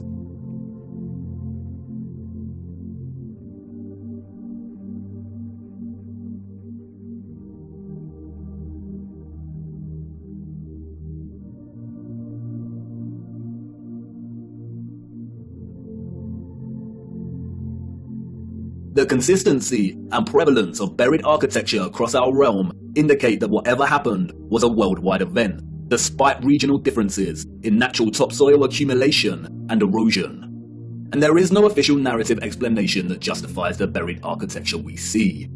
No explanation provided to justify the amount of mud we see in 19th century photographs of our cities.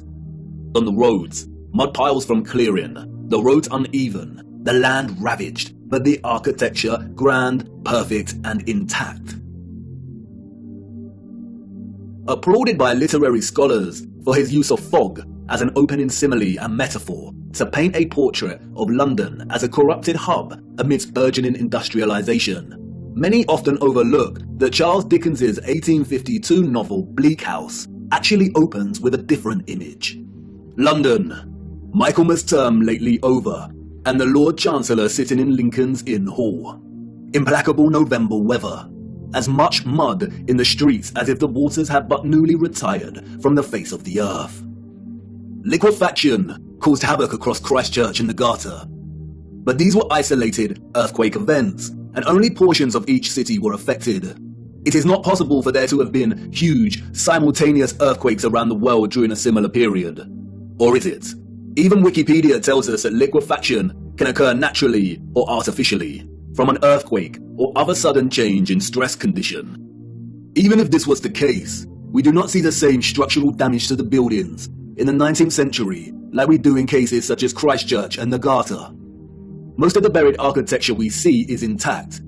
It is either sunken, or the ground level has been raised at least 3 meters, sometimes in a uniform manner, and other times partially buried in rolling mud hills, as if there were huge landslides. The strange case of the buried architecture provides the following conclusions: that what lies beneath are not the remains of previous civilizations.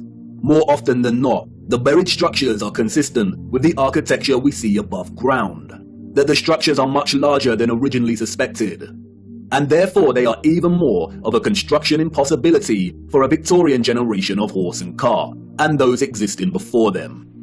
That natural topsoil accumulation and soil liquefaction are not satisfactory explanations for what we see here. Whatever took place had to be something much larger and widespread, such as a natural or artificial earthly cataclysm of sorts. As many of the photographs show, many citizens of the 1800s were responsible for moving much of the mud, leveling the ground, and excavating buildings, which suggests that whatever happened had happened very recently in their past. The complete absence of a reasonable, mainstream justification for the buried architecture we see suggests that the controllers of our realm are deliberately trying to hide whatever happened. And what of the deserted cities we see in the earlier photographs? If these cities were truly empty, then we must ask why. We must also ask how all the people got there in the end. In the space of 30 or so years, we see a city go from barren to bustling. Interestingly, it is Charles Dickens and 19th century literature more generally that offer some clues. 2 central themes run throughout 19th century Victorian literature: that of marriage and female chastity, and that of orphans and adoption. Many of the fictional characters we've come to love over the years are orphans. We have Oliver Twist and Pip from Great Expectations. We have little orphan Jane Eyre and Heathcliff from Wuthering Heights. We have Mowgli from The Jungle Book, Cosette from Les Miserables. We have Heidi, Rapunzel, Peter Pan, Snow White. We have Tom Sawyer and Huckleberry Finn and Anne of Green Gables.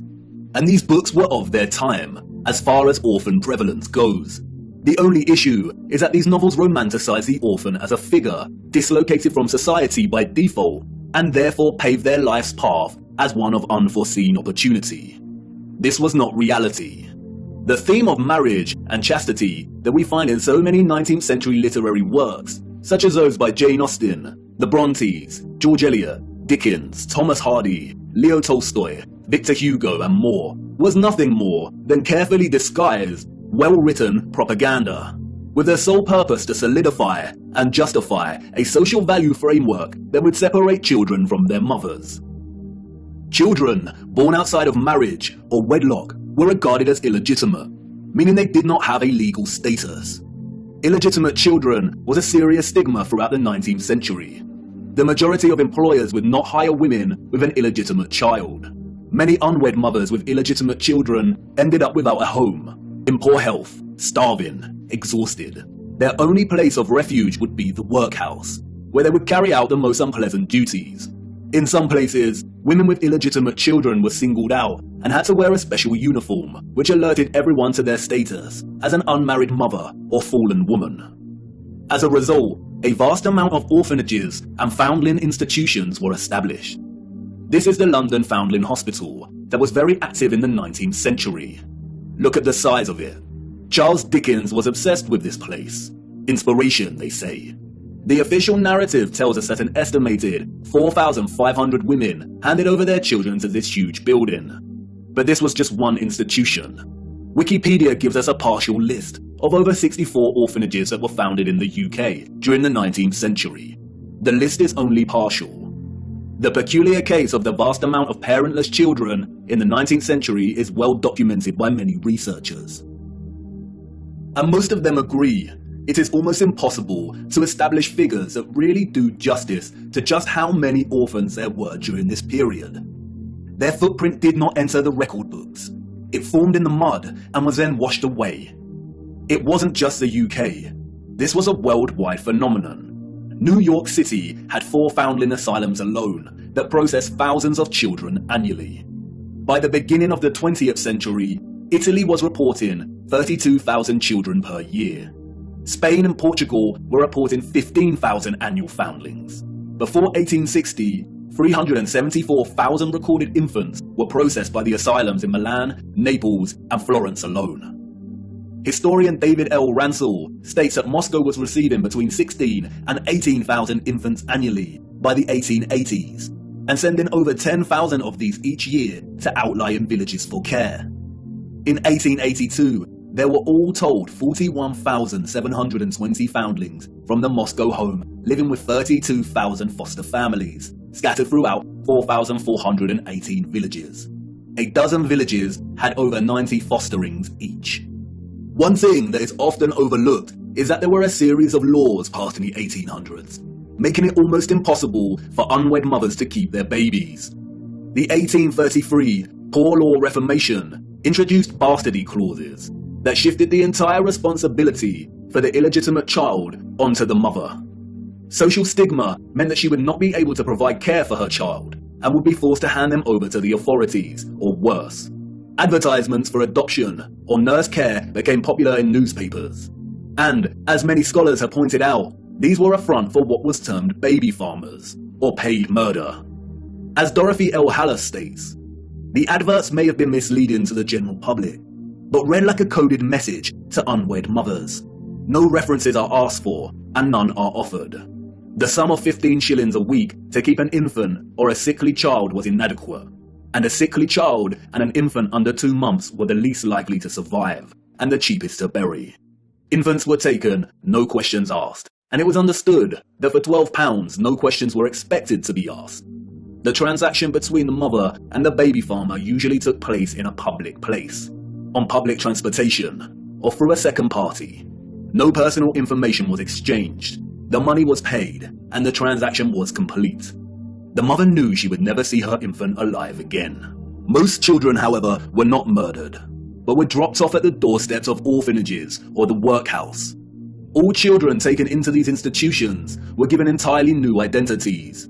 They were provided for with shelter, food, and clothing temporarily, and then sent off to workhouses or another location. Photographs in the 19th century were scarce, but towards the end of the century, we see more photographs, and the last continent to experience such mass exodus of orphans was the United States. And it is here that we see evidence of the orphan trains. The first group of these orphans arrived in Michigan in 1854, and from that moment on, the movement shipped hundreds of thousands of children across the states until it ended in 1929. Officially, there were over 97 institutions involved in orphans and orphan trains in the 19th century. And again, this was not just the United States.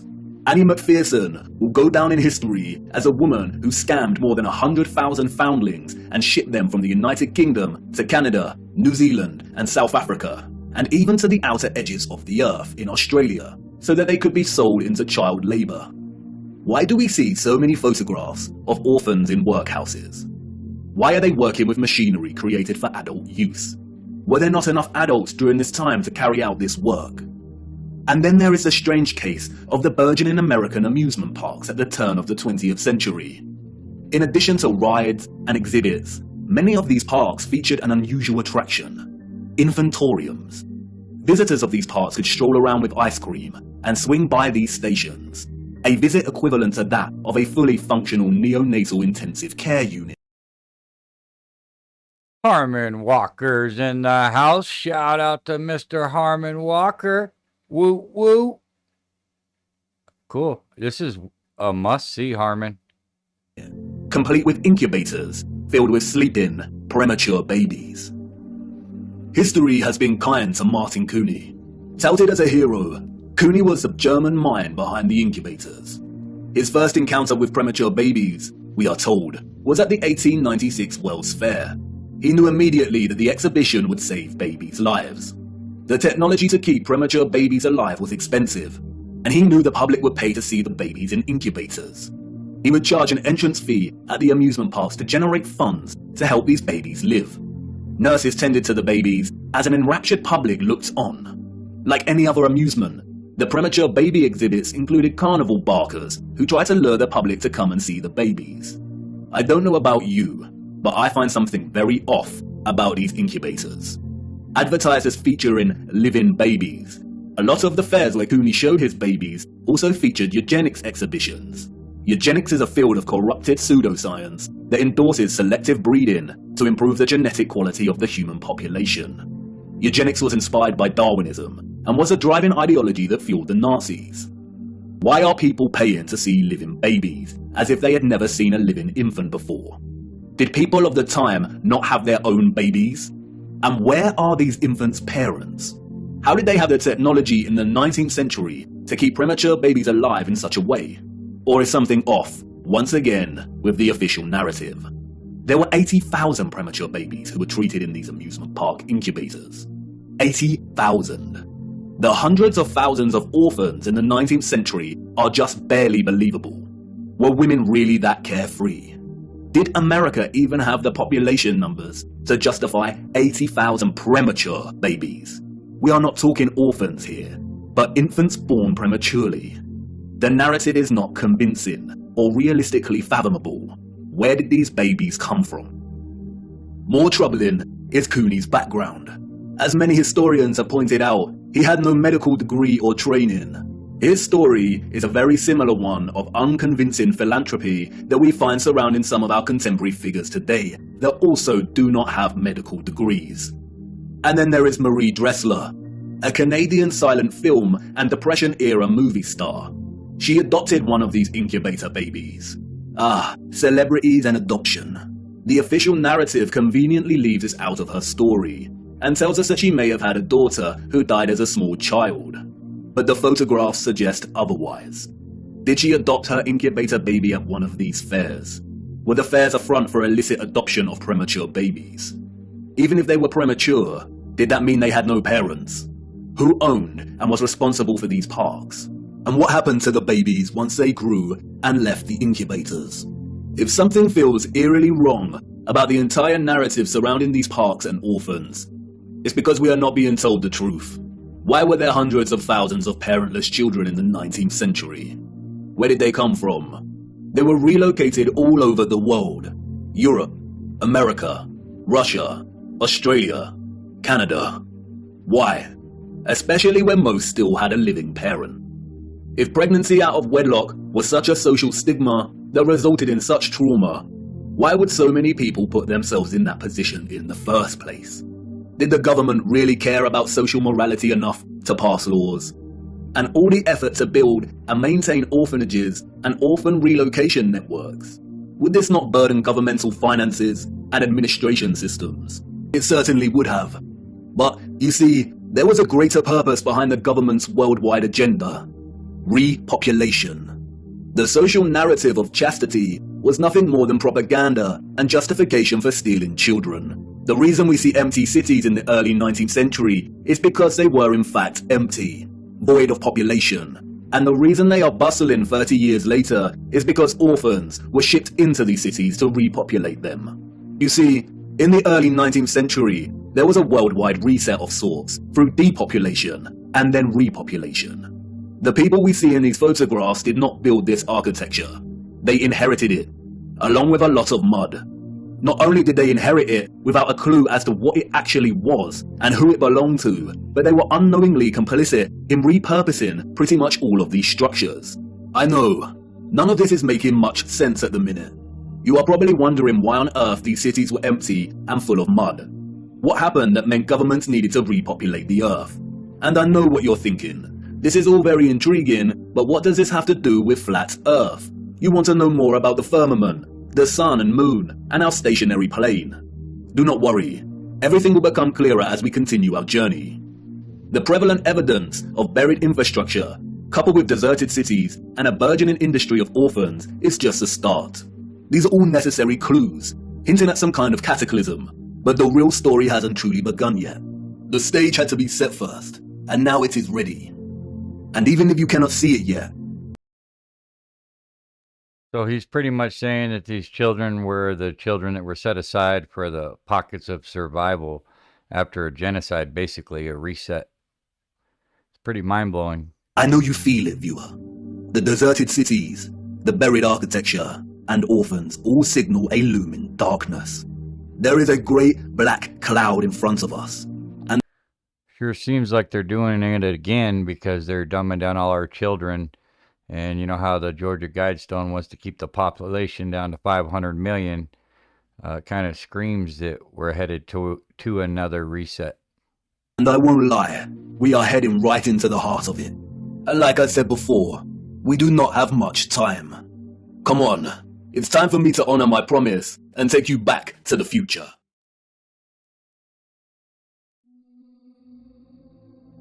In my opinion, water, an inorganic, transparent, and odorless chemical substance that covers 70% of the known Earth's surface. It is the driving life force behind the carbon-based organisms that flourish on our Earth. It borders and separates our lands and collects and solidifies at the inner and outer regions of our flat, stationary realm. God should have sent a message to the inhabitants of Earth and been precise and told them to watch the water, to meditate on its function and natural laws. Not sure if I shouted out Mr. Super Sidewinder, but he's in the house. I'll make sure you get a wrench here, bud. Because in their time, a great deception would be cast over them, like a cold shadow of an unknown, nefarious king. And maybe God did send this message in the form of a flood, but its truth was mythologized and buried, and the lie propagated in spite of it. Resting water does not curve and convex. The natural laws of a resting body of water insist that it takes... What was I gonna say? My opinion about what exactly, Harmon? The exact shape of the container it fills, and always finds and maintains a flat level. Resting water always rests flat, and watching the water when we sit at vantage points. When journeying above in planes, and before we take a sip from our drink, we must remember to never forget this law. Most of us instinctively understand the laws of water, and yet many continue their day-to-day willfully participating in the nonsensical, heliocentric hoax. But for us that know that our Earth is not a spinning planet in an infinite vacuum of space, the ones that have studied the sun diligently and realize that it is the sun that is moving and not the Earth, the ones that have plotted the illogical routes of flight paths on a globe model and concluded that the model is incorrect, the ones that know that the laws of density govern the rise and fall of objects and have studied vanishing points, the ones that have forsaken conventional telescopic lenses, pondered rainbows, sundogs, and the stars above us know that we reside within a dome firmament, and there exists water above us, and the ones that understand that our entire enclosed Earth system is governed by electromagnetism, frequency, and vibration that emanates from a central magnetic North Pole.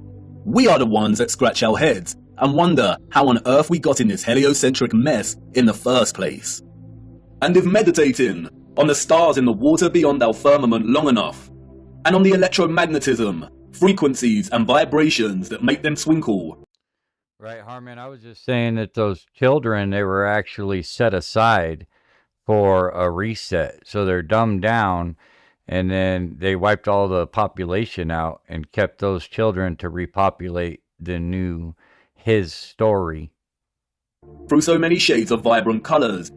I'm pretty sure they've done that multiple times. I don't think it's only happened once. And geometric patterns. One might perhaps, just perhaps, ask, is there something more to electromagnetism? Something that has been missed or overlooked? Something untold or hidden? Electromagnetism is a fundamental force of Earth. The electromagnetic field takes the form of a torus in which all electromagnetism, frequency, and vibration flows. A toroid is a revolving surface that takes the shape of a donut. I really think that they get the chance when they reset everything, they get to wipe all of our technology and like reinvent it all again and just get rich off of it over and over by pretending like it's new technology when you know damn well just by this architectural design that our ancestors blew us away with technology. Toroidal inductors and transformers are central to generating electric energy. There are many ways in which electromagnetism can be produced. We've looked at some before. We know that a magnetic field can produce electricity, and that electricity can produce a magnetic field. It works both ways. And they get to hide the fact that they were able to harness and distribute energy through the ether, and that's all a part of it. When they reset us, they get to enslave us and make us pay for electric and air, water, and food. Ways. Magnetism and electricity are inextricable. It is a dance of polarity. Electric charges either repel or attract each other. Magnetic poles attract or repel one another. For every north pole, there is a corresponding south pole. An electric current passing inside a wire creates a corresponding magnetic field outside of the wire.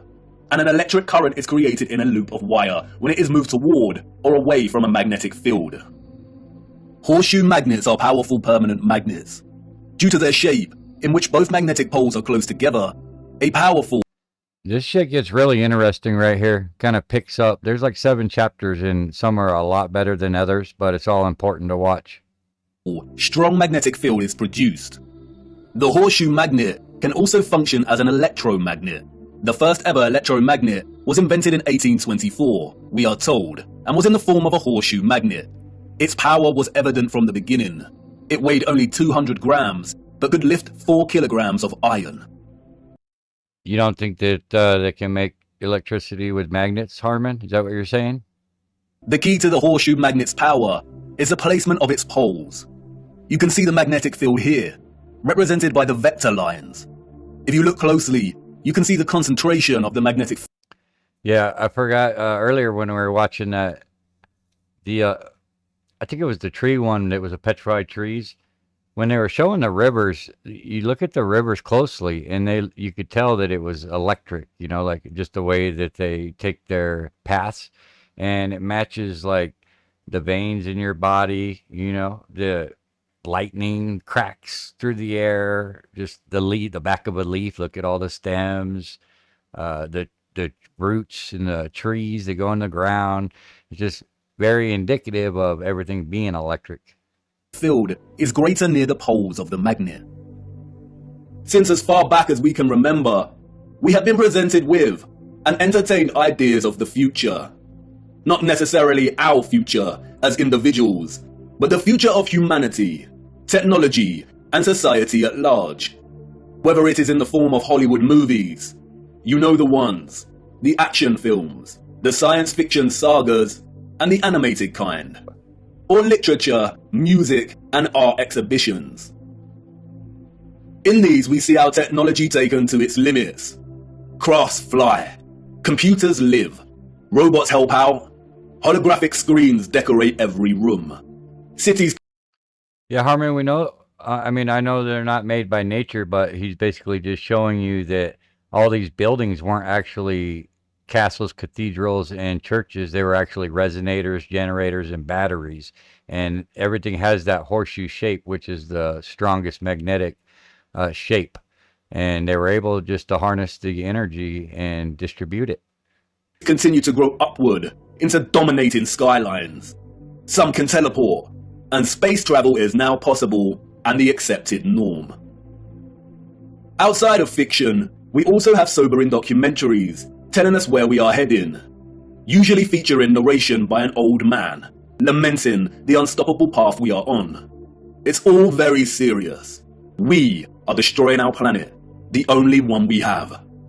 And we have political parties, non-governmental organizations, and the trusted voices and scientific, award-winning geniuses sharing similar messages. And really, when you look closer at both the fiction and the alleged facts, they all share the same underlying premise and principles. We are becoming so technologically advanced that the planet we reside on is no longer enough, or can no longer sustain our activity. The advanced artificial intelligence systems, the flying crafts, the breakthroughs in cloning and medical beds mean that the natural world has suffered as a consequence. I hear you. And depending on the type of genre you are entertaining, the solution is either 1. For humanity to perish as a result, perhaps destroyed by the very artificial intelligence systems it created in the first place, or perhaps by a natural, lung-choking virus that has mutated and is sweeping the earth to restore natural balance. Or 2, for humans to say goodbye to their lonely little blue ball and head off into space in search of a new home. But you see, there is no globular planet, and there is no space, and therefore all visions of the future are purely fictional, and not particularly innocent. What we don't see emphasized in these visions of the future, however, is the potential of electromagnetism to transform all human life, technology, and society. Which is strange when you consider that all life, and the Earth itself, is impossible without electromagnetism. Why wouldn't visionaries want to explore this in more detail? Could it be that they are not allowed to? Could it be that they are afraid of something? Afraid of us connecting one too many dots, perhaps? And again, horseshoe magnets can act as powerful electromagnets. Yes, if a civilization was to advance technologically through the use of electromagnetism, then the horseshoe magnet would certainly have a tremendous role to play in that development. Yes, it certainly would. And it certainly did. The horseshoe magnet. The Arc de Triomphe. Yes, one of the most powerful electromagnets ever constructed.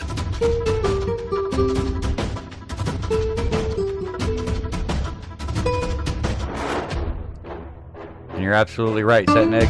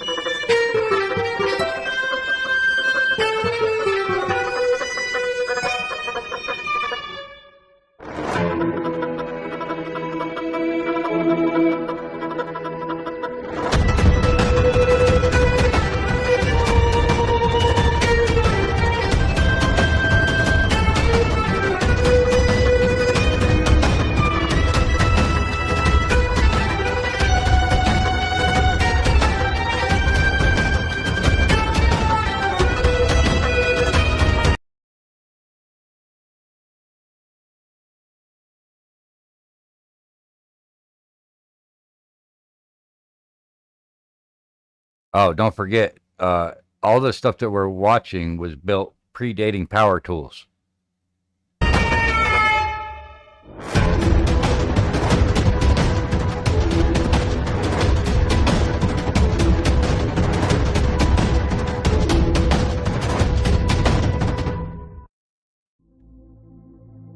Welcome to the future. Except it's the past.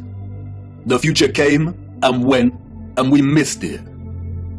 The magnificent architecture we see throughout our realm, in which the official liars and controllers of our world have termed historicist, neoclassical, Renaissance, Gothic, and so on, all belong to one whole unified civilization.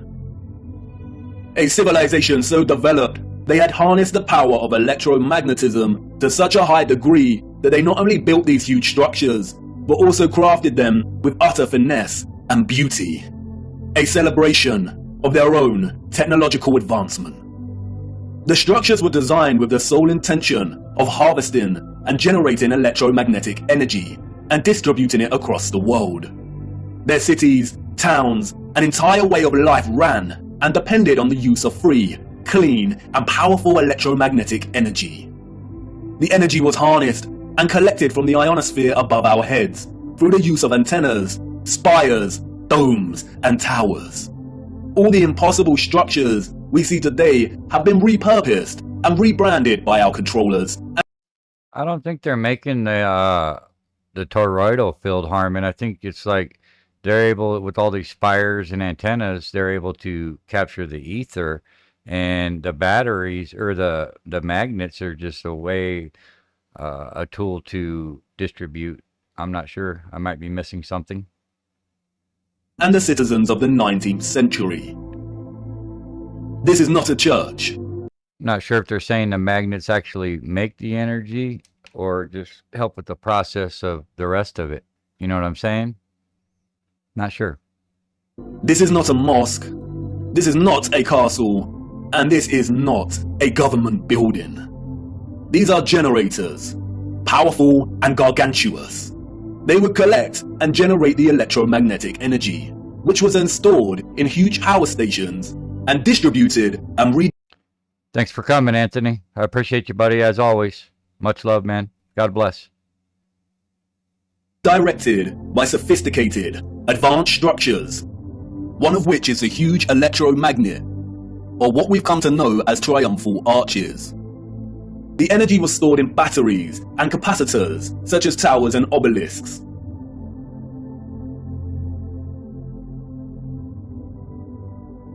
All cities were constructed. So, Harmon, would the magnets just help distribute the energy? I didn't see your... Oh, here you go. Across our realm in the form of one big interconnected power grid, much like a huge computer motherboard. Motherboard. I already know what you're thinking. What? He's finally lost it. He had us with flat earth, but this is just too much. I know. The backup programming is kicking in. But before you turn away to leave and cast aside your muddy boots, let me show you how it worked. As you know, we live on a flat stationary plane. At the center is a source of magnetism at the North Pole, and directly above this is Polaris, fixed at the central and highest point of a wondrous. And if you guys ever seen the time lapse of the stars, that image it was just up, that's what it looks like. Never to have parallax or cross each other. They just make perfect centrifugal circles around Polaris. Crystalline dome firmament. Beneath the firmament, different layers of atmosphere exist at different heights. The ionosphere starts at about 30 miles above Earth. It includes the thermosphere and the mesosphere. The ionosphere is an electrical atmosphere that is ionized by the sun's electromagnetism. It also forms the inner edge of the magnetosphere. I know, a lot of big words and abstract concepts, but you are familiar with this process and have been witness to it every day for the entirety of your lives. As you can see, the vials here contain molecular gases that are present in the atmosphere above us. When an electromagnetic source, such as a Tesla coil, is applied within close proximity of these gases, the coil's magnetic field ionizes or charges these gases, and the result is phosphorescent plasma. The gases become colorized. This is why our sky is primarily blue, because the sun's electromagnetic presence ionizes the atmosphere, and the result is colored plasma. When the sun is entering or exiting our region, or what the light... See, that's what makes sense to me as well, is what he's showing right here, why the moon's probably its own light. I don't know if Flat Earth Nation would disagree, but because it might be at different heights in the atmosphere, it might just have different color. And it's also putrid instead of the sun, or the sun's the putrid one, and the moon is mummifies stuff better, I think. I'm not sure. I probably misspoke there. But you know what I mean about the colors, and because you can't see any sunlight going to the moon, so I really don't think it's any type of reflection of light. And I know people disagree, but that's just my take. Layers of the world called sunrise and sunset, we see a variety of color gradients due to its distance from the ionosphere above us. When the sun is no longer journeying above our region, the sky loses its color, and we can see the stars in the firmament beyond. Although the official scientists designate the ionosphere as an atmospheric layer, it is actually an ethereal layer. Ether is the fabric or element that carries electromagnetism. It connects everything in our realm. It is the fabric that makes the sun. Doesn't that look like what Mikey sees through his camera when he's saying he's seen the firmament? It kind of looks like this to me. And moon and their concentric journey above our disk possible in the first place. Mikey Smith, Ether that is the mysterious fifth element. It connects everything electromagnetically through vibrational energy. It is the glue, the web, the driving force behind absolutely everything. The four other elements, air, fire, water, and earth, only exist because of the ether. They are expressions of ether's vibrations. Cymatics is a good example of ether's presence. The frequencies fed through the Chladni plate, make the sand or salt form precise and complex geometric shapes. The higher the frequency, the more complex the geometric pattern. But what is the conduit that takes the frequency's vibrations and allows the sand to take such shape? That is the ether at work. That's why we see fruits and vegetables that closely resemble cymatic patterns. It is the ether at work. All matter is ethereal, and the shape and form of that matter are different expressions of the ether, determined by frequency and vibration. Ether is the bridge between electromagnetic frequency and vibrational energy and the form of matter itself. You could call it the Holy Spirit of God. The historical and scientific discourse of ether is a deliberately manipulated one. The enemy introduced the truth only to discredit and subsequently bury it. Some of the alleged figures of the past have written on ether. The so-called Aristotle called it the fifth element. James Clerk. You don't think there's gases in the air, Harmon? Maxwell, the so-called father of electromagnetism, spoke of the ether, stating, "In several parts of this treatise, an attempt has been made to explain electromagnetic phenomena by means of mechanical action, transmitted from one body to another by means of a medium occupying the space between them. The undulatory theory of light also assumes the existence of a medium. We have now to show that the properties of the electromagnetic medium are identical with those of the luminiferous medium. The medium he refers to here is the ether. Albert Einstein and others successfully solidified the heliocentric model through fraudulent schools of scientific thought. But even Einstein could not deny the presence of ether. According to the general theory of relativity, space is endowed with physical qualities. In this sense, therefore, there exists an ether. According to the general theory of relativity, space without ether is unthinkable. For in such space there would not only be no propagation of light, but also no possibility of existence for the standards of space and time, measuring rods and clocks, nor therefore any space-time intervals in the physical sense. Even contemporary scientists, under the spell of heliocentrism, admit it is nonsensical to deny ether's existence. Today, the vacuum is recognized as a rich physical medium. A general theory of the vacuum is thus a theory of everything, a universal theory. It would be appropriate to call the vacuum ether once again. Returning to the ethereal ionosphere. As I said, this layer of ether above our heads is a constant sea of electromagnetism, and is responsible for the colored plasma above that we call the sky. The source of its electromagnetism is the sun.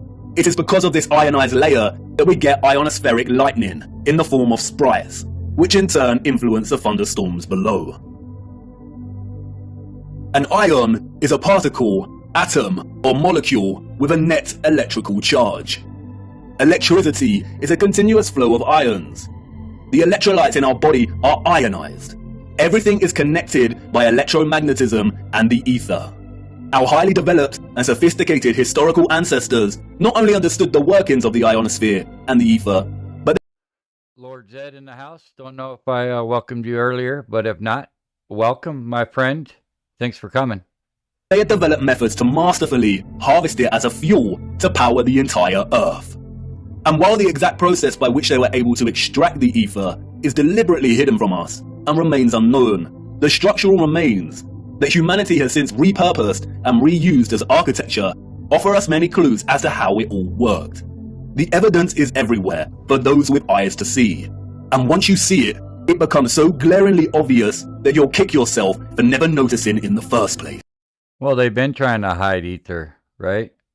I mean, they didn't tell us the truth about that. They want to try to cover ether up, right? The matter is very complex, and it will take time to really flesh out. So for now, let's have a closer look at some of these structures, and I will introduce some basic concepts. As we continue our journey, we will explore everything in more detail. We see them everywhere. On top of all these magnificent structures, towers, spires. I tell you what, right or wrong, Harmon, I respect the way you know how to think for yourself. Spires and pinnacles that rise into piercing antennas. It was through these complex antennas that the ether was harvested. You see, after the Great Reset of the 1800s, the enemy fractured the old world's unified understanding of God and created multiple religions to try and hide God and justify the existence of such grand and beautiful technological structures. And I know this may trigger some people, but stay with me, I will not let you down. But for now, it is critical to understand that a lot of the religious icons that adorn and make up these antennas were never indicators of different religions in the old world, nor were they intended to be. They signaled something else entirely. Wait a second, you're the one that's... They are usually made from copper and gold. I'm not. Both are excellent Right, but you conductors asked of me electricity. speed, and then you said force. In many of the Which is it? structures we call What are you talking cathedrals, about? the symmetrical spikes on the pinnacles worked in a similar fashion, extracting ether from the You asked me ionosphere. a question. Once harvested, the energy would inevitably have been drawn down into the top larger portion of these domed structures. When examining many of the interiors of these domes, we come to realize that they rely heavily on symmetrical ornamentation.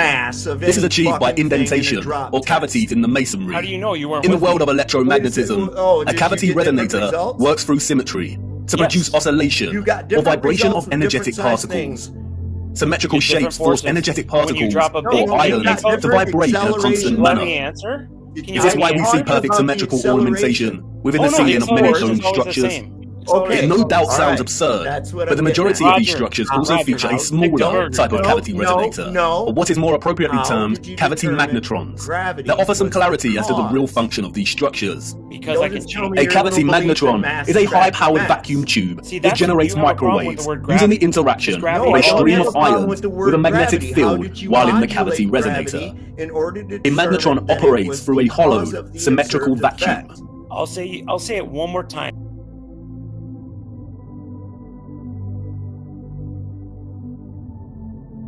It emits powerful microwaves that can act as a source of free energy. If you break the symmetry or close the vacuum, it no longer functions. This shape is very interesting as well, how it's in all the cathedrals and stuff. The glass windows usually in the front of the cathedrals, but they're all closed now with the stained glass and such. Can you see the resemblance? These Yeah. structures were never intended to hold glass within them. The controllers added the stained glass to the rose windows to shut off the magnetron's function. They closed out instruments of free energy. And they are everywhere in these structures.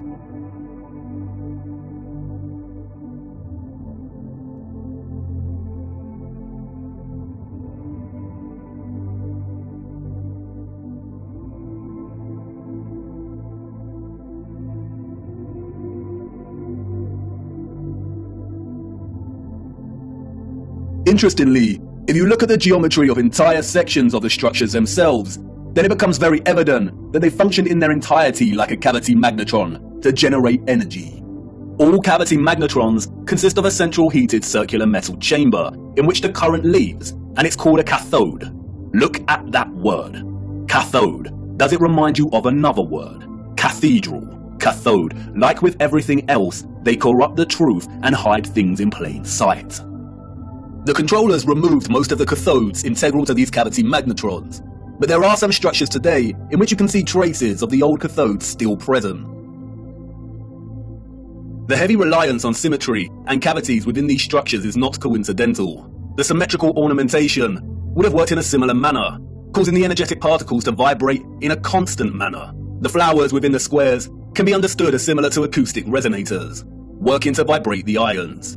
It is here that the energy would have been continually manipulated into vibrational and electromagnetic energy of specific frequencies. Really look at these magnificent acoustic resonators. Could you craft one of these by hand today, and at such height? Why would an underdeveloped people spend so much of their time crafting such perfect symmetrical ornamentation, especially if it had no function and was purely aesthetic? They wouldn't. Yeah, I'm with you, Harmon. This stuff is pretty amazing. The cavity resonators and magnetrons would have had to have worked in partnership with a central Particularly engine this or reactor portion. contained within all these structures. Both resonator and reactor are interesting words. Just like the words conductor, generator, creator, and the name Mercator, they all contain the word Tor within their linguistic structure. They hold a linguistic memory and pay homage to the torus or toroidal field. The torus is the flow of electromagnetism. Without this flow of energy, there would be no life on Earth. No one can really know for sure, but some have suggested that the engine was probably similar to a fusion reactor. The traces of these engines can be found within all of the larger generators. The empty shell of where the engine used to reside is usually, but not always, octagonal. It's been right in front of our faces the whole time. The controllers remove the engines, sometimes repurposing the space as baptistries and bandstands, sometimes just leaving the base either barren or attempting to cover them up. We see these octagonal structures in cathedrals, government buildings, mosques, and detached bandstands. And unless they have been repurposed, these structures seem to hold no overall function. They do not contribute to the overall structure. They appear superfluous and unnecessary. Theories have surfaced that the engines, or central technological mechanism, were similar to a tokamak. And while I do not subscribe to this idea, which will become evident as to why later in our journey, for now we will use it for illustrative purposes. A tokamak is a powerful device that uses a magnetic field to produce plasma in the form of a torus. The contemporary tokamaks we see are used in thermonuclear fusion power. The tokamak's toroidal field, in conjunction with the vibrating ions from the ether, would have produced a highly conductive electromagnetic field of gases, called plasma. Is this like CERN or something? Like, is that what basically this is?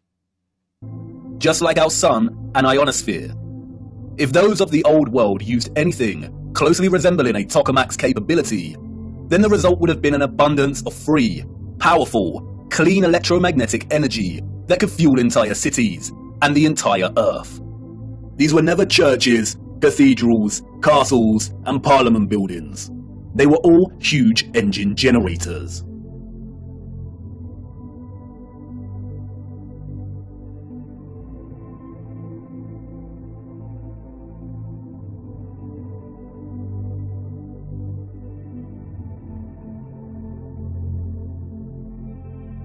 The controllers invented labels and terms such as Renaissance, Greco-Roman, and so on to describe the style of these structures. But as you can see, all these magnificent, impossible structures all share the same fundamental structural principles and design, despite location, time period, and cultures. And this is because they were created with the sole purpose of generating energy. And just because these structures were never used for prayer and worship does not mean they were not holy sites. The civilizations of the past had a relationship with the Source and the Holy Spirit, or the Ether, like no other.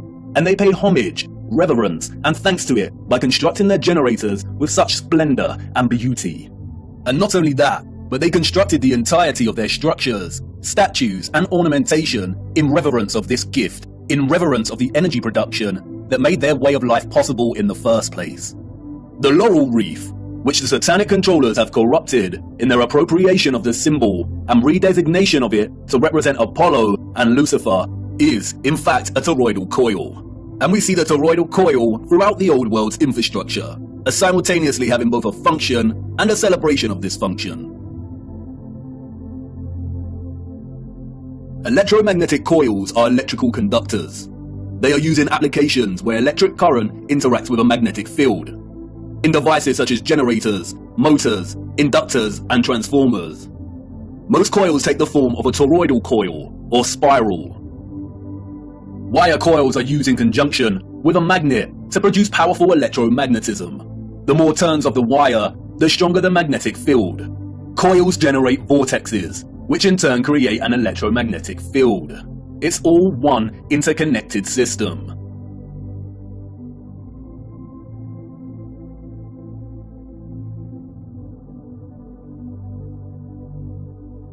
Yeah, I like to use the word powers to be. It just kind of wraps it all up into one because, you know, the Freemasons, Jesuits, Illuminati, Skull and Crossbones, Zionists, Jesuits, they're, you know, instead of saying all that, you just say powers to be or whatever he's saying. The controllers.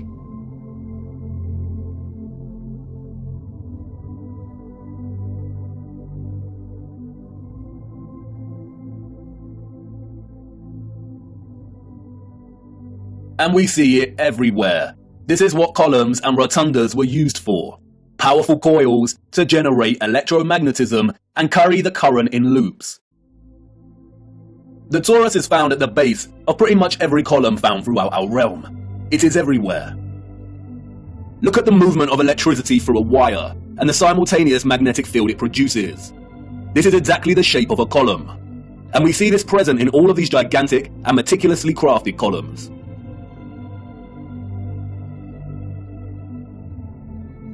This is why we see the magnetic field represented at the top of a lot of columns. It's the movement of the ions in the magnetic field. It's the movement of the toroid and the toroidal vortex.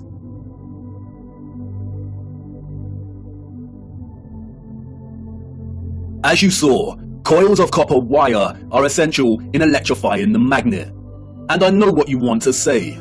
That's great, but the columns and other structures you are referring to are made of stone. But you see, all of these impossible structures are made from a mixture of stone and metal. They used iron bars in their construction. Iron is magnetic.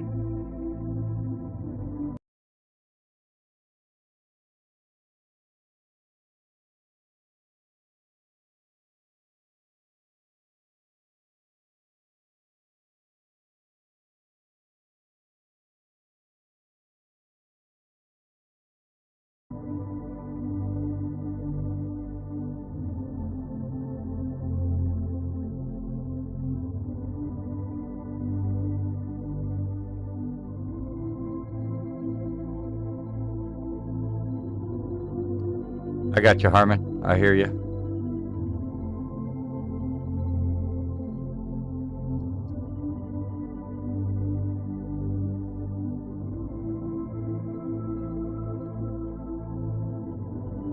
These iron rods run throughout the stone infrastructure and are complemented with copper and gold roofing. Copper and gold are strong conductors of electricity.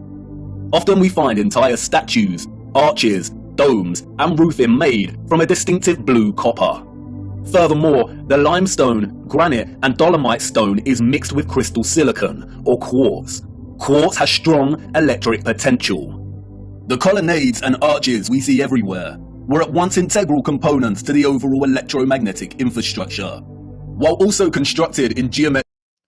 Yeah, sorry about that. I was muted. I said, I was talking about the cathedrals, castles, and churches. They were actually repurposed after the reset. They were actually resonators, generators, and batteries. So he was asking where the chimneys were. Well, you don't need chimneys on batteries and machinery, basically. And they've just hidden repurposed and hidden what these buildings' initial intent and design were for. That's all I was saying. Electric forms that mirror the flow of electromagnetic energy, such as coil loops, horseshoe magnetic fields, and toroidal vortexes.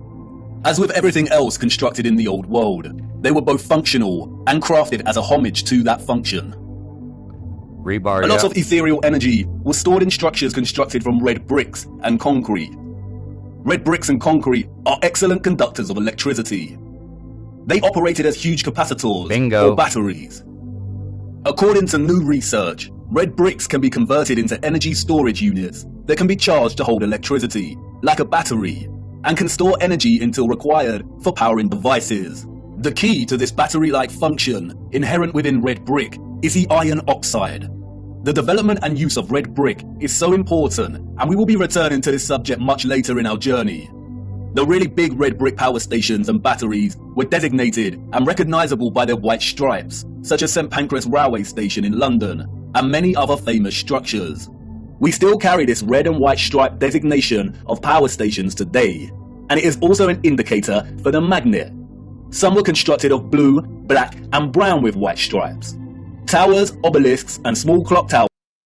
This is predating power tools and electricity, Zed. So this is just, vindicative of them having energy and electricity way before. So it's just highlighting that we've been reset, and they're hiding what these buildings actually were, and they're telling us they're church, cathedrals, and castles when they have much more. Like I said, they were distributing energy with them. Towers functioned as the intermediate capacitors or batteries to store, distribute, and provide energy throughout the grid. The entire flat realm Earth was connected. I don't think people lived in them. I think they were repurposed. I think they had a solo function, and that was to either be a resonator, generator, or a battery, or some type of link in the chain to distribute the energy across this motherboard that you're looking at right here. That's why everything's always built like a motherboard.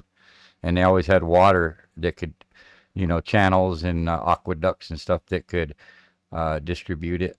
Connected as one whole grid, a complex interconnected system of free energy production, distribution, and consumption. And this entire grid was destabilized Not and so much, deactivated Maria. somewhere I just between the watched this a 17th couple and times. 19th century. It's good Power stuff. grids like this do not function on a spherical mass. Our historical ancestors knew that the earth they walked upon was flat. This type of futuristic technological advancement is the result of a civilization knowing exactly what type of earth they lived upon. They were not subject to the same satanic deceptions and abuses as we are. They were not raised believing they existed on a lonely, globular rock spinning in the vacuum of space. The true, ethereal, electromagnetic properties of the earth were not hidden from them. They knew there was a domed firmament above their heads. They studied it, they imitated its properties, and understood its central relationship with the entire ethereal existence of electromagnetism. They Looking revered the forward to it, magnificence of nation. its craft, and showed utmost gratitude to the Source, to God, and the ethereal Holy Spirit for giving them everything they needed. Look. Domes. Yeah, it's all about energy, Zed. I think pretty up here a little bit, they show you about living water and just how everything is frequency.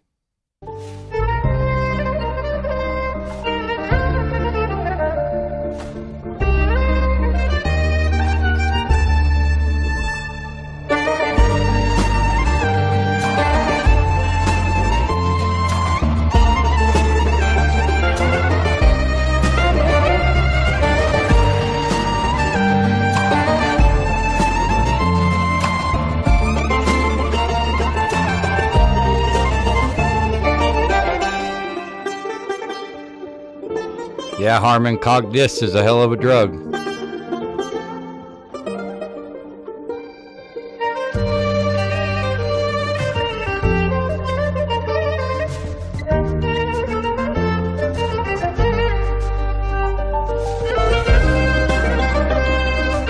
The intricacy on these ceilings is insane, predating power tools, and it's 80 feet up in the air or however high it is. And they're going to spend the time and effort to, do all this for just the looks back then. I don't think so.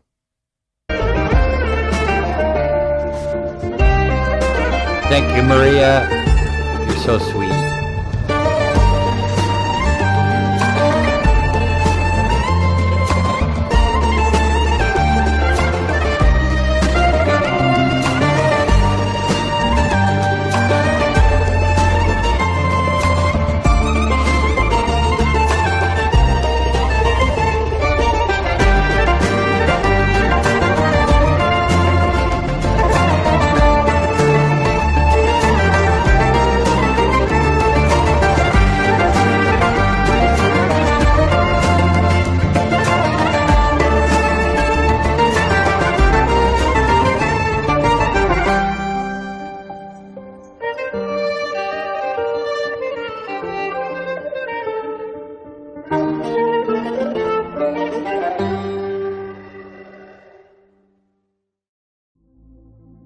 Have you seen anything as overwhelmingly exquisite as this before?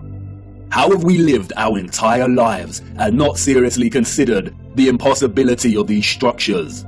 How have we lived our entire lives walking amongst the skeletons of the future long forgotten? I know this is all a lot to take in. And I know that the picture has not formed properly in your mind yet. It is hard to imagine an interconnected electromagnetic power grid of this size across the Earth. And the technical nature of electromagnetism doesn't help. And I know that you're full of questions. Who were these people or beings that built these structures? Where did they go? And why were the power grids deactivated? What about all the religious iconography and art we see inside of the cathedrals and mosques? What about all the histories and photographs we have of the construction of these structures? What about the Romans and the Greeks? What about some of the grand mosques that have been constructed in recent times? We'll do our And if deal. what you're Write that telling down. me is true, then how did they distribute and store all of this energy like you say? Was it similar to our Wi-Fi and radio signals? We will get to all of these in good time. We have barely scratched the surface. But for now, it is the last question that is important. How did they distribute and store all of this energy? And in what form? For you see, our sophisticated historical ancestors did something that... Yeah, when in doubt, just get more slaves and anything's possible. Just all you need, guys, is just more slaves. And then the impossible is no longer impossible. Harmon gets it, man. We, as a society, have come to neglect. They watched the water, and they watched it closely. Right here on Earth, and up above, beyond the firmament. Come on, let me show you.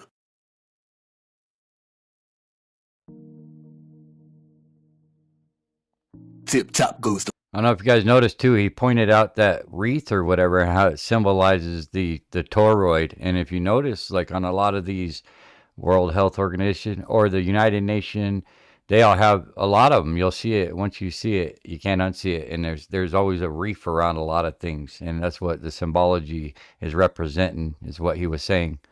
The rain, spitting on my window pane. Drip, drip from the trees. Sodden, earthy, and soggy leaves. Splosh, splash, puddle pools. Jumping on their way to schools. Onomatopoeia. The formation or use of words that imitate the sounds associated with the object, or actions they refer to. The property of a word of sounding like what it represents. Water has many. The interdependent relationship between water and sound is so fundamental to our connection and understanding of water. The rain patters and drums, the waves roar, the brook murmurs and whispers, the puddles of mud squelch, that it is intrinsically woven into the very linguistic code of our language. Many have explored the powerful connection between sound and water. We have Masaru Emoto and his study exploring the impact of sound on the molecular structure of water. We have those that like to play around with cymatics. There is Peter Davey, a saxophone player who invented a device that boils water with sonic waves. The innovative use of sound coupled with water seems to have no end. So much so that in recent times, biologists are discovering that ultrasonic water can even treat the most resistant of infections and heal wounds at rapid pace. And in a future where electromagnetism was harnessed with the utmost innovation, water, sound and frequency had to have a major role to play. And of course it did. They wanted us to know they did. And not just the water here on Earth. They were telling us to look up and above. They wanted us to know that what they had achieved right here on Earth was only possible because they had studied what existed above. You're tired of paying those energy bills. In the beginning, God created the heaven and the earth. And the earth was without form and void. And darkness was upon the face of the deep. And the Spirit of God moved upon the face of the waters. And God said, "Let there be light." And there was light. And God said, "Let there be a firmament in the midst of the waters. And let it divide the waters from the waters." And God made the firmament, and divided the waters which were under the firmament from the waters which were above the firmament. And it was so. Nah, no matter how many slaves you get, Zed, you're not moving what they had to move to build the pyramids. I don't buy the whole slave bull crap. It's impossible. Some criticize the King James translation of the Bible for its use. They just had the technology. They had cranes, but they don't want us to know that. Even if it's probably not even as old as they're claiming, because if their mouths are moving, they're lying. So we can't even trust the timeline of when the pyramids were even there in the first place. And even if they were, no amount of men are going to be able to lift 200-ton stones. I don't care how many you get. Use of the word firmament. But in the original Hebrew, the word is rakia, which translates directly as firmament. In the New International Version, it is called the vault. In the English Standard Version, it is an expanse. In the Good News Translation, it is dome. What is important, however, is that in all translations, and in the original Hebrew, the notion of the firmament, or vault, separating the waters above from the waters below, does not change and remains consistent. There is water above our realm. I'll save that.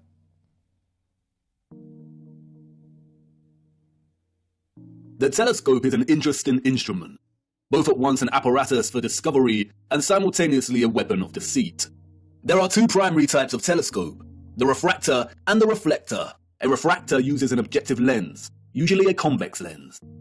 and a reflector utilizes a single or a combination of curved mirrors to reflect light and form an image. Many reflector telescopes use either a concave mirror or a parabolic mirror. This is what's Pretty sure, Zed, that some of those stones are allegedly 20 tons. I don't know. I could be wrong, but I know it's ridiculous amounts of weight that no man's going to lift. the reflection looks like in these mirrors. The eyes we were born with, and which we see the world through, are convex lenses. We do not witness the world through curved mirror reflections. This is Jupiter, as seen through a reflecting Newtonian telescope. And despite the slight spherical distortion caused by the reflected mirrors, this is still not what NASA has shown us. Your mind immediately sees a planet, because you have been programmed. Yeah, I'm more with you on that, Seabass. It's very possible that they can make stuff levitate with the frequency. They're hiding that technology from us as well. I do think that they can make stuff weightless with certain frequencies. Since birth, to associate an image like this with the notion of a planet. Just in the same way you associate the moon with a ball of rock by default.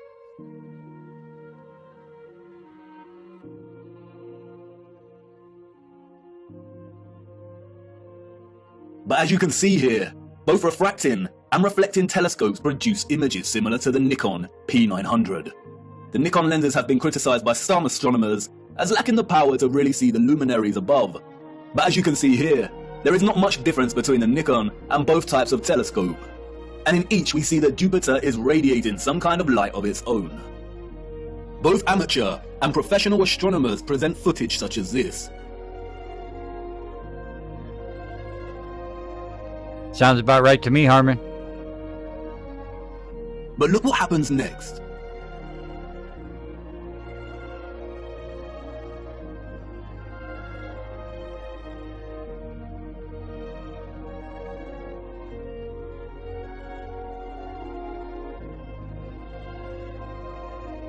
You'd be surprised what they do with frequencies, Ed.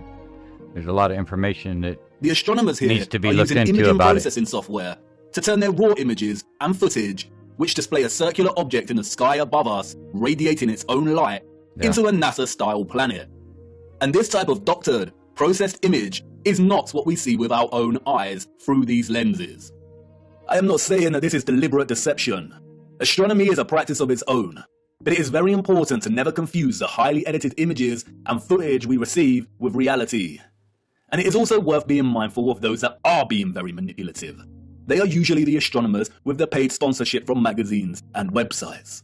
It is also important to note that what we call planets are not actually planets. They are wandering stars, and all of the wandering stars are of a similar nature to the moon. Unlike the rest of the stars above our firmament, their course and journey above us is not fixed and consistent. Their paths deviate from the concentric paths that the rest of the stars consistently make around Polaris. And the reason for this is because they are not located within the waters beyond the firmament. They are very different, and their function is way more occult, and their significance to life here on Earth much more important than we realize. We will be returning to the true nature of the so-called planets and moon later. Back to the waters. Arcturus is one of the brightest stars in the sky. Here is Science Magazine's artistic impression of the star. And now here is Arcturus as seen through a refracting telescope. There is no resemblance. What we see through this telescope footage is really similar to what we see when you zoom in on the stars above with a powerful 100% Harmon, I believe that truly. Nikon camera. Many criticize the refracting telescope because it can produce chromatic aberration. Chromatic aberration is a failure of the lens to focus all color to the same point. The result can be purple fringing, and we see that here. Photographs can suffer from chromatic aberration. Interestingly, the Nikon does not produce the same chromatic aberration when zooming in on Arcturus. Therefore, you could say that the Nikon is actually more reliable and stable. Through both the telescopic lens and the Nikon, Arcturus is pulsing, shifting, rippling. It is dancing geometry. Many will jump up from their seats and exclaim, it's because of atmospheric distortion and light pollution. It's because Arcturus is so far away. But if it is atmospheric distortion, then why do all the stars display their own unique geometry and light patterns? They should all distort in a unified, consistent manner. It is not atmospheric distortion. The stars are pockets of...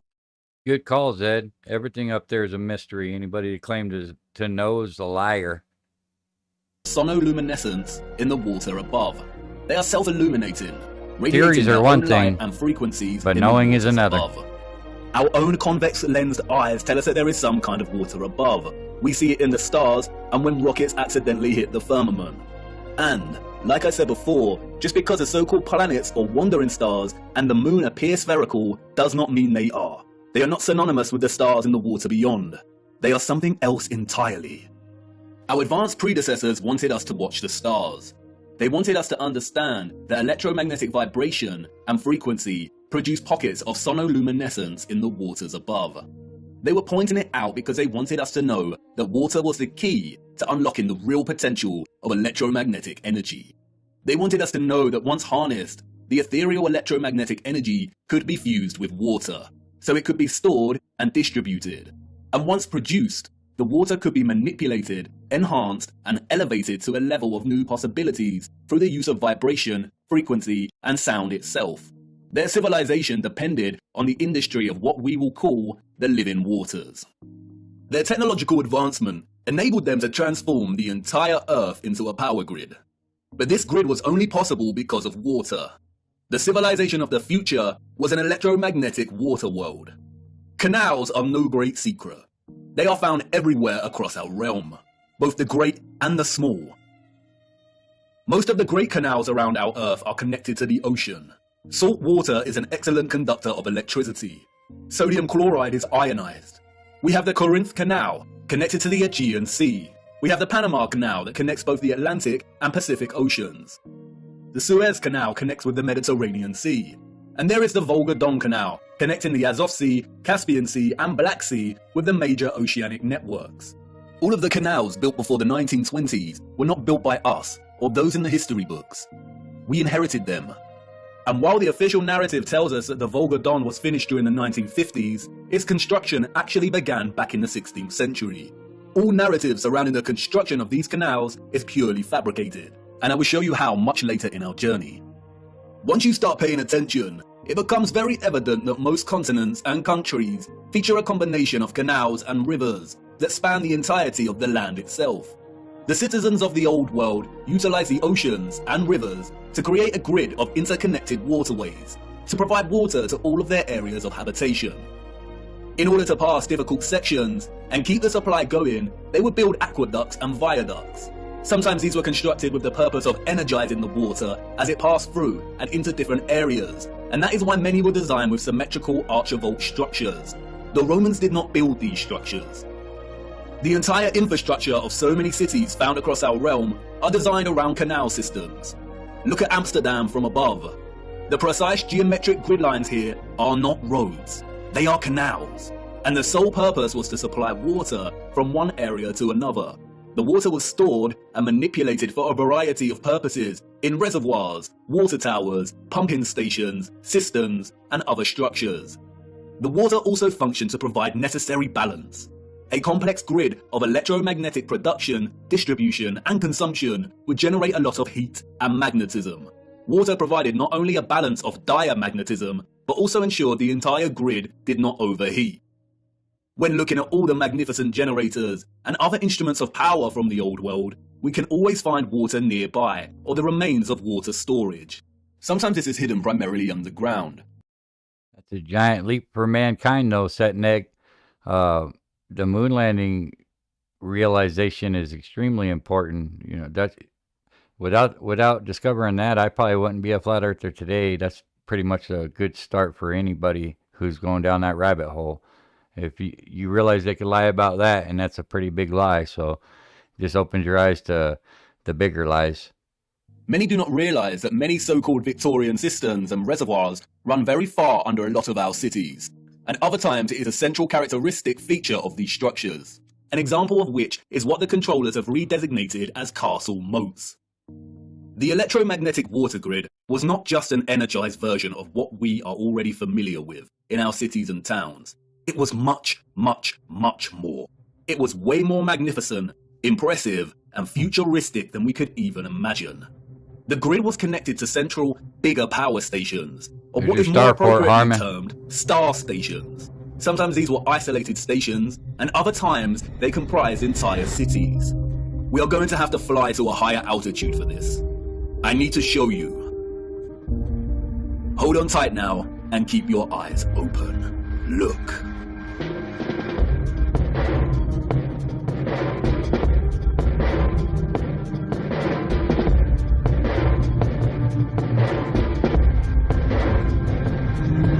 You lead a horse to water, Zed, but you can't make him drink. But hopefully someday you'll plant the seed and he can pick it up and, you know, show him some videos or something, because you learn a lot more when you're by yourself and you have visuals instead of somebody trying to tell you. Some people have to be shown.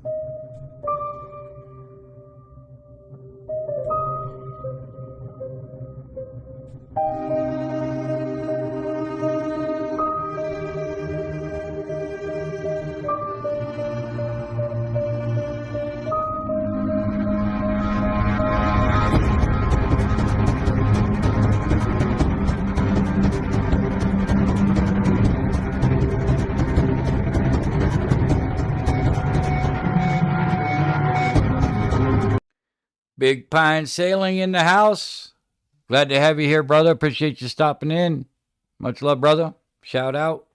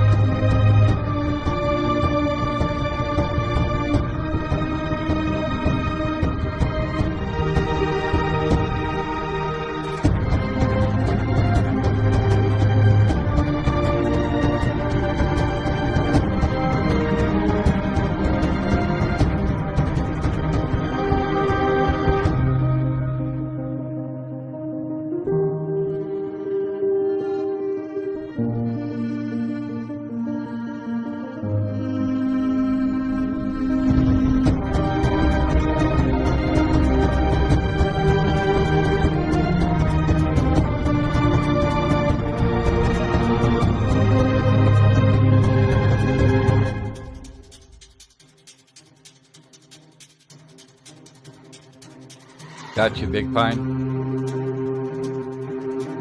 I still appreciate you, brother.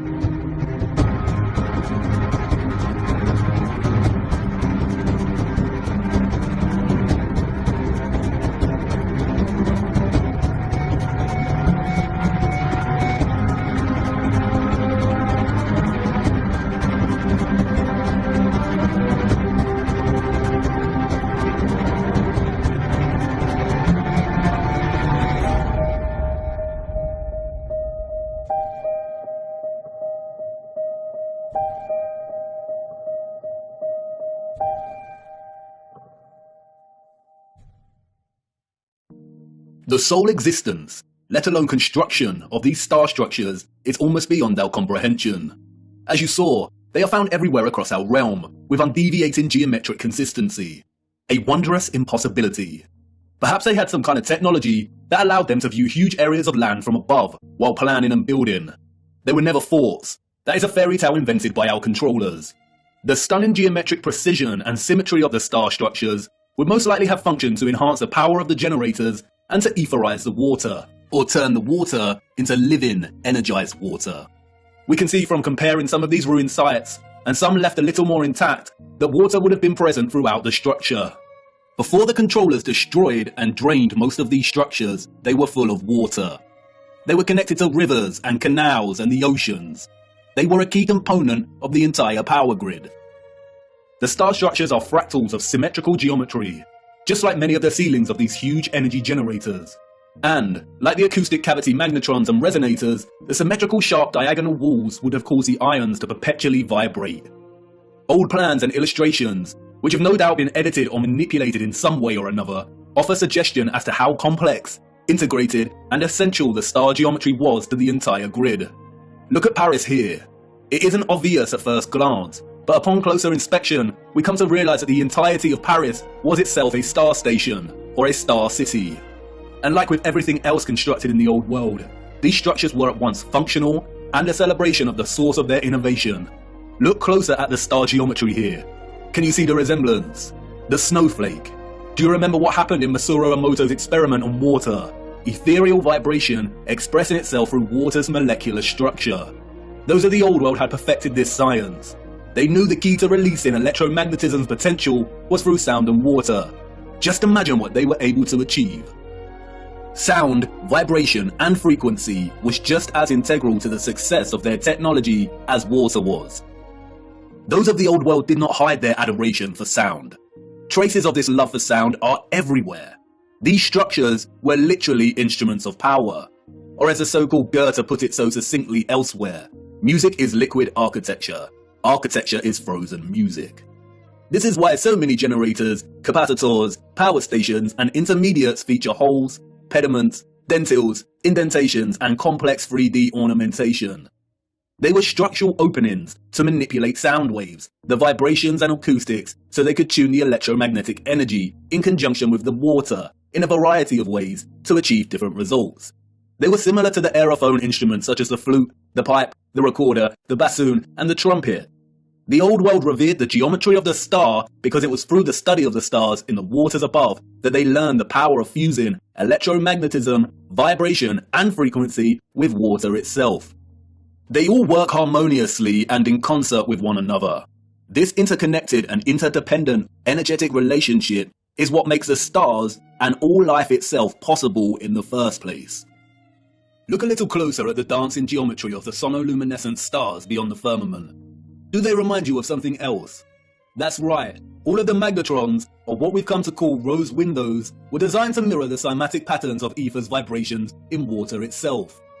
Artist Tanya Harris was onto something in 2013 when she turned her attention to studying and recording the silent resonant frequency of churches. By placing water inside of a loudspeaker, she was able to discover the hidden geometry of these resonant frequencies. The results showed that even the silence within these structures produced strong cymatic patterns. And again, can you see the resemblance? Others have applied the same technique and studied the cymatic patterns displayed when bells chimed within the structures.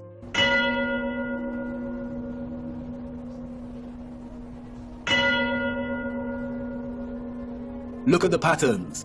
Magnetrons. This is why so many magnificent rose windows resemble cymatic patterns so closely. This is why they look like the petrified pulsations of a star.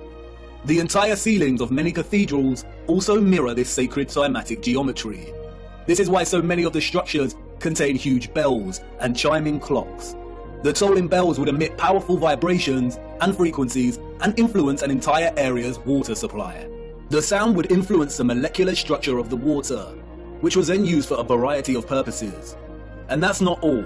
Many of these structures also housed another wonder of the world, the king of sound, the organ. Have you ever stopped to look at some of the great organs before? These were not constructed by ordinary people in the 19th, 18th, 17th, and 16th centuries. Like the structures they reside in, they are a marvel of elegance and majesty. The most powerful sound instrument in the world. The specific organ sound waves of low and high frequencies would no doubt have enabled those of the old world to manipulate the ethereal energy in ways they saw fit.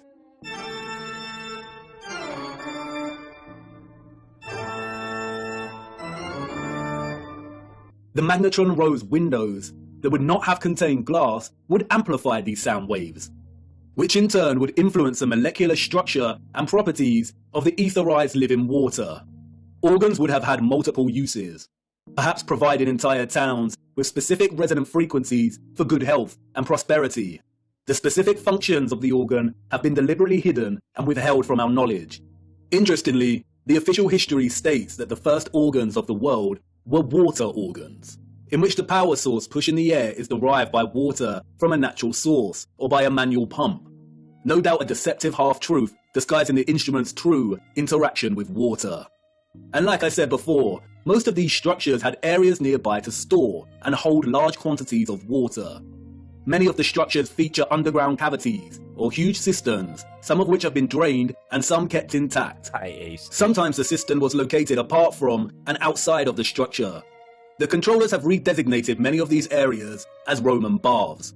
That's why Bath Cathedral in England is located right next to the Roman baths. The water was also stored in red brick power stations, capacitors, or water towers.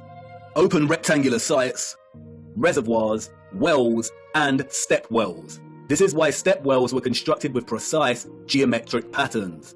Again, the symmetrical structures here work to encourage oscillation or vibration of the ions.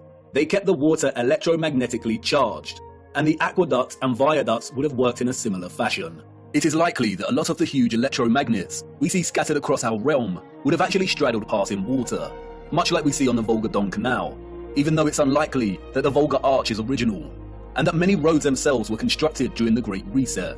It is likely that the inheritors of the 19th century were instructed to drain and fill many of the tributaries that once carried water.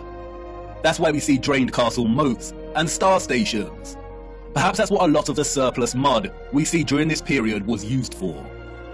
Perhaps a lot of homes and buildings were constructed with underground chambers to store their own personal supply of living water, and these areas were destroyed, filled in, and forever hidden with vast amounts of mud during the 19th century. The use of electromagnetism, sound waves, and water would have had endless applications and uses in the old world, most of which we will never know about. But many structural remains do offer a lot of clues. Get me some coffee. The abundance of remarkable and impossible stately homes, halls, and manors found throughout our realm all point to the mass-scale farming practices of the old world. We travel miles to marvel at their beauty and grandeur. But more impressive than the structures themselves are their gardens and water gardens. We have the Palace of Versailles, Schwetzingen Palace, the Royal Palace of Caserta, Nymphenburg Palace, Herrenhausen Palace. Even today, they still retain much of their splendor and brilliance. But it's when we look at some of the old plans of these areas that we realize just how otherworldly these sites were. They were never constructed to house the elite. They were the farms of old. Look at the gardens. They are cymatic gardens. Even from these old illustrated plans, we can see just how gargantuous these farms were. Microcosmic grid systems, suggestive of the entire larger power grid itself. The cymatic gardens were likely grids cultivated with sound and the living water to grow food, herbs, and who knows what else. Even contemporary scientists openly acknowledge that sound waves strongly influence the growth of fruit, vegetables, and crops. And to this day, some of these structures retain a lot of their glory when viewed from above. The Palace of Versailles, a wondrous geometric marvel, a collection of impossible structures, extraordinary cymatic gardens, and water systems. Let's venture closer into the Palace of Versailles and have a look. Hold on now. Wait, what? This is not the Palace of Versailles. I really need to fix this thing. It's been acting up a lot lately. Where are we? Wait a minute. I recognize this place. Memories from a long time ago. This is Chatsworth House in the Peak District, England. Oh well, this should do. Come on, let's see what we can find. Chatsworth House was completed in 1708, we are told. Its story, much like the story of the entire Peak District, is a fabrication, a complete lie. The place has changed much over the years. It is situated beneath two large bodies of water, the Emperor and Swiss Lake. The water from the lakes is channeled across a broken aqueduct before falling 79 feet and meandering gently down the hills in complex waterways and running right into Chatsworth Estate. The waters feed the estate's own lakes, rivers and streams through a series of runways and a multitude of complex tunnels beneath the estate and the structure itself. Emperor Fountain. The water then continues underground until it pours into the River Derwent, a 66-mile-long tributary of the River Trent, which runs throughout the Peak District. While much of the estate has undergone some serious restoration, which is actually a fancy, deceptive word for criminal gutting and destruction of technology, there are a lot of haunting remains of its former glory. It is important to note that unlike many of the huge energy generators, Chatsworth House was probably partially occupied. By farmers, that is. The central engine was located off-site and has been subsequently removed and repurposed as a larder to store hunted game. This magnificent, gorgeous structure would have functioned as a small generator, which also contained a small engine in its center. It was repurposed as the stables. The horses of the 19th century clearly lived better lives than most of the population. Above, atop of the hill next to the Emperor and Swiss Lake, we can see the quadruple capacitor, or water tower. This was repurposed as a hunting tower. But stalking the 105-acre grounds, a visitor with eyes to see might spot some unusual sights. One of which is the half-ruined obelisk hidden away in the tangled overgrowth at the bottom of the hill below the lake. The official, controlled history that visitors receive when touring Chatsworth conveniently leaves out any mention of the obelisk. For you see, the hunting tower was not Chatsworth's only capacitor. The entire estate needed constant water storage to fulfill its energetic requirements and purposes. There are many odd structures dotted around that remain unexplained. And then there is this, the Cascade, a true little wonder. The dome, a series of toroidal circles that rise to meet the smaller copper dome. They tread carefully here, making sure they force a distorted history on you. But, as always, they cannot help themselves. They just have to tell you, in their own roundabout controlled manner. As the placard states, water can be made to flow over the roof and out of 13 spouts. Some of these spouts are crafted in the form of immaculate stone dolphins and giant fish. There are even hidden jets in the floor, they tell us. The water is received from the lakes above and is used twice more in its journey to meet the River Derwent below. Once in the South Lawn Fountain, and again the private West Garden. But look closer at what they acknowledge. Each step of the cascade is different from the one below and above it to vary the sound of the falling water. This was allegedly built in 1703. Why would an 18th century people be concerned with varying the sound of falling water? How did they even have the knowledge and skills to manipulate the sound of water like this? And it's everywhere in the estate. The waterways, streams, and rivers all meander gently down to rest briefly at ponds and lakes before continuing their journey toward the River Derwent. Their journey is one of such splendid sounds.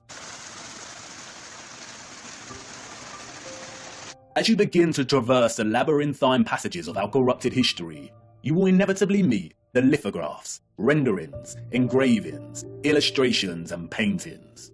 How easy it is to lie when there is no photographic or visual evidence, just artistic interpretation.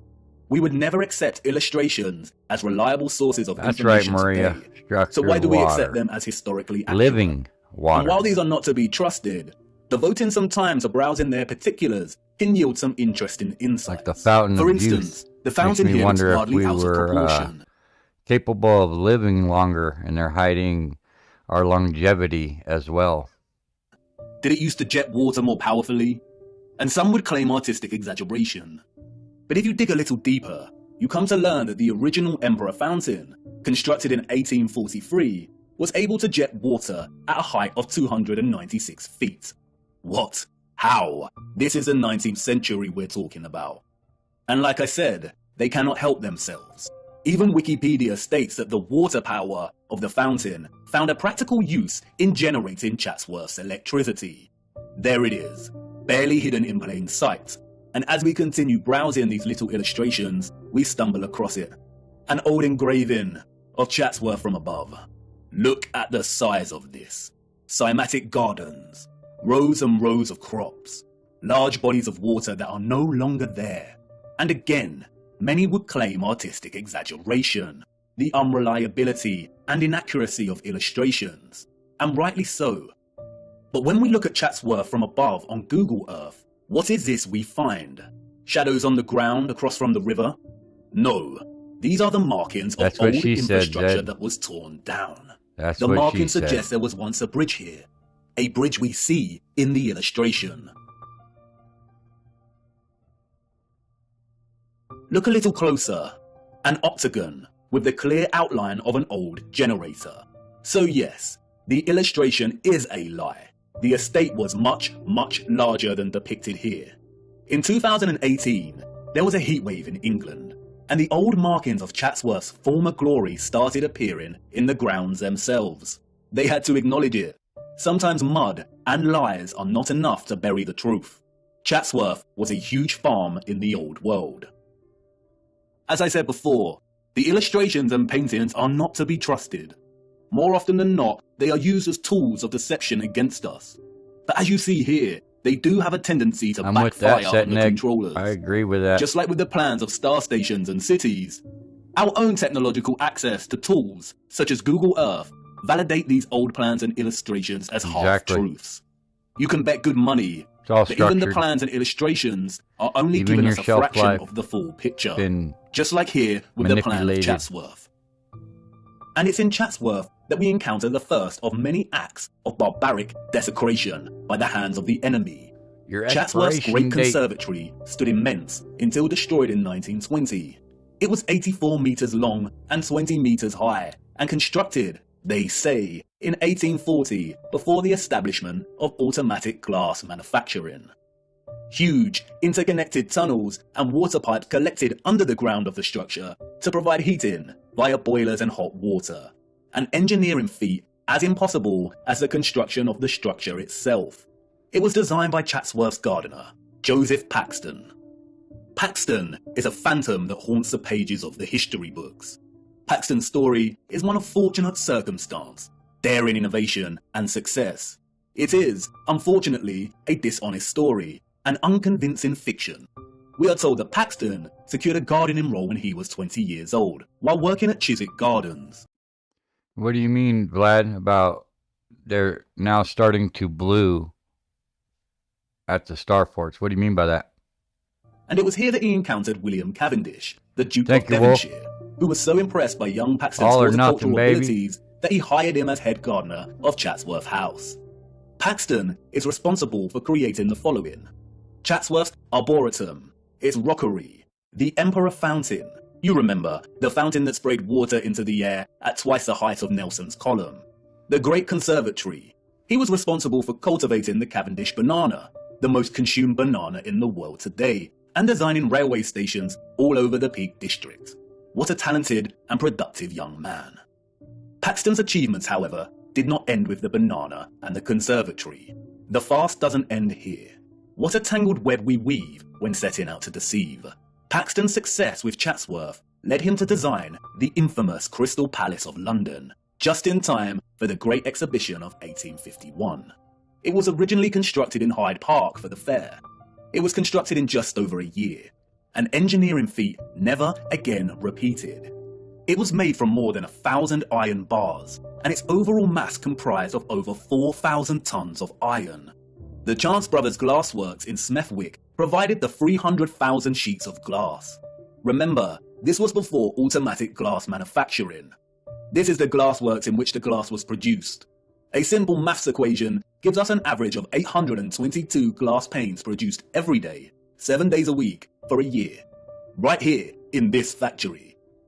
This was Paxton's initial plan sketch for the structure. He went from this to this in a year. Furthermore, the entire Crystal Palace was able to house gigantic trees, and they had to board a lot of the glass panes up and cover a lot of the top of the structure during the World's Fair exhibition because the interior of the structure became too hot. Wouldn't Paxton, who designed the Chatsworth Conservatory, know that a huge glass palace would produce immense heat? The entire narrative soon dissolves into stupidity when we realize that a year later, in 1852, they dismantled the Crystal Palace and moved the entire structure to Sydenham in southeast London, where it was rebuilt with 2 additional huge water towers at either end of the monstrous structure. Interestingly, no photographic evidence of the original Hyde Park Palace exists. Talking to Maria? Just Maria? Illustrations. Wouldn't the structure your have been email the in focus there. of You many might want to try photographers again. during the opening of the Great Exhibition of 1851, I think you're messing the with me. first of its kind? It is highly likely there were either 2 of these Crystal Palaces in London and both destroyed, or the Hyde Park Palace is just an outright lie. Interestingly, a few years after its relocation to Sydenham, this map of the palace was produced, all designed at the hand of our genius gardener. He struggled with the water supply, we are told. After all, supplying 12,000 fountains, 2 of which shot water 250 feet into the air, and the various cascades would be a difficult task to achieve. But clearly not for Paxton. He made it happen. Interestingly, the Crystal Palace also featured one of these impossible, grand, and spectacular organs. Oh, and if that wasn't enough, while Mr. Paxton was redesigning the Crystal Palace at Sydenham, he was also designing the glorious Mentmore Towers for none other than Baron Mayer Rothschild. Who would have thought that a Probably random, so they young can density 20-something feed. gardener I don't want to would use go the word on to be responsible gravity for some because of it's the most bullshit, but impossible when you have and water towers impressive that high, engineering feats in history. you don't Let's have to have also pumps not to get forget the about water his out. banana. Paxton is an example of the enemy's laziness when it comes to hiding our true history. It is not fathomable or even possible for the citizens of the 19th century to have even built these structures, let alone assign their inception to one sole man. The Crystal Palace and its gardens, just like Chatsworth, were huge farming grids that used to live in water in conjunction with sound and electromagnetic energy to cultivate a whole range of wondrous produce. Kew Gardens in London is another example. The abundant electromagnetic energy was able to produce conditions of heat with ease, and the vibrational frequencies encouraged growth. Perhaps that's why Crystal Palace housed a grand Wolf organ, chips taste like penguin. utilizing frequencies and They go vibrations good to with enable penguin. the growth of produce. And that's why the controllers were able to assign the cultivation of the banana, an exotic fruit, to a fabricated Englishman.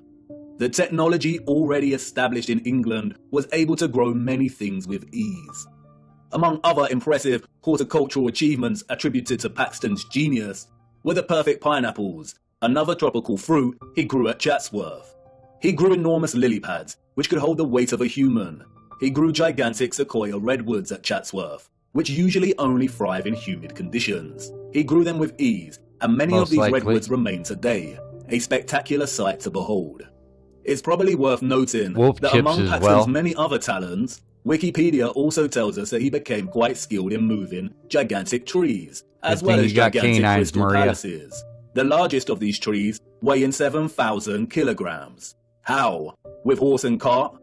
Why are humans so gullible? They destroyed the beautiful and impossible Chatsworth Conservatory in 1920. As the Duke's son said in a letter to his father, they blew off well over 200 pounds of explosives to tear it down, so it must have been well built.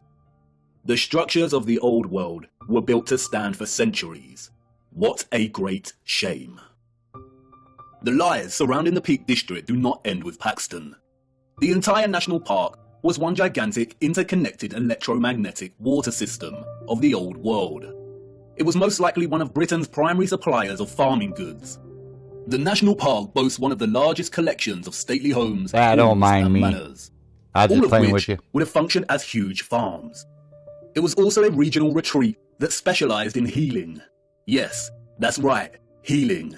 The Peak District is home to two large towns, Matlock and Buxton. Buxton is famous for its bottled water, and Matlock is renowned for its historical baths. Even today, both towns boast an enviable collection of old world structures. We see an abundance of old generators, domed pavilion structures, capacitors, colonnades, columns, bandstands, gardens, and water systems. Overlooking the town of Matlock is River Castle.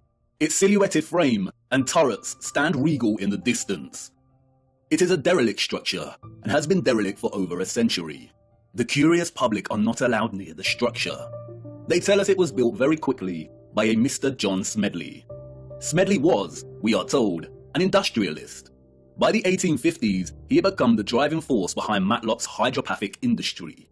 Hydropathy is the practice of healing and curing diseases through the use of water. The official narrative states that Smedley built Smedley's Hydro, which sits on Smedley Street in Matlock. It is now a government council building.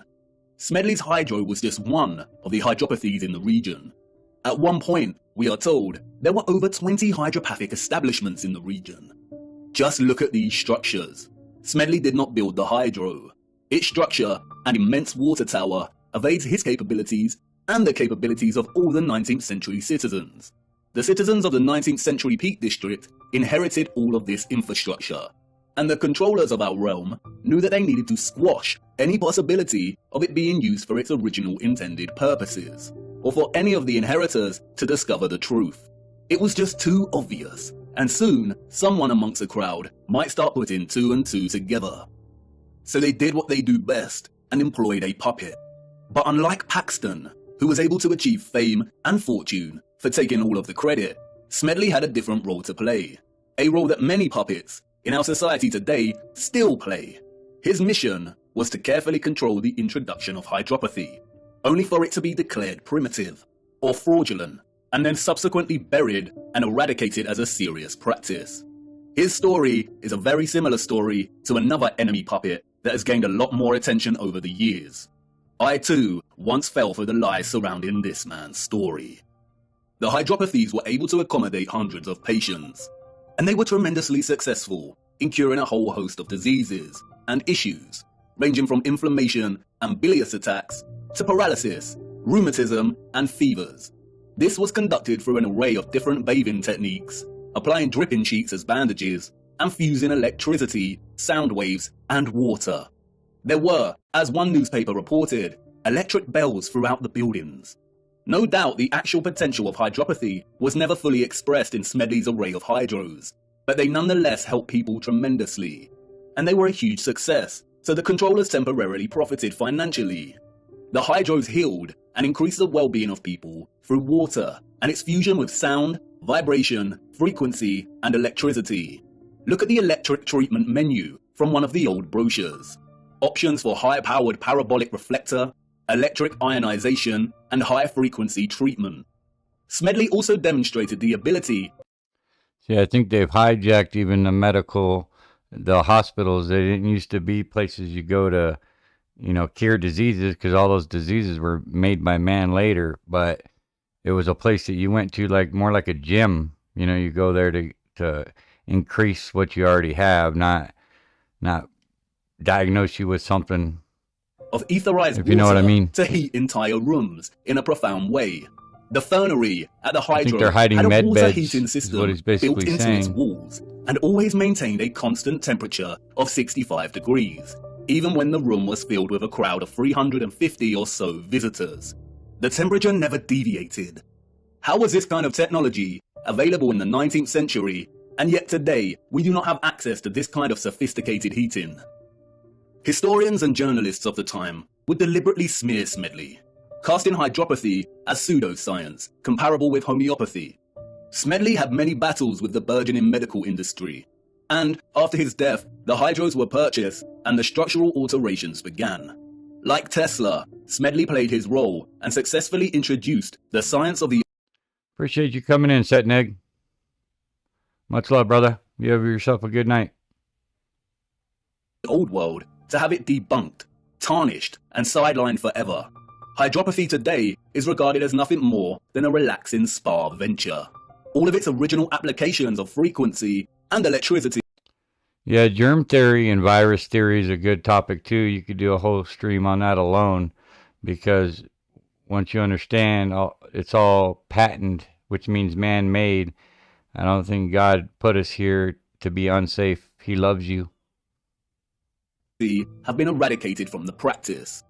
Smedley's role-playing allowed the controllers to justify the entire water grid system of the Peak District, successfully preventing the current 19th century and further subsequent generations from questioning its presence. The remains of the grid today are so evident. You can sit and relax to the soothing sound of water falling over the turreted regal Derwent Reservoir, which connects the entire region through its branching rivers and canals. You can stroll around shopping inside of old power stations and at old pumping stations. And in every area of the region, there are wonders waiting to be discovered. Not only in the larger towns do we find old fountains that once provided the living waters, but also in the remote villages. Tucked away, we find an old dry fountain. Look, the Lord's gift, a bittersweet joy to behold. The citizens of the old world unlocked the power of electromagnetic water by studying the stars above in the firmament.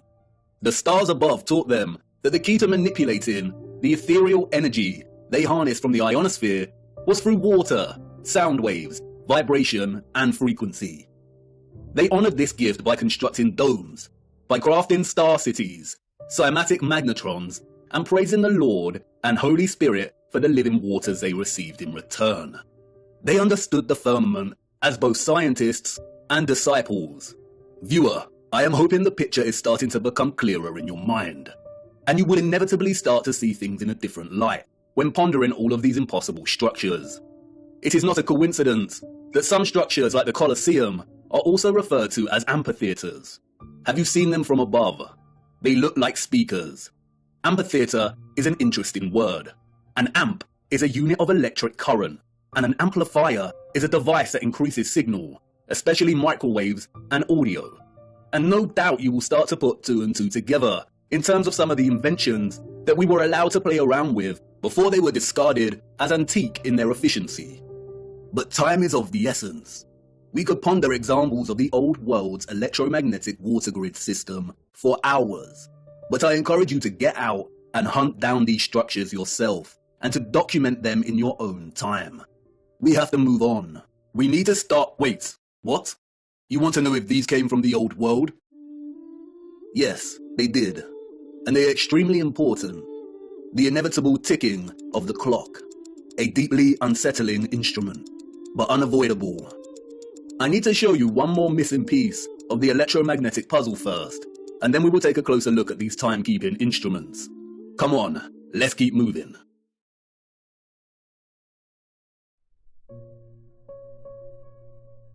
A missing piece of the puzzle. When observing the old world structures today, there is a great sense of absence and alteration. Structures have evidently been altered and changed drastically over the last 200 or so years. And when journeying across our realm and studying these structures, a tremendous sense of absence persists. Something is missing. The concept of ethereal harvesting through these wondrous antennas is not enough. It is not concrete enough to complete the picture. Something else was once present that made the entire technological grid possible. This, of course, is the key technological component of these structures, the engine, and the central mechanisms that made them function in the first place. The engines were, of course, not tokamaks. A tokamak is a crude and base instrument. It is a design of the New World. It does not belong in the Old World. It would have had no place in their structures. Their sophistication and finesse would not have relied on such ugliness, on such primitiveness. What is undeniable, however, are the parallels between the tokamak's fundamental octagonal form and the Old World's love for the octagon. It is very likely that the octagonal formation is an essential component when generating a toroidal vortex. We see the octagon everywhere in the Old World. Octagonal geometry underpins many of the structure's fundamental formations. And the peculiar octagonal structures everywhere are not by mistake. They are what they seem, empty shells that once housed something else. This sense of emptiness is everywhere and remains unexplained.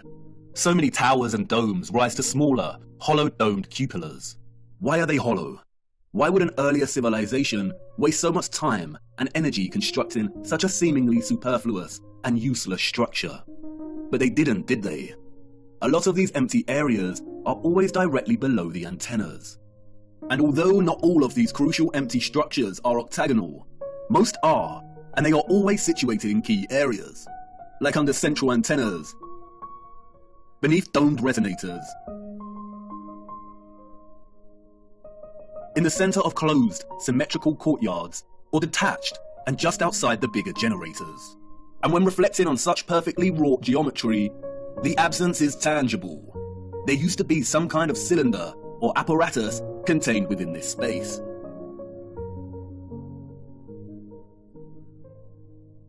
Furthermore, we also find various historical relics that closely resemble the Old World structural style.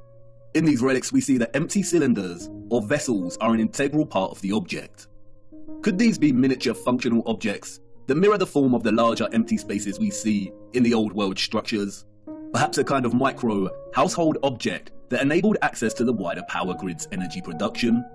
Did the larger structures themselves contain similar cylinders within? In many old photographs, the cupolas and octagonal spaces are already emptied. But there do remain a few images and illustrations that can offer a little insight as to what was present before. In some, we see a type of cylinder, and in others we see some kind of orb or container. I would imagine they do see lightning. Due to the lack of images, it is hard to present a consistent finding. And so much has been altered, and in ways that are almost impossible to recognize. For instance, this is an 1880 illustration of the so-called completion of Cologne Cathedral. It focuses on the top of one of these spires. The wooden boards here are scaffolding. As you can see, the tops of these spires open, revealing some kind of cylinder. This is a model of the area of the spire that we see in the illustration. It was put outside of the cathedral to give tourists an idea as to just how large these spires are. An impossibility for citizens of the 19th century. The men in this illustration are not completing the final spire of the cathedral. They are removing whatever existed in the container at its apex. And it begs the question as to how many other aspects and features of these structures open in similar ways. And why do they open? What did they contain? Interestingly, it is the esoteric and occult that provide some clues.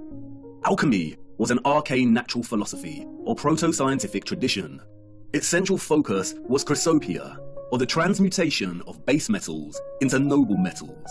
From its inception in ancient Egyptian, Greek, Indian, and Middle Eastern culture, the field of alchemy, we are told, was obsessed with turning base metals into gold, and a maniacal obsession with creating the elixir of life to achieve immortality.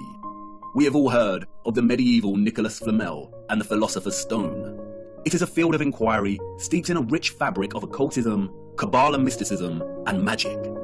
It wasn't until the mid-18th century that alchemy was divorced from its occultism and transformed into the burgeoning field of chemistry. But there was a small occult revival during the 19th century that continued into the 20th century.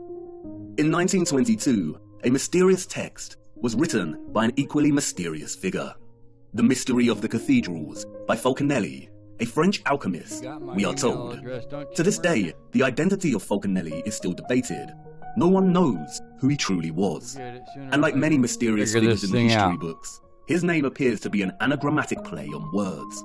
Falcon is a reference to Vulcan, the Roman god of fire, and Eli, a reference to El, the Canaanite word for God. It is evidently a work of one or more Freemasons.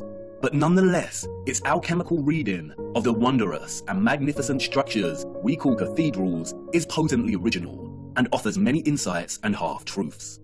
And it's in Falconelli's reading of the statue of Offerus that was taken from Notre Dame Cathedral and destroyed that he begins to offer the reader some truths. As the legend goes, Offerus was a strong giant, but with a dull mind. His intentions were always good. He wanted to serve the most powerful king on earth. He was sent to the court of a mighty king to serve him. One day, the king, hearing a singer say the devil's name, made a sign of the cross with terror. "Why do you make that sign?" Offerus asked. "Because I fear the devil," the king replied. "If you fear him, you are not as powerful as him," Offerus reasoned. "I want to serve the devil." And so he did, and enrolled among Satan's servants. One day, the servants met a cross by the side of the road, and the devil ordered them to turn around. "Why is that?" the curious Offerus asked. "Because I fear the image of Christ," the devil replied. "If you fear him, you are not as powerful as him," Offerus reasoned. "I want to enter the service of Christ," Offerus exclaimed, and passed by the cross and went on his way. On his way, Offerus met a hermit. He asked the hermit where he could find Christ. "Everywhere," the hermit replied. The hermit knew the type of dull giant he was dealing with, and he knew he would not take to prayer. So he led Offerus to a violent river and said, "The poor people who have crossed this water have drowned. Stay here and carry them on your strong shoulders. If you do this, Christ will recognize you as his servant." And so he did. Offerus spent his days and nights carrying people across the river. One night, overwhelmed with fatigue, Offerus received a knock on his door. It was a child who wanted to cross. Offerus took him on his shoulders and began crossing the river. But as he reached the middle, the river became a furious torrent. The waves swelled, and Offerus began to buckle. In fear of letting the child fall, Offerus uprooted a tree to lean on, but the child was becoming heavier and heavier. Offerus began to fear the child would drown. He lifted his head up and asked, "Child, why do you make yourself so heavy? It seems to me that I carry the world." The child replied, "Not only do you carry the world, you carry the one that made the world. I am Christ. As a reward, I baptize you in the name of the Father, in my own name, and in the name of the Holy Spirit. From now on, you will be called Christopher." Christopher walked the earth for the rest of his days to teach the word of Christ. Christopher, the one who bears Christ for the masses. In his focus on Offerus, however, Falconelli reveals a certain key to unlock another layer of meaning in the legend's symbolic expression. In his enigmatic manner, Falconelli writes, Christopher stands for Chryso, who carries the gold. From then on, we better understand the great importance of the symbol, so eloquent, of St. Christopher. It is the hieroglyph of solar sulfur, Jesus, or the nascent gold, raised on mercurial waves and then carried by the clean energy of this mercury to the degree of power possessed by the elixir. Cryptic indeed, almost impenetrable prose. But let's look at this passage a little closer. Falconelli is stating that in the symbolic legend, Jesus, or Christ, Still is the going, nascent Pebs? gold. Nascent means coming into being. Hopefully The you word's got etymological roots long, stem from the nice and concept of flat. beginning or birth. Nascent gold here, or the solar sulfur, is not just gold, it is gold growing into its full potential. The final section of the excerpt explains why the gold is growing. Because it is being carried on the mercurial waves. The mercurial waves here refer to the metal mercury. Gold is achieving its potential because of the clean energy of mercury. Falconelli explains that mercury's color is an emblematic grey, and that explains why many of the representations of St. Christopher coat him in that color. We will return to the legend of Offerus soon, but first let's look closer at Mercury. Mercury is of the utmost importance when it comes to understanding not only the mechanics behind the old world's technology, but also in Austin understanding Murphy our in own the house. contemporary Shout out time in which Austin we find Murphy. ourselves traversing Appreciate you the being here. enigmatic landscape of symbols that have shaped our understanding of history and our place in it. I have been going The a symbol while. here represents the element Hydrogyros. Its literal translation from the Greek Like 6 means hours? silver water. Hydrogyros has many names. Ish. It was also called quicksilver. Today it is referred to as Mercury. The alchemical symbol is precisely the same symbol used in classical astrology to represent the so-called planet Mercury. Pure, or native mercury, is an extremely rare element in the Earth's crust. It's primarily retrieved from cinnabar, a bright scarlet or red pigmented form of mercury sulfide. Cinnabar is the most common source ore for refining mercury. ABC Both Wikipedia back in the and house. Gold Atlas tell us that mercury is the 66th most abundant element in Earth's crust. In its pure state, mercury is a silver-like liquid. It is the only metal that is liquid at standard temperature and pressure. It has a freezing point of minus 38.83 degrees and a boiling point of 356.73 degrees. It is an excellent conductor of electricity. Its uses are primarily electrical based. It has a primary role in fluorescent lighting. Its other uses include thermometers and dental amalgams. Mercury dissolves all metals, including gold and silver, to form amalgams. The only exception is iron. It is also used in vaccines. Governmental, medical, and pharmaceutical industries declared mercury toxic in the early 21st century, Safe and gradually effective. phasing out its use in medicine and leading some countries to completely ban the element. In some countries, it is illegal to trade mercury. Before this, mercury was a staple in certain traditional medical treatments, such as the traditional Chinese medicine. And while I do not dispute mercury's potential toxicity when injected into the body, the concerns surrounding its hazardous potential are largely overblown. All metals, especially when injected and taken in excess, are toxic. High iron, copper, zinc, and aluminium levels in the body contribute towards a whole host of disease, arguably more so than mercury. And yet the governments of our world have not banned aluminium foil. They have not stopped fortifying grains with iron oxide, and zinc and copper supplements are available to purchase with ease and without constraint on the value of dosage a person can expose themselves to with such supplements. Could there be other undisclosed reasons for demonizing and restricting mercury? Let's look a little closer at this extraordinary element's electromagnetic potential. Mercury is an electrically conductive liquid, and because of this, it has historically been applied to create light switches, electrodes in some batteries, as a gas to create fluorescent lighting, and, most interestingly, it was used, we are told, in lighthouses. According to the mainstream historical narrative, lighthouse keepers were responsible for keeping the massive lens at the top of the lighthouse spinning all day, every day. A spinning lens turning at a set speed made the light flash. They usually achieve this by setting the lens on wheels or bearings attached to clockworks that the keeper would periodically wind. In the late 19th century, some keepers, sick to death with having to keep winding the clockwork, began floating their lenses in liquid mercury. The lens's metal base spun more easily in the mercury, which helped the light rotate faster with less frequent winding. It is a practice still in use in some lighthouses today. It is evident from its structure that the lighthouse's sole function was not just to light the way for ships. It was either one of its functions among many others, or just an inherited act of repurposement. Many lighthouses are constructed in the familiar octagonal structure. Many have the red and white stripes, indicative of power stations.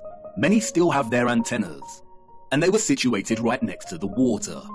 It is obvious that they had a similar role as many of the old world's power stations we find repurposed and rebranded all across our realm. Lindau Lighthouse in Germany is a fascinating example. We see all the familiar dentils and holes, suggestive of vibration and frequency manipulation. We see the octagonal cupola. They have replaced the original antenna with New World junk, and oddly the structure has a clock. And although those of the old world made the most advanced clocks ever seen, the presence of a clock face here appears superfluous. Perhaps the abundance of clock faces we see on so many of the old world structures and towers are actually repurposed steam gauges that used to be present to measure the pressure of the energetic water. The intricate and complex design of these lighthouses would have been a feat of engineering for those of the 19th century and their predecessors, unless those that came before the 19th century were technologically advanced, which of course they were. Mercury's role in lens rotation is a subtle example of repurposement. It is very likely that the complex apparatus at the top of these lighthouses were modified as illuminated lenses during the Great Reset, and what existed before operated to extract ethereal energy. For most of the 19th century, gas and oil burners were used as sources of light in these structures. And yet look at the size of some of these lenses. Look at the complexity of the designs. All to house light running on gas and oil? I don't think so. The history of the lighthouse is of utmost importance because it, one, provides evidence of Mercury being present in some kind of apparatus directly located in a cupola, the very spot we see emptied on so many structures today. And two, because Mercury's presence here was to enable the lenses to spin and rotate more easily. And that's very interesting, because look what happens when you apply magnetism and electricity to Mercury.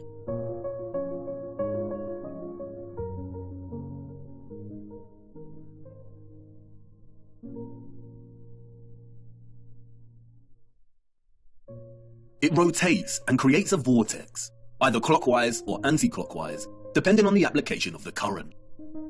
A vortex, as you know, is an integral expression of a toroidal field. There are three main types of vortexes: electrical, magnetic, and electromagnetic. In addition to Mercury's electromagnetic potential and its susceptibility to form a vortex when under the influence of current, the silver water also has another unrecognized application. Look.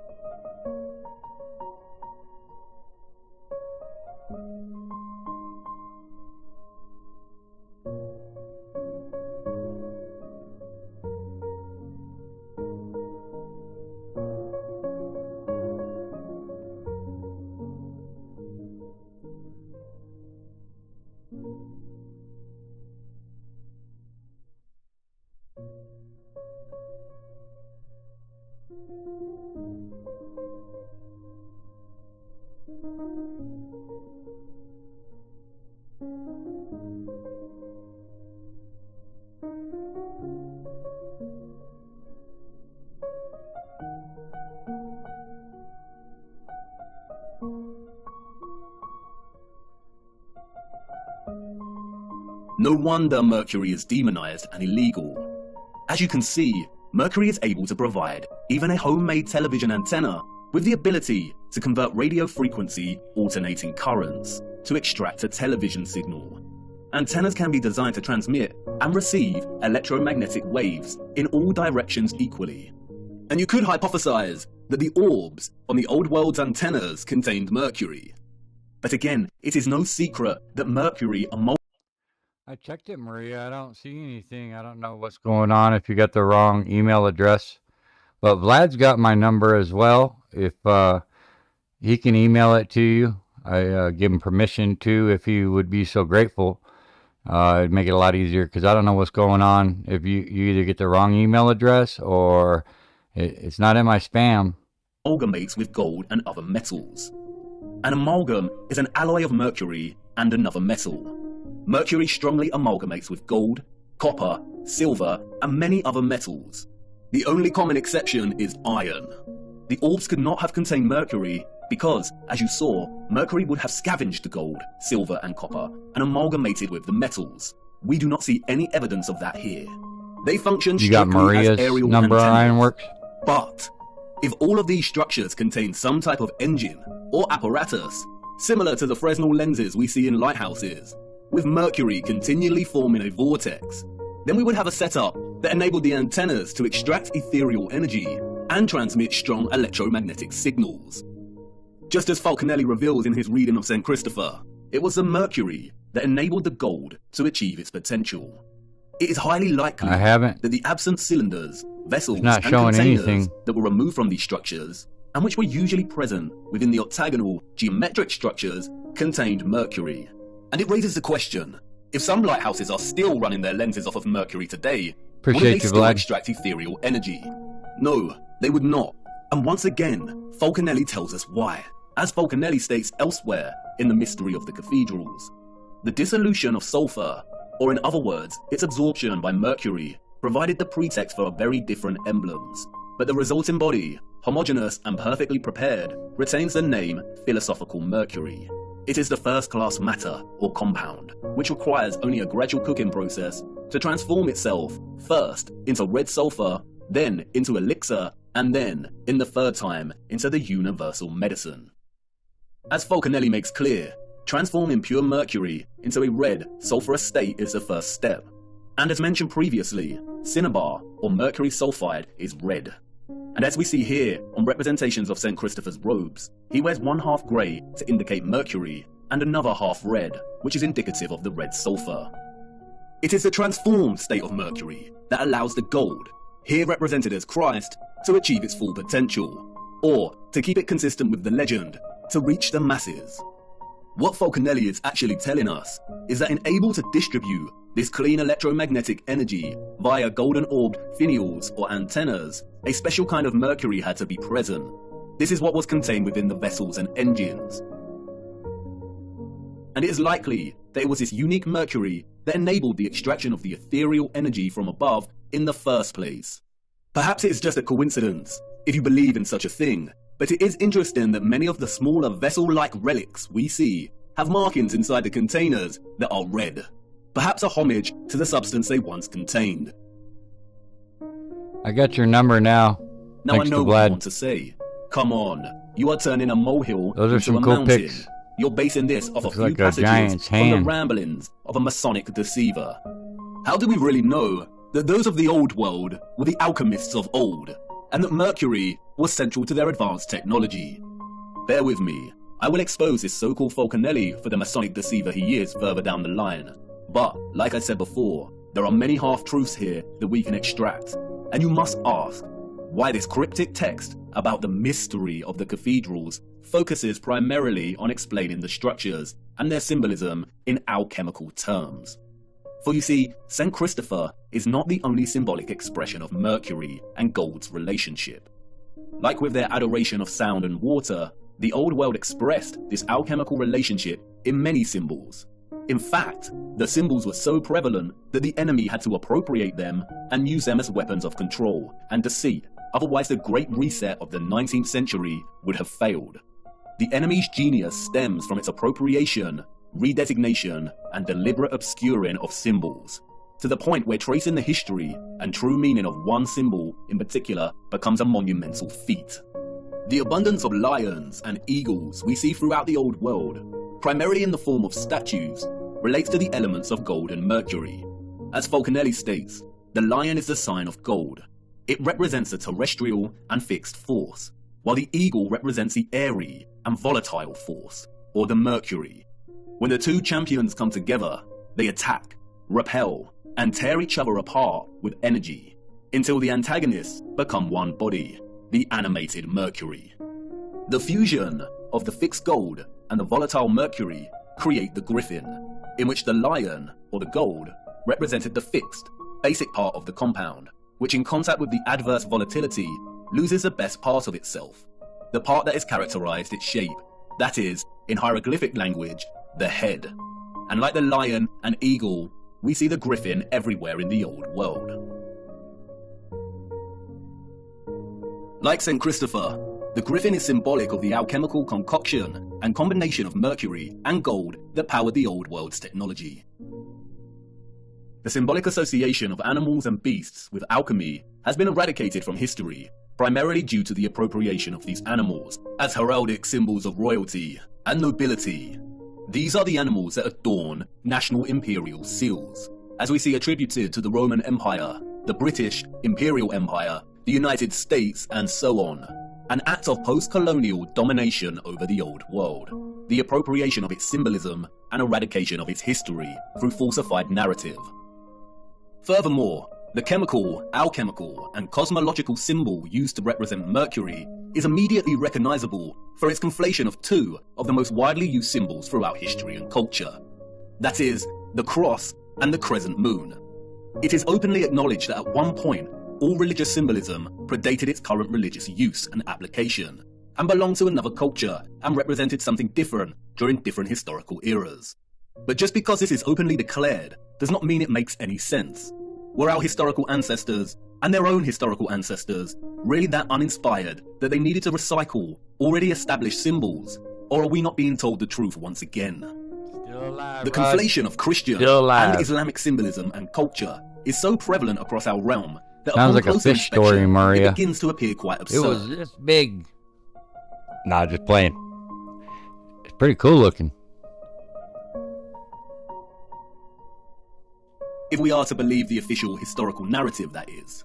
If we believe the narrative of the Crusades and Ottoman Habsburg Wars, of the continual warring between West and East, then the presence of the crescent symbolism displayed on many so-called medieval European coats of arms and crests indeed makes no sense. Perhaps this is just more cultural appropriation, but the narrative becomes very unconvincing when we turn our attention to the structures themselves. Why was the Hagia Sophia Holy Grand Mosque originally constructed as the Church of Hagia Sophia by the so-called Roman Empire? It remained a church, we are told, for almost 1,000 years. Its 4 minarets were constructed after the Ottoman Empire took the region. But look at its original design. It does not resemble a traditional cathedral whatsoever. And we see this over and over again. The Cathedral of Cordoba in Spain, originally erected as a mosque in the 8th century, and then converted to a cathedral in the 13th century. We see right here the conflation of both styles of East and West. Interestingly, the structure also features the red and white striped arches, indicative of power stations that we find throughout so many impossible structures. And even without their unconvincing narratives of structures passing between cultures, we still see the presence of both styles in many structures that do not have this narrative attached to them. St. Mark's Basilica and the Doge's Palace in Venice look extremely Eastern, as does the Brighton Pavilion in England. These structures were impossible for all of those, East and West, in the official narrative, unless they had advanced technology, which the narrative tells us they did not. The official narrative tells us tales of architects being inspired and influenced by the structures of East and West alike.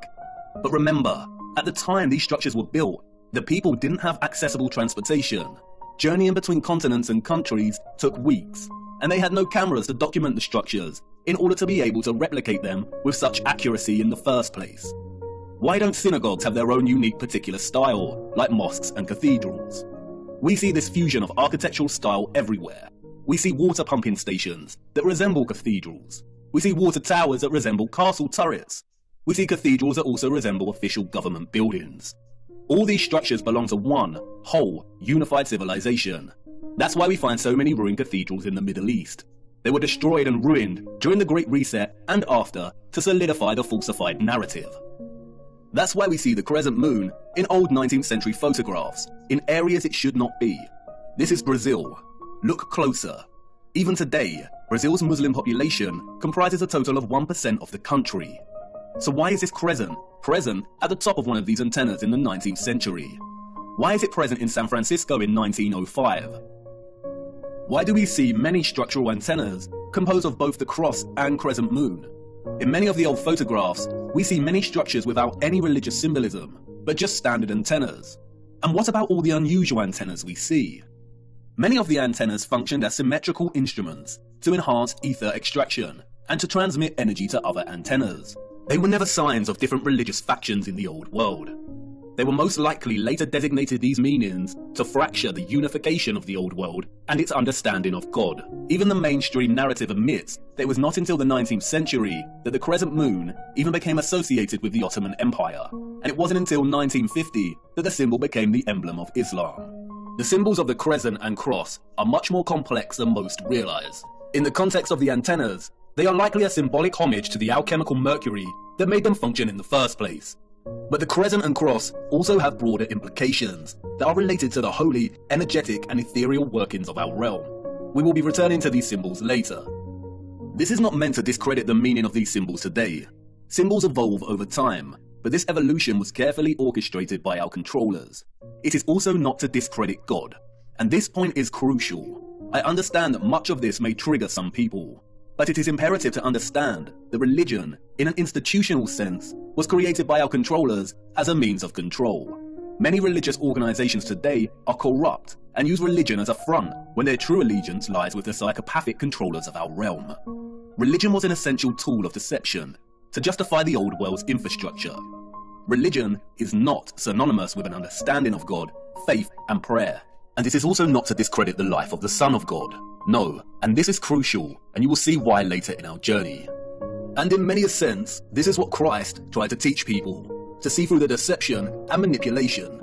And when thou prayest, thou shalt not be as the hypocrites are, for they love to pray standing in the synagogues and in the corners of the streets, that they may be seen of men. But thou, when thou prayest, enter into thy closet, and when thou hast shut thy door, pray to thy Father which is in secret. You see, the scriptures are more accurate than most understand. They are at once historical accounts, instruction manuals for living, and sacred texts of prophecy. There are a handful of texts that are so important that the enemy has been desperately trying to steer people away from them in recent times. And you will see why this is of utmost importance later in our journey. Stay with me, the best is yet to come. And it doesn't end there. The basis for the alchemical symbol of Mercury, we are told, was a caduceus. And we see the caduceus throughout the remains of the old world. Another symbol appropriated by the enemy, adorning many coat of arms, and adopted by centralized, corrupted medical industries that have been responsible for mass crimes against humanity that continues today. It is not a coincidence that the same mercury that the symbol represented is injected into humans via vaccines to disrupt their entire methylation cycle, resulting in widespread autism and a whole host of neurological and metabolic disorders. The caduceus illustrates clearly how both Roman and ancient Greek mythology serve the enemy as a tool of deception. In Roman mythology, the caduceus staff was carried in the left hand of the god Mercury. The Roman Mercury was a god of financial gain, commerce, communication, and messages. In Greek mythology, the staff is carried by Hermes. Hermes was a god of travelers, merchants, and commerce. The fabricated mythologies allowed the enemy to obscure the caduceus' true association with the elemental Mercury, while also permitting them the usual sick, hiding in plain sight mocking ritual by linking their medical industries with the god of financial gain and commerce. As Falconelli writes, the snake indicates the incisive and dissolving nature of Mercury. This reptile is the aspect of Mercury in its first state, and the golden wand is a corporeal sulfur added to it. It is the philosophical Mercury and the caduceus as its symbol. Not only does the caduceus represent the Mercury elixir essential for the transmission of electromagnetic energy, but the dueling snakes form a spiral coil, representative of the energy pathway and the vortex. The rod represents the gold and sulfur, but it is also reminiscent of the antennas themselves. And just as the mythologies hide in plain sight, the wings here represent the connection, the communication, the messages, the signals between antennas in the electromagnetic grid, and also the connection between the antennas and the ether itself. After all, the Roman god Mercury was known as the messenger of the gods. And it's hiding in plain sight throughout alchemical art and illustration. We see the eagle and the lion, we see the caduceus, and we see similar geometries and objects that adorn the top of the old world structures. And yet it is still difficult to imagine the energy grid. And even more difficult to imagine is the level of labour required to remove all the engines and vessels, to destroy and hide enough of the old world, and to begin rewriting history in order for the Great Reset to have been a success. What we are seeing in the 19th and early 20th century is the final stages of the reset. There was a transitory period, and like any transition phase, the period still utilised some of the old world's technology that it was trying to phase out. And like I said, the enemy is lazy. They really should have done away with these photographs and footage. Look.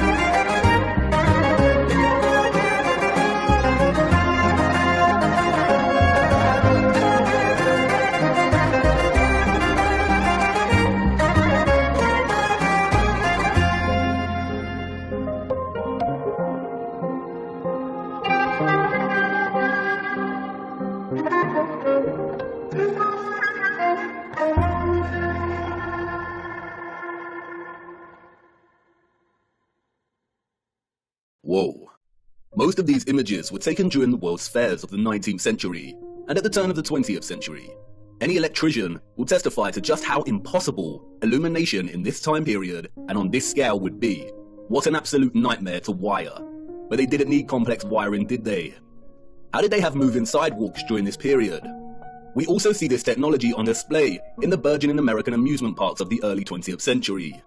There is a reason they called them electric parks. In fact, the reference to electricity can be found everywhere amongst repurposed old world sites, even in the unlikeliest of places. Even in this transition phase of the reset, these environments look glorious. This is with most of the water grid already destroyed. Just imagine what they were able to achieve. So many of the major symbolic icons of our time can be traced back to the mercury that made this electromagnetic, technological old world possible in the first place. Interestingly, in his reading of Offerus, or St. Christopher, as a mercurial carrier, Falconelli takes his Masonic trickery of half-truths and deceptions to the limit. He begins discussing Offerus's belt as depicted by Julian Champagne, whose painting of Offerus hangs in Jean Lamant's mansion, what Falconelli calls one of the most attractive and rare philosophical residences. The painting depicts Offerus wearing a belt stitched with crisscross lines. It is important to note that none of the other famous artistic renditions of Offerus depict him wearing this belt. Falconelli exclaims that the artist did even better than the rest. Under the inspiration of the Hermetic scientist who has commissioned the painting, the artist depicted Offerus tightened by a wide belt at the level of his abdomen. It is this belt, Falconelli writes, that gives St. Christopher his true esoteric character. Listen very carefully to what he states next. According to some documents kept in the archives of the Lallement mansion, we know that Jean Lallement belonged to the alchemical brotherhood of the Knights of the Round Table. What we are going to say here cannot be taught. Offerus's belt is the sign that all philosophers recognize as the external mark that indicates the extreme, intrinsic purity of their mercurial substance. It is a sign that the old authors called the Seal of Hermes, the Star of the Magi, the Bear Cub, the constellation in which the Pole Star is found. Comparing Offerus's belt and the Bear constellation by the Pole Star, or what is known as Ursa Major, or the Big Dipper, at first provides no insight as to what Falconelli is referring to. Is this just a rambling of an insane, cryptic mason, or are we missing something? But if you begin to trace the pattern on the belt, then another hidden and familiar pattern begins to emerge within the pattern itself. When documented throughout the year, at each season, the Big Dipper constellation also forms this pattern, the symbol of the swastika. A now infamous symbol of evil, what many do not know is that according to the official narrative, the swastika was one of the most widely used symbols throughout history and different cultures. It is an important symbol in Asian countries, representing Hinduism, Jainism, and Buddhism. It was used by the so-called ancient Greeks and Romans, the Druids, the Celts, Native Americans, early Christians, and so on. We see it in mosaics, rock churches, bracelets, rose windows, crosses, pottery, clothing, and flags. We see it everywhere throughout time and culture. Interestingly, Swedish and Norwegian power companies used the symbol in the late 1800s and early 1900s to represent electric power stations and hydroelectric stations. This connection cannot be purely coincidental.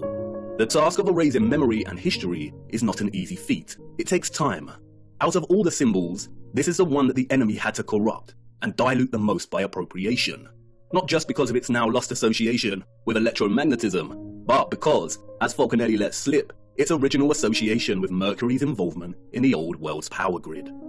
Like the Caduceus' spiraling snakes, it depicts the vortex that Mercury produces in the presence of electromagnetism. The swastika is the vortex. It also represents another vortex, the one below Polaris and the Big Dipper, at the center.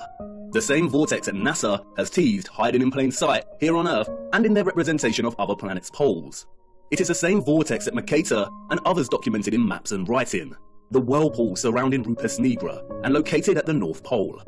Interestingly, scientists have recently discovered large natural stores of the so-called toxin mercury at the North Pole. They are worried about it melting and causing toxicity. Bet y'all never thought of that before, the swastika being the Mercator map, and just how they demonize the swastika and make us think how cynical it is when really it's referring to the black sun and our electromagnetic field, basically. Of course they are. As Kevin Schaefer writes in the National Geographic article, it turns out that not only is there mercury in permafrost, but the Arctic is also the biggest pool of mercury on the planet. Is this another mocking on their behalf, or is there actually a vast amount of mercury at the north? We will return to this much later in our journey. The noble metals and their original location on Earth are very important, and it is the scriptures that hold the answer. The old world knew. They knew the Earth they walked upon better than anyone else. They knew the alchemical metals, gold, iron, copper, mercury, and so on, could be fused in ways that allowed them to access the ethereal electromagnetic energy. They knew that Ophorus, the alchemical mercury, could elevate the Christ, the alchemical gold, and carry him to the masses. It is not a coincidence that the path Ophorus carried Christ was across the river, across water. The legend of Ophorus is a symbolic and metaphoric totality. Yeah, Maria, I think the black sun is probably the South Pole. It's possibility Of the old world's energy system. Underneath You have a question, Mount Meru, and I have a feeling I know what you're going to say. You want to ask about the maps, Mercator the and navel such. of the Earth. If they have fabricated history, distorted so much symbolic meaning, and lied about those that came before, how can we trust these old maps and accounts of the North? How do we know that Hyperborea is a real place, and that there is a vortex in the center? That's the spirit, You an dropped the important link? question. Unfortunately, we cannot Aha. trust the maps, and I need to show you why. And it's Angela's now time bread, to talk about the folks. clocks. For you see, The there is another map, swastika. hidden and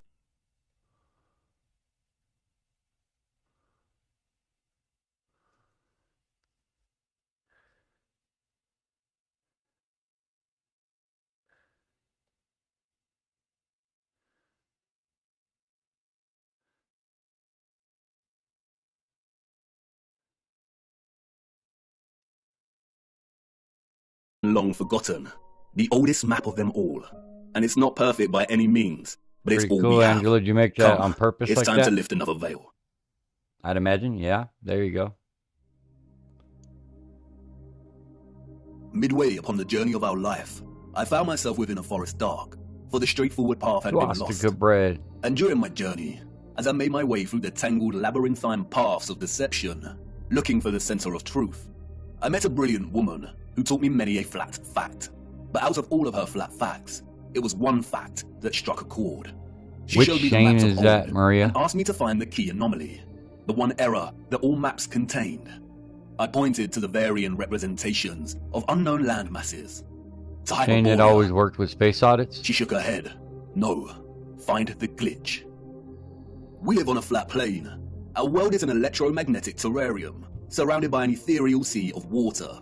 And like all terrariums, after initial creation, they begin to form their own self-sustaining atmosphere. Yeah. The sun and the moon journey above our flat realm in concentric spirals. There are 5 prominent pretty circles smart of guy. latitude, we are told. We have the Arctic Circle, closest to the center. Just kind of The stopped Tropic of watching Cancer them after at they 23.5 were so degrees heavily latitude defending in the northern hemisphere. the final The equator experiment, at basically. 0 degree latitude. The Tropic of But I'll Capricorn check it out. at 23.5 degrees latitude in the southern hemisphere, and the Antarctic Circle. The sun journeys from the equator at the March equinox up in concentric spirals to the Tropic of Cancer. When the sun is in this position, the northern hemisphere experiences summer and the southern hemisphere experiences winter. After which, the sun turns and begins making its way back to the equator. The word tropic stems from the Latin word tropicus, which means pertaining to a turn. The sun journeys back, taking the same concentric spiral path, and reaches the equator again. It then keeps going and reaches the Tropic of Capricorn. When the sun is in this position, the southern hemisphere experiences summer and the northern hemisphere experiences winter. After a time, the sun turns and begins making its way back to the equator for the March equinox. The equinox occurs when the sun is journeying the circle of the equator, and those living along this line of latitude will see the sun directly overhead at a 90-degree angle at solar noon. The March equinox Ryan marks the S. season in the of house. spring Shout for the out to northern Ryan hemisphere, S. And the September equinox marks the Thanks season for of showing up, autumn. brother. Appreciate If you. you live in the southern hemisphere, this is reversed, and the September equinox marks spring and the March equinox autumn. It is important to note that the sun never reaches the Arctic Circle, nor does it reach the Antarctic Circle. It never reaches the poles. It journeys to the tropic circles and then turns back. The point at which the sun reaches its most northerly and southerly excursion relative to the equator is called the solstice. Solstice comes from the Latin word solstitium, which means point at which the sun seems to stand still. And indeed, many do note that the sun seems to stop on the solstices. And this is because, in a sense, it does. It reaches the most northerly and southerly excursion and turns back. But why the Tropic of Cancer and Capricorn? Who names these circles of latitude? Our historical ancestors did. They had clocks that not only told them the seconds of the hour, the hours in the day, but also the moment of dusk and dawn and the current phase of the moon. Their clocks understood the true time, the bigger picture. They understood the celestial clock. The stars above us, beyond our firmament, and in the waters above, revolve at a constant 1 degree every 4 minutes, from east to west, that is, anti-clockwise. This means they revolve at 15 degrees each hour. 15 degrees multiplied by 24 hours is 360, a full circle. The stars above are fixed. They do not stray from their anti-clockwise journey, but revolve and complete a full circle every day. Our ancient, historical ancestors knew this. They assigned the stars above into fixed constellations. They divided the 360-degree circle of the sky above into 12 divisional arcs of 30 degrees, in which each constellation of the zodiac resides in. They designated each constellation in each 30-degree arc with an anthropomorphic symbol, most of which are Our Neanderthal ancestors sure seem to be a little smarter than they're leading on. animals. Zodiac is an interesting word. Zodiac, the arcs of the zoo. Yes, the parallels with Noah's Ark are strikingly Them obvious. deplorables get Each it. constellation of the zodiac moves from its fixed position in the waters above at 1 degree every 72 years. The stars in the circle above us are fixed in their positions, but every 72 years, the entire circle shifts 1 degree. This is what is called the precession of the equinox. Remember, each arc is 30 degrees. If we multiply 72 with 30, we get 2,160 years. It takes 2,160 years for the circle above to shift 1 whole arc. Astronomers call this an age, and this is what is meant by entering or the dawn of a new age. As Wikipedia tells us, the Tropic of Cancer and Capricorn were named such because many years ago, in the days before Christ, the days before BC, the sun was in the constellation of Cancer at the June solstice, and the sun was in the constellation of Capricorn at the December solstice. What does it mean for the sun to be in a given constellation during the solstice? It means a I position do of the have sun in the his sky voice at sped solar up just a noon. little bit. Of I course, like his during voice, solar Ryan. noon, we would not actually be able to see the stars in the firmament beyond. If you're talking Therefore, about this to guy's discern the voice. sun's position relative to the constellations requires either one, a thorough It's like understanding of the listening to stars a and their Morgan positions Freeman above. or something, Our you know? ancient ancestors, Got that voice. we are told, created star charts and used devices such as astrolabes. Or two, computer technology that is able to map and overlap the sun's position against the backdrop of the stars and constellations at solar noon. The sun's presence in the constellation of a given zodiac sign means exactly as it sounds. At solar noon, on the day of the solstice, the sun should be in front of a given constellation. Look closer at the zodiac wheel featured on the dial of these clocks. Here we see that both the constellations of Cancer and Capricorn are polar opposites to one another. These are the names of the two lines of latitude on the maps and that we use to discern the sun's most northerly and southerly excursion above our flat plane. All historical cartographic world maps display both these circles of latitude as Cancer and Capricorn. We see it here on Mercator's maps, on the Ortelius, on the Rouge, on the Urbano Monte. Cartographic maps combine so-called science with aesthetics to communicate spatial information effectively. They strive to be accurate. And we still use this designation of Cancer and Capricorn for these circles of latitude on our cartographic maps today. As Vlad would Google say, Earth the also Monte uses these map. designations. But why? As Wikipedia states, when this line of latitude was named in the last centuries BC, the sun was in the constellation Cancer at the June solstice, the time each year that the sun reaches its zenith at this latitude. Similarly, when the Tropic of Capricorn was named, the sun was in the constellation of Capricorn at the December solstice. And the wheel of the zodiac makes this very easy to understand. For instance, if the sun is in any given constellation at solar noon on the June solstice, then its counterpart on the December solstice will always be in the constellation opposite to the June sign. And this is represented with a straight vertical line. If, for instance, the sun was in the constellation of Aries at the June solstice, then it will appear in the constellation of Libra in the December solstice. If the sun was in the constellation of Pisces at the June solstice, then it would be in the constellation of Virgo during the December solstice. These signs are, in a sense, bound in their opposition to one another. And this is where it becomes interesting. The vertical line here represents the tropic circles and their respective constellations during the solstices, but they are governed by another circle of latitude, the equator. On the wheel, this is represented by the horizontal line, and you'll see that the lines form a cross. The equator and the tropic circles are bound in unison by this cross. Remember, the zodiac is the clock face of the circle of stars above us. When one turns anti-clockwise, the rest follow. And just like the signs of the solstices, the left hand of the horizontal line here represents the constellation the sun is in during the March equinox, and the right hand side representative of the sign during the September equinox. And it is the left hand side of the cross, the March equinox, or what is referred to as the vernal equinox, and its zodiac sign, which acts as a reference point for the entire celestial coordinate system. It's called the first point of Aries. The naming of this reference point after the sign Aries is arbitrary, or so they say. We also use it as a reference point for naming the age we are in. And if we start in the age of Aries, we can illustrate the precession of the equinox and the designation of constellations to their corresponding circles of latitude quite clearly. For instance, if the sun is in the constellation of Aries during the March equinox, then we have the Tropic of Cancer and Capricorn. We also see that the sun will be in the constellation of Libra during the September equinox. Now the stars above us are revolving anti-clockwise from their usual fixed positions at 1 degree every 72 years, and a whole zodiac arc every 2,160 Who is years. FEN? So let's jump 2,160 years to the age of Pisces. The sun is, of course, in Pisces during the March equinox. We have the Tropic of Gemini and Sagittarius, and the sun in Virgo during the September equinox. You'll no doubt have noticed that the wheel represented here turns clockwise, and that's because it's a representation of the constellations, as if your view was outside of the firmament and looking down on the stars. If you were standing underneath this wheel and looking up, it would rotate anti-clockwise.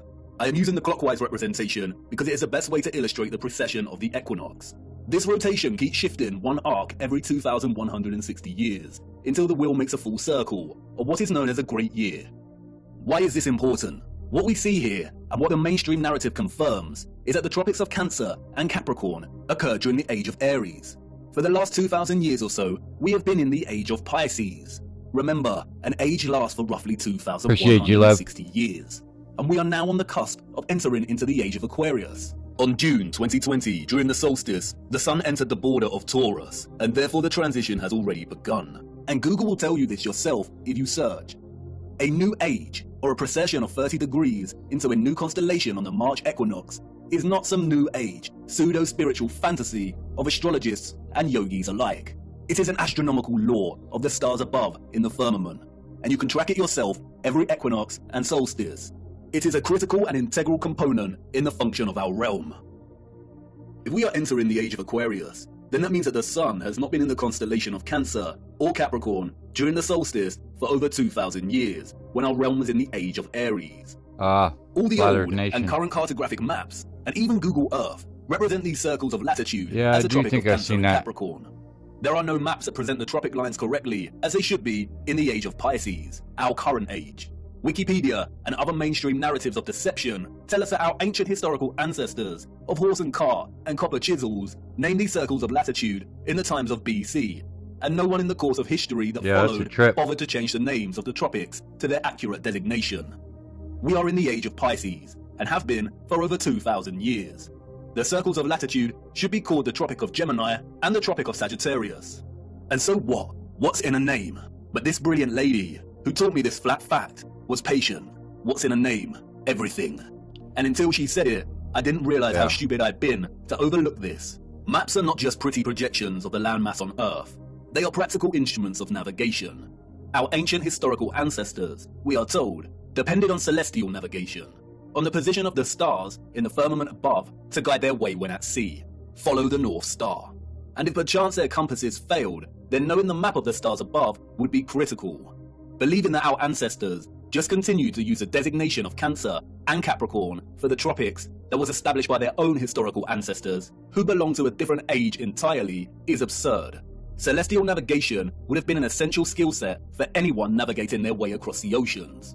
And if they did have advanced technology, like we have our computers and GPS systems, then would they really be that lazy and neglectful to not bother designating the tropic circles to their correct constellations? Sorry about that, Maria. Did they really invest so much time? Yeah, that shit was cool, man. Astronomical clocks, I mean, only to neglect their maps. It was actually. No, they did not. All these historical maps present designations for the tropic circles of latitude that are well over 2,000 years old. Why? And why are we still using this designation today? For you see, these maps, and all our maps, including Google Earth, are tools of deception. Where are the maps from the age of Pisces? The maps of the last 2,000 years? And could these maps actually be over 2,000 years old? It seems like someone does not want us to know the age we reside in, or wants to distract us from finding out just how important the precession of the equinox really is. This brilliant lady's flat fact leaves us with the following conclusions. The maps, She's all tired, of them, Ryan. Mercator She's and tired. so on, are either 1. Original maps that belong to a period that occurred thousands of years ago and have been given false dates and narratives surrounding their creation. 2. Manipulated copies and versions of original maps that were created over 2,160 years ago. Or 3. They are all fake and created during the Great Reset of the last few hundred years to generate a false history and timeline and solidify the false historical narrative and the rise of Galilean heliocentricity. Out of all of these options, the second and the third are most likely. Cartographic world maps are not easy documents to create and establish. They require a solid understanding of our Earth's size and shape. They require a thorough understanding of the circles of latitude that are integral to the workings of our world. They require a complex understanding of the continents and land masses. These maps are likely manipulated duplications of maps thousands of years old, or completely fake. And we do see signs of manipulation, especially in regard to the landmass known as Hyperborea. We see Hyperborea in various maps of varying styles, and we are told that these are from the 16th century. But towards the 17th century, we see Hyperborea start to be erased from the maps. We see unknown landmasses that are present in some of these old maps vanish entirely. And then it dawned on me, the message of this flat fact. We have no trustworthy maps, not a single one. We have no reliable source to show us the bigger picture of the realm we inhabit. I continued my journey, and as I ventured deeper into the forest, the path to the center that led me pretty thus far obvious, was Ryan, gone, with and the I could not turn back, architectural and there lay no path in front of me. symmetry and I became truly lost. How to know where you are before going the power if you don't tools. know where you are I think in the that it's first pretty place? obvious If they you had the don't have a technology map, way before all historical waymarks that I'd they invested claim some they degree did. of trust in before were now completely unreliable and questionable. How much had been edited by the controllers? How much truth was left? What if all the maps were fake? Why are they hiding the maps of the last 2,000 years? We do not have one single accurate or honest world map. And like in all moments of being lost, right before despair takes hold, an unforeseen circumstance arose that set me back on course. I stumbled through thick overgrowth and out into a moonlit clearing with a small lake. At this clearing, I met a mysterious figure named Sturgios. I told him I was lost, and he told me to come and look into the lake. He told me to watch the water. What did I see? He asked. Myself, I replied. My reflection rippling and glistening in the moonlight. Mirror, mirror. Look beyond yourself, he said. What do you see? Yeah, And there it primitive was, people just as building it had always been. megastructures is highly Mirror, unlikely, mirror, way isn't up it? high. Mirror, mirror in the sky. Mirror, mirror, oh how they lie.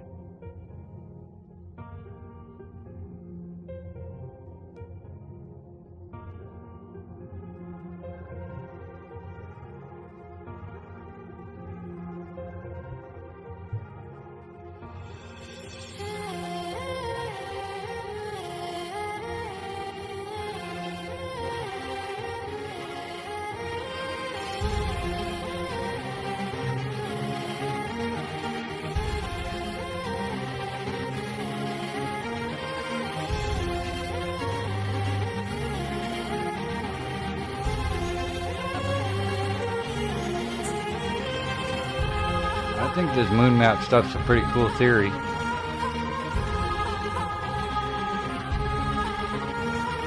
Makes a lot of sense the way he talks about the ages and the great years.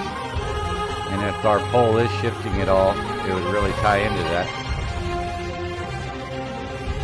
Not sure if it is or not, it don't appear to be, but they claim it is.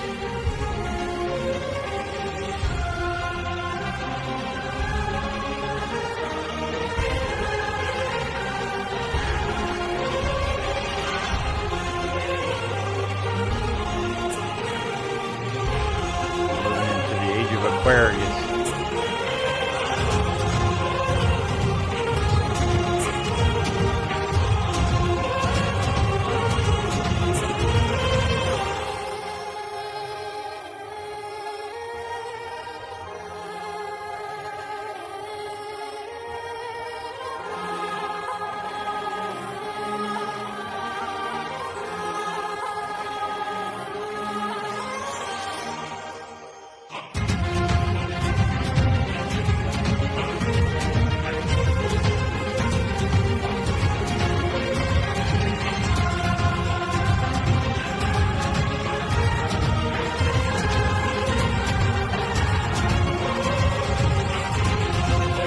Pretty much this chapter that started right now, Maria.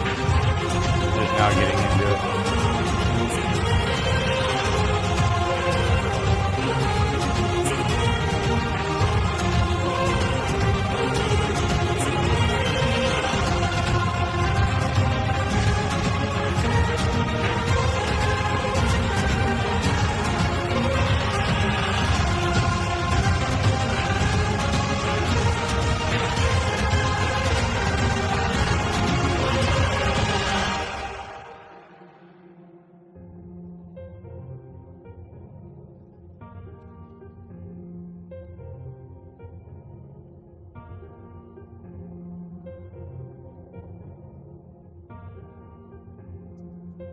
You can't hear me?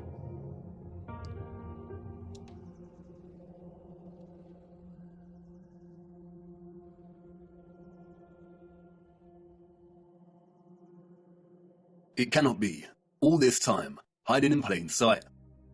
A distorted, unreliable yet steadfast reflection, a quasi-photographic image of both our known world and what is this? This is the unknown world. Thank you, Sturgios, for all your work. Sturgios has mapped out each continent to the minutest detail. His work is meticulous. He has mapped time zones, seasons, flight paths, and distances. The first true flat Earth map, and it is of utmost importance, primarily due to the unknown landmass over here that Sturgios has named Terra Vista, after the Urbano Monte landmass of the same name. Why have we never heard of this land before? If the area here is our known world, then the realm is absolutely enormous. But wait a minute, Sturgios' presentation of our known world here maps the 5 prominent circles of latitude. We see the Arctic Circle, the tropics, the equator, and the Antarctic Circle. And Sturgios has mapped the sun's concentric journey around these circles of latitude, mapping seasons and time zones with the utmost precision and accuracy. So what's going on? The sun and moon cannot journey the entirety of the landmasses presented here because it would take too long. Does this landmass not have its own sun? Or perhaps the moon is not a map of the greater realm after all. But not so fast. We need to spend some time breaking down Sturgios' discovery here. How the image on the face of the moon was and is formed, when it was formed, and why are all questions that no one can answer. Nobody knows apart from the deceivers in higher places. But there are a lot of things hidden in plain sight that bring us a little closer to having a better understanding of this mysterious phenomenon. First of all is the nature of this image. It is a composite image. You are witnessing multiple images simultaneously when looking at the face of the moon.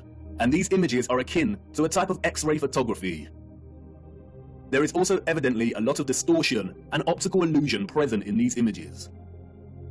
No one can offer an explanation as to how this composite image has formed, nor has anyone ever provided a satisfactory answer as to what exactly the moon is. And rightly so, for if they could, we would not be in this mess in the first place. While most alternative views of the moon's true nature are rooted in nonsensical theories, such as those dreamt up by many deceivers and boys who never grew up, and who like the idea that aliens created the moon and there exist underground bases deep within its craters. There is one man, however, who spoke of the moon in the years leading up to the space race in the 60s, and who offered a very sensible insight. In 1965, Professor R. Foster challenged the corrupt scientific complex by stating that landing on the moon was an impossibility. It is an impossibility, according to Foster, because the moon is plasma and not solid. Here is what he said in an interview. What is your theory? Well, it is by now rather more than a theory. 10 or 11 years ago, I stated to various scientists that the moon is not a piece of rock, but it is a plasma phenomenon, cosmic plasma, and that this fact will eventually be confirmed. I made certain predictions which were already confirmed in 1958, and the situation now is coming close to a complete confirmation. Scientific views expressed all over the world now that the moon seems to be of a quite different nature from what was assumed. But the Americans and Russians are thinking of landing men on it. Well, that will never happen. Not on the moon. On Mars, on Venus, and other planets, yes, but the moon is definitely, as I assert, a plasma. Like most that speak out, Foster was most likely controlled opposition. Notice that he says it is possible to land on other planets, but not the moon. It is likely that it was his task to introduce a half-truth, that the moon is a plasma phenomenon, only for his claims to be, quote, debunked and proved wrong, unquote, a few years later, after they staged the moon landings. Since Foster's claim, however, our own access to technology in recent years has allowed us to investigate the moon in more detail. And through this we see over and over again varying instances of the moon behaving in a way that debunks the lie that it is a ball of rock. We see with our own eyes a semi-transparent moon, either at night or while there is still daylight. We see the sky through the moon. Sometimes it is even possible to see stars directly through the moon. Many have repeatedly demonstrated that moonlight is colder than the shade at night, and therefore it cannot be reflected sunlight as it possesses no residual warmth. We also know that spherical objects do not reflect light. By the laws of reflection, the light concentrates into a highlight point and does not reflect. You can also see frequent crescent moons when both the moon and the sun are within close proximity of each other, meaning that it is impossible for the sun to be casting the Earth's shadow onto the moon. So if the moon is a plasma phenomenon, then how could this be formed in the first place? It is in the appropriation and demonization of the symbol of the swastika that we find some very interesting insights. The existence of a vast amount of historical literature and symbolism suggestive of a vortex opening in the center of our world is too prevalent to be coincidental.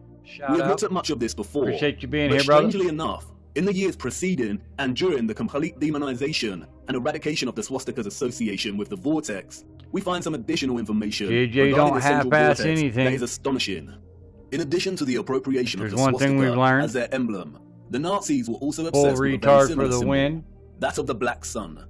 Prior to the rise of the Nazi regime, there existed an occult secret JJ's society me, within Ryan. Germany called Silly the Soul goose. Society, sometimes alternatively pronounced Thule, that had sub-factions within it. One of these sub-societies, we are told, was the Black Sun Society. Influenced by the Rosicrucians and other Hermetic groups, the Thule Society placed special emphasis on the superiority of an alleged Aryan race with innate mystical powers. The Thule Society derived its name from a mythical northern country in Greek legend. Thule was supposedly a land located furthest north. Others have called it Hyperborea. The Thule Society believed, we are told, that an elder race, the Aryans, colonized our Earth, and they were located within the center of our hollow Earth. Admiral Byrd, the military Antarctic explorer, also made reference to a hollow Earth with an entrance at the North Pole. I'm in Wyoming, The Thule Ryan. Society also believed that the black you're talking to sun me. was a big ball of primer materia that existed in the center of the Earth and emanated radiation in the form of vril energy. This energy has many names. Maria. Some have called it chi, astral light, odic forces, or orgone. In 1933, the main architect of the event known as the Holocaust, Heinrich Himmler, acquired Wavelsberg Castle, a wonderful piece of old world infrastructure and technology. He supposedly remodeled the castle, and in doing so imprinted the symbol of the black sun into the marble floor of what came to be known as the General's Hall. Much of what has surfaced regarding the German secret societies before and during the Nazi regime is deliberate misinformation, carefully controlled with the sole intention of distraction and demonization. The misinformation regarding these societies has served to further fuel the UFO and alien agenda, which many, such as Jordan Safer, David Wilcock, and Corey Good, have since latched onto and promoted. They are part Quite of a the ways controlled away. opposition agenda. They are liars. It's in The sole intention of western disclosing information Wyoming, and I'm in regarding German eastern. secret societies was to yoke together a ridiculous concept Pilster of a superior Deluxe in alien the Aryan house. race existing within our world's northern think core, you were here or earlier, opening or at was the that the center, other with chill? maniacal dictatorship that resulted in gruesome Either way, genocide, welcome. or in Appreciate other you words, being here, to brother. make them seem crazier than they already were. The controllers of our realm had to appropriate the swastika and eradicate its symbolic association with the Earth's central electromagnetic and physical vortex. And while I do not think there exists a black sun underneath us, if the notion of this seems absurd and far-fetched, just remember that the majority of the world's population have already accepted that there is some kind of dark sphere beneath them, acting as a source of our world's electromagnetic energy. Heliocentrism has convinced so many that inside their little blue ball hoax, there exists a spherical core of solid iron at a temperature of over 5,000 degrees. Their own black sun. Interestingly, they never represent this iron core with the metal's usual black or dark grey colour associations in their illustrations, despite telling us it is a crystalline sphere of solid iron. Surrounding the iron solid core is an outer layer of molten iron, and it is because of this hot liquid iron, we are told, that the Earth has a magnetic toroidal field. And millions have accepted this, and these silly diagrams that resemble Satsumas, despite the hard fact that the furthest depth a human has ever drilled into the Earth is a mere 8 miles.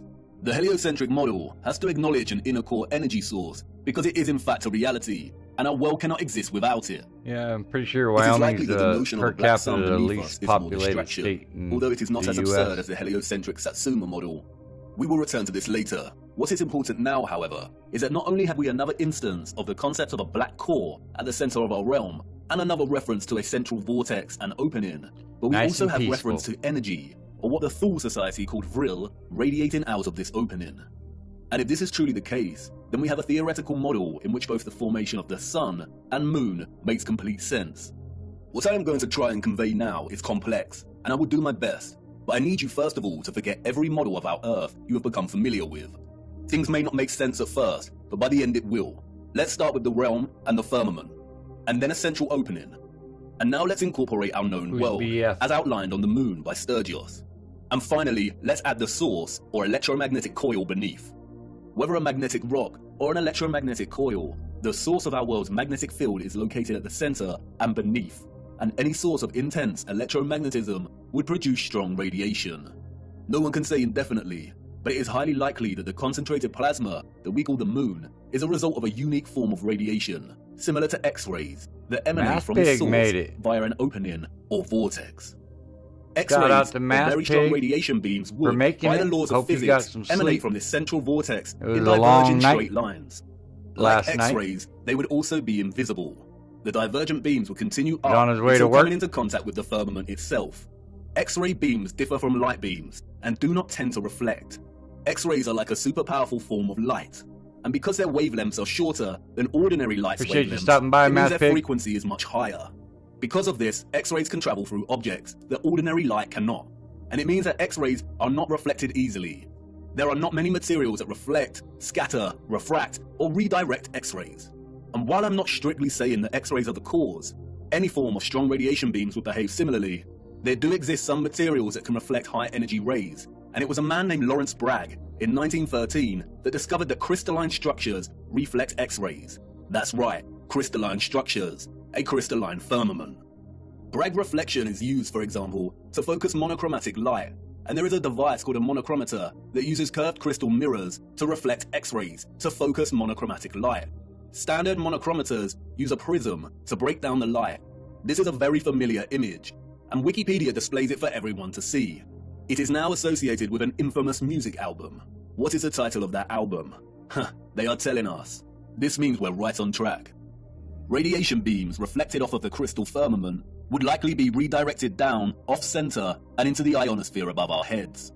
The same ionosphere in which the ethereal electromagnetic energy was harvested from. It is here that the beams will converge and concentrate and generate the plasma phenomenon we call the moon. The idea of electromagnetic rays reflecting from the firmament and converging in the ionosphere may seem preposterous, but there are many homemade experiments you can conduct yourself to prove the power of concentrating light rays. As seen here, the rays of the sun, reflected in the concave mirror, are able to produce intense heat and start a fire. The reflected light rays focus into a plane to generate energy.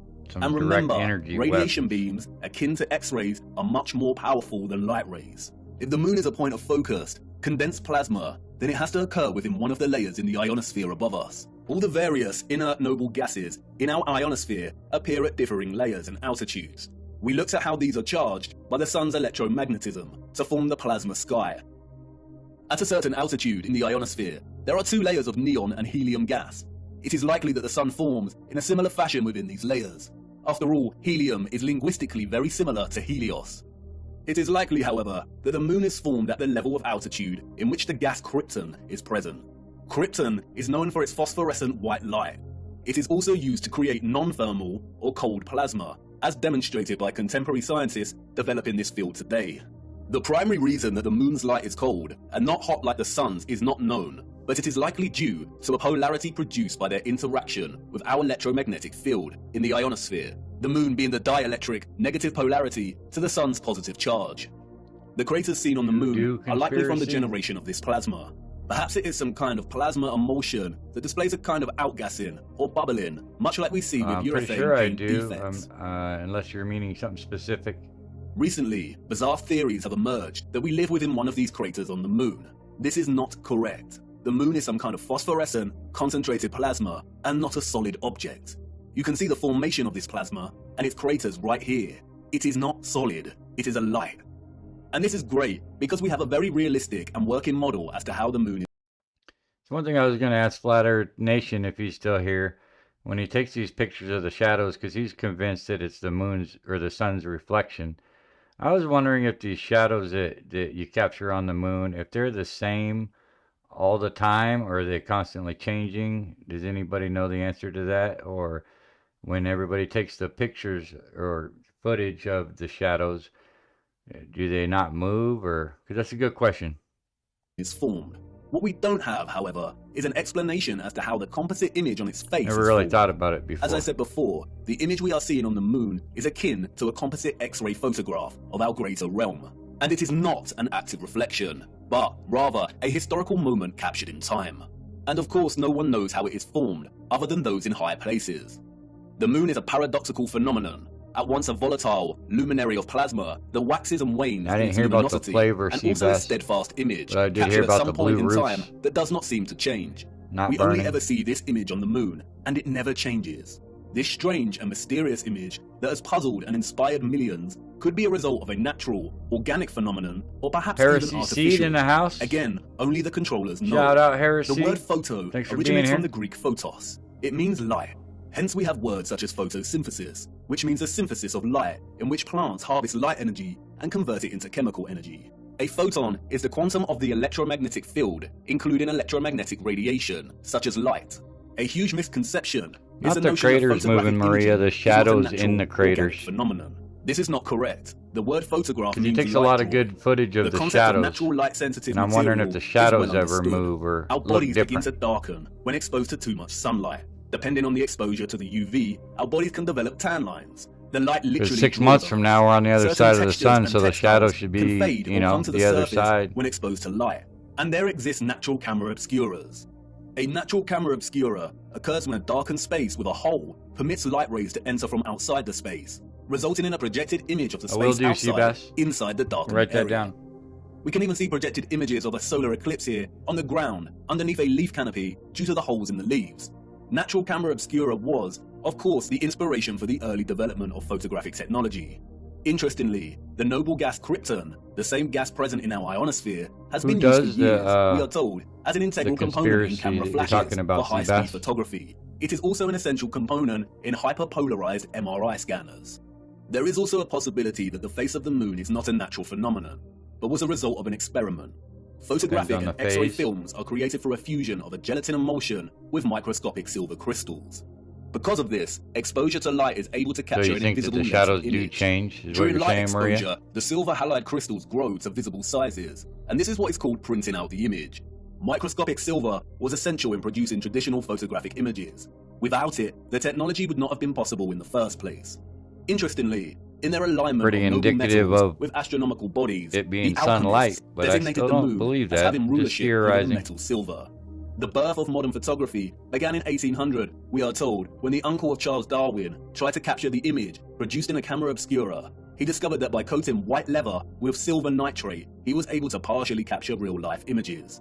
The use of silver nitrate was developed further by Louis Daguerre, who went on to birth the daguerreotype and modern photography.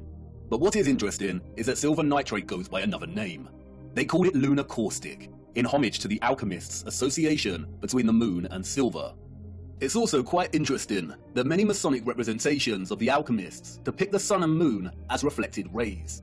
And what are the coincidences that the alchemists, who probably didn't exist in the manner we are told they did, associated the moon with the very metal in which traditional photography is impossible without? This is not a coincidence. Those of the old world knew what the moon was, and perhaps an older civilization that came before them and that were also technologically advanced had a hand in rendering Appreciate the that, image of the Seabass. moon. It's not that much of a preposterous notion, considering that we are continually experimenting with things on a cosmological scale today, staging fake rocket launches that sometimes get caught on the firmament, developing artificial suns, and some demons in higher places are even trying to find ways to dim the sun. Humans have always overstretched their ambitions when it comes to the luminaries, and I don't see why advanced civilizations of the past would have been any different.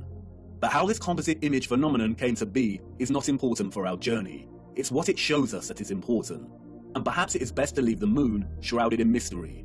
Whether a natural or artificial X-ray photographic image, what is important is its composite nature. Yeah, the image could- we witness I here could, is a buy that, combination of Maria. at least two fixed images that are superimposed upon one another. The first I'm image with we you are on seeing, that. as Sturgios' groundbreaking work has shown over and over again, is a skeletal outline of our realm's land masses, akin to an X-ray, and in a way we have never seen before. In this image, we see all the continents of land we associate with Earth, or what is more appropriately termed the known world, represented by the dark areas in the image. And we also see vast bodies of land and continents Interesting, that we Roger. are completely unfamiliar with. Sturgios revealed that if you treat the moon as a mirror image it is, and flip its image like you would with any reflection, then you can start to map our known land masses with utmost precision. Yes, the moon and map, this is exactly Zed. what Sturgios has done. Mapping the known world captured in the moon down to its great The only lakes map and we can deserts. trust. The striking similarities between our known world landmass and that captured on the moon are far too exact for it to be any kind of coincidence. It has been right in No front of our faces coincidences every here. single day. That's just literally. short for It is cognitive likely that no one has dissonance. connected the dots here before because of this particular unknown landmass, which Sturgios has appropriately named Lumeria. And this landmass is very important because we know that it does not exist anymore. Theories of Lumeria's existence as a lost continent have been around since the 19th century, with most plotting its location somewhere around the Indian Ocean. Those in the 19th century also spoke of another lost continent called Mu. They are one and the same thing. Old maps of Mu plot the land exactly where it is on the moon. And in 2007, Masaki Kimura discovered huge structures, including pyramids, castles, and roads, on the ocean floor, some way from Japan, a location very similar to where Lemuria is plotted here on the moon. The continent sunk years and years ago, and this is very useful because it means that this image is not an active reflection, but a moment captured in time before the continent sunk.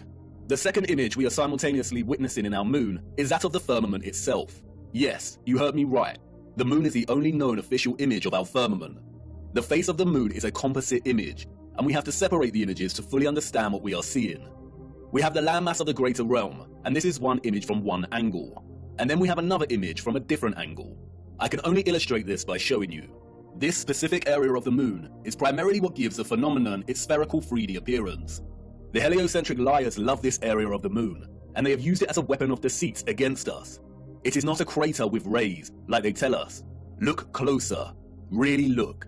This is not the markings of a spherical object. It is the apex I'll of the try to domed catch that. firmament from within the dome. Watch closely. This is a composite image on the moon, presenting both images simultaneously. That's And this is an tomorrow interior afternoon. of a hemisphere dome. And now, you see, if you align the central apex point of an interior hemisphere dome, then it becomes quite obvious. If you erase the remaining vector lines of the dome, then it becomes really obvious. And once you see it, it becomes very hard to unsee. It isn't a sphere. That is an optical illusion. It is the markings of a hemisphere dome. And not only is this the interior apex crown of the firmament, it is also a reflection of the center of our realm below. This area of the moon lends its spherical shape because of the so-called rays that emanate from it. But as you can see, it is an optical illusion. The rays are actually hemispherical ribs stemming from the dome's crown. This area in the middle of these ribs is not a crater. That is the vortex directly beneath the highest point of the dome. The controllers have named this area Tycho. It was given this name, we are told, by Jesuit astronomer Giovanni Riccioli in 1651. If it was not for Tycho, then the controllers of our realm would have a very hard time convincing millions that they lived on a giant spinning ball. And like with everything else, they have used Tycho to hide things in plain sight. For instance, another 17th century Masonic astronomer named Pierre Gassendi called it Umbilicus Lunaris, the navel of the moon, which is interesting as Norse mythology uses the same simile of the navel to describe Vergelmir, the whirlpool in the center of our realm. Arthur C. Clarke's Space Odyssey, one of the most famous science fiction novels of all time, features a crater on the moon named Tycho. In the novel, scientists find that there is a strong magnetic field emanating from the crater and discover that it is coming from a black cube monolith buried 15 meters within the crater. A black monolith, a rupes nigra, a magnetic black rock.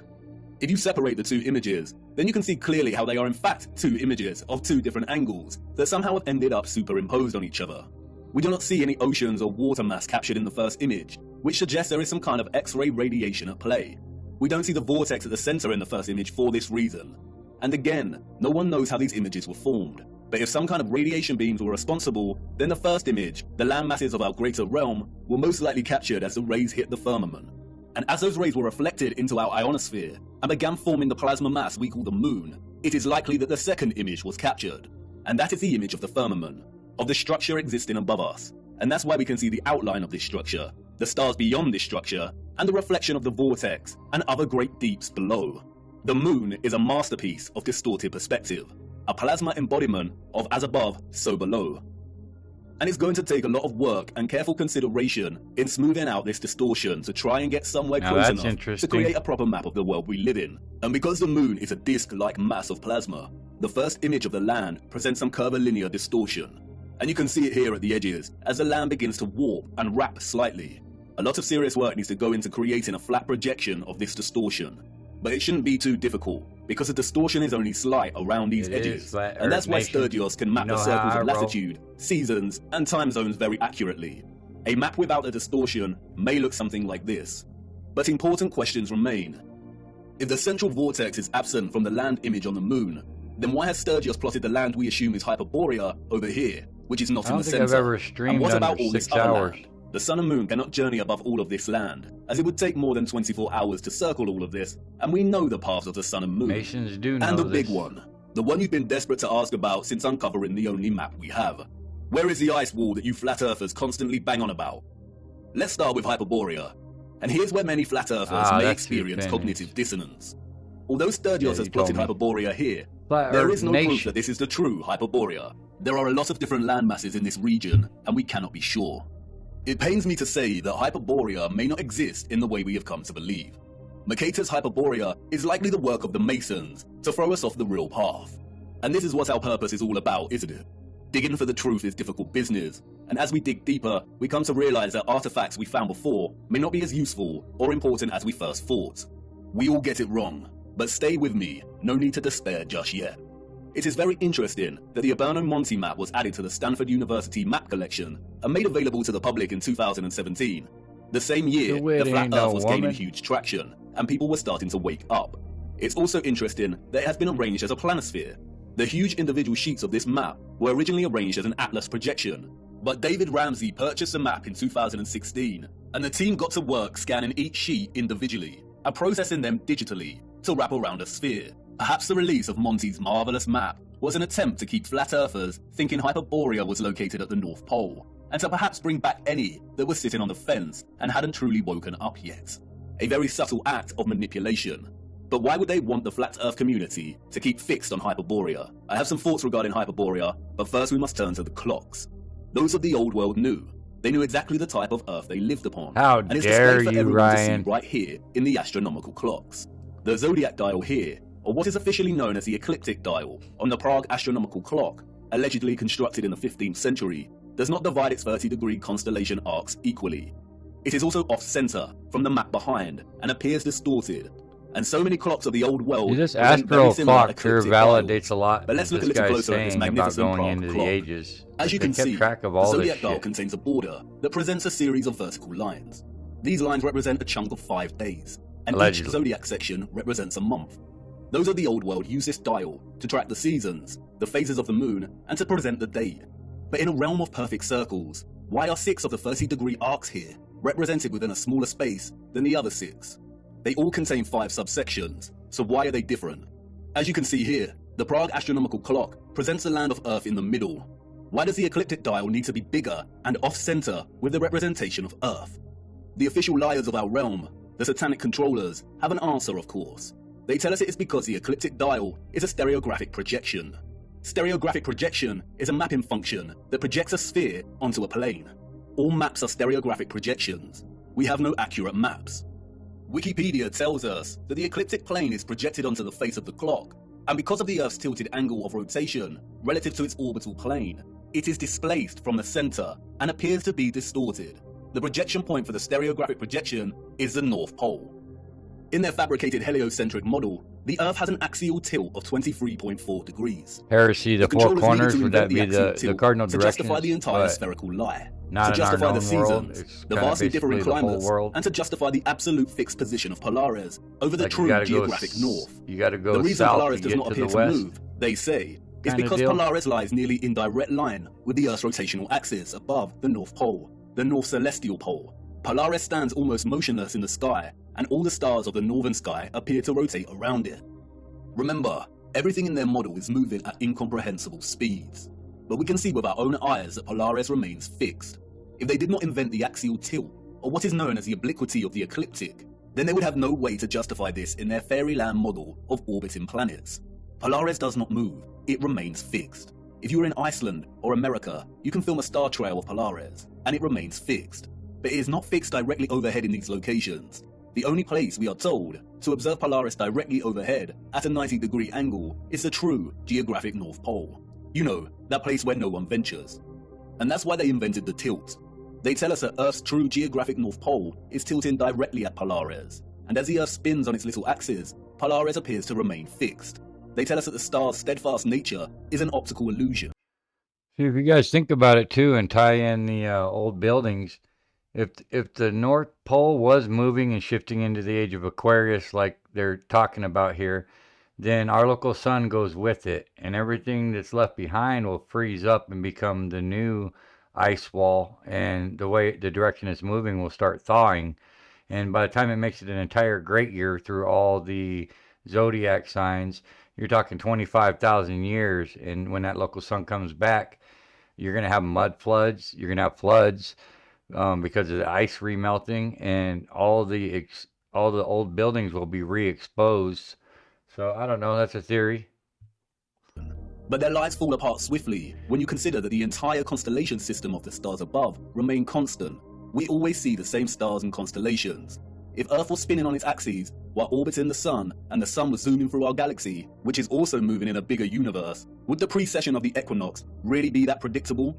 Would the constellations of the tropic circles of latitude really appear with such consistency in union year after year at the solstice, or would it appear a bit more That's random? the 4 cardinal directions. They are liars, is what and I'm we all thinking. know that water does But you not gotta lie. go south. Resting Good luck water does finding not curve west. or convex. For you see, the satanic controllers are masterminds of reverse Gate kept. engineering. The celestial zodiac ecliptic dial is not a stereographic projection. The entire heliocentric model is reverse engineered science, and they had to start at Polaris and trace their steps back to ensure they justified its fixed, immovable position and made sure it was compatible with their globe. The Prague astronomical clock has been altered drastically over the last 200 years. It suffered fires, been restored and altered. And you can see that here in the way the projection of the Earth behind the clock has changed over time from a flat map to a bulging, unsightly sphere. But look, when you align the ecliptic dial with the map of our greater realm, then this all starts to make sense. The zodiac constellations appear distorted, despite all having 5 equal subsections, because our location is limited within a portion of the greater realm, and this governs our observational perspective of the stars. The shape of this dial has nothing to do with an axial See tilt. how what It he's is designed this demonstrating way looks like to the reflect our astral known clock as world well. Yeah, within there this he goes. magnetic field pocket. Exactly. The realm is much larger, and therefore the firmament Pretty and interesting. circumference of the fixed stars in the water beyond is much larger than the circumference of our own magnetic field. Polaris is here, above the center, and this is so important. They tell us that our magnetic North Pole is separate from what they call true geographic north. Our magnetic North Pole is moving. How can that be? Is that just another one of their lies? No, it is not. It is a half-truth. They tell us over the course of a century, the magnetic North Pole has moved from its location, just above Canada, to near Greenland, and is now en route to Siberia. It is moving fast. Why? The symbol of the swastika and the black sun offer some clues as to why. For years now, flat earthers have come to see the magnetic North Pole and geographic North Pole as synonymous, but they are not. As you know, the swastika symbolizes the vortex, but the black sun takes its symbolic message further. The central core circle here represents the iron core, the black sun, or what the fictional Mercator called the Rupes Nigra. But look closer. There is another ring outside of the central core. Remember, the black sun is the energetic core inside of the vortex. And remember also that in the heliocentric model, they acknowledge that the Earth's core is a solid iron sphere, but there also exists an outer core of molten iron liquid. They also tell us that this liquid outer core is responsible for producing our moving magnetic field and poles. This is why the pole is moving, because the magnetic field is not emanating from the solid core, but from a volatile outer core. This is what the second circle here represents. And like everything heliocentric related, all you need to do is apply common sense and flatten the curve, and things start to make sense. There is not a spherical outer core, but some kind of electromagnetic coil, perhaps even made of molten iron, surrounding the central solid core. At the core, we have a vortex opening, but the actual volatile energetic source is beneath. The central core is akin to a central clock dial. It's solid and remains fixed, and everything else moves around it. But it is also the keystone responsible for this entire movement. Everything surrounding our world moves. The stars above move, the sun and the moon, and the electromagnetic outer core under us, and all the while the land itself and central solid core remain stationary. And not only does this outer core move and take our magnetic North Pole with it, but it is highly likely that it moves in accordance with the precession of the equinox, in time with the stars above as they move from their fixed positions, which means that it probably moves 30 degrees of the realm circumference every 2,160 years. The North Magnetic Pole is slowly moving, and it is as natural as the sun and moon's concentric journey above us. And this is why the symbol of the black sun is a 12-spoked wheel. Each spoke represents a fixed constellation of the zodiac. Each section is an individual age. And the result is a situation like this. Every 2,160 years, our North Magnetic Pole circles the inner solid core and vortex by 30 degrees. This is why the pole has moved from Canada and is en route to Siberia. It is traversing the outer central circle, or what is more appropriately termed the magnetic circle. We live inside of a perfect clock, inside of God's clock. The sun and moon circle our magnetic North Pole, which is situated roughly at the center of our known world's landmass. But this magnetic North Pole circles the inner vortex and completes a full revolution every 25,920 years, or what is referred to as a great year. Each great year consists of 12 precessional or astronomical ages of 2,160 years each. We are on the cusp of entering the age of Aquarius, and this is why our magnetic North Pole is en route to Siberia. As the North Magnetic Pole circumvents a central magnetic circle, the toroidal magnetic field moves with it. The sun and moon are bound in their revolution by our magnetic North Pole, and because of this, they move within our magnetic toroidal field only. This is why the magnetic North Pole will always be the center of our known world. As I said before, the first image of the landmass presented in the moon's face is likely akin to an X-ray image, and has not captured any water mass.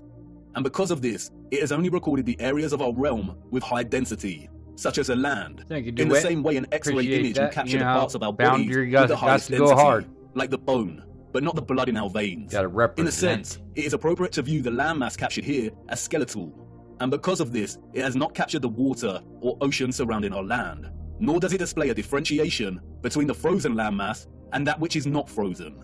If the sun's concentric journey above us is bound by the North Magnetic Pole here and its Have a good night, magnetic Angela. toroidal field, and this entire magnetic field is moving with the pole, then it is likely we have a situation of a changing climate. As this Hope your process rat's doing unfolds, better tomorrow. all areas outside of our magnetic field will inevitably be frozen and dark due to the lack of sunlight.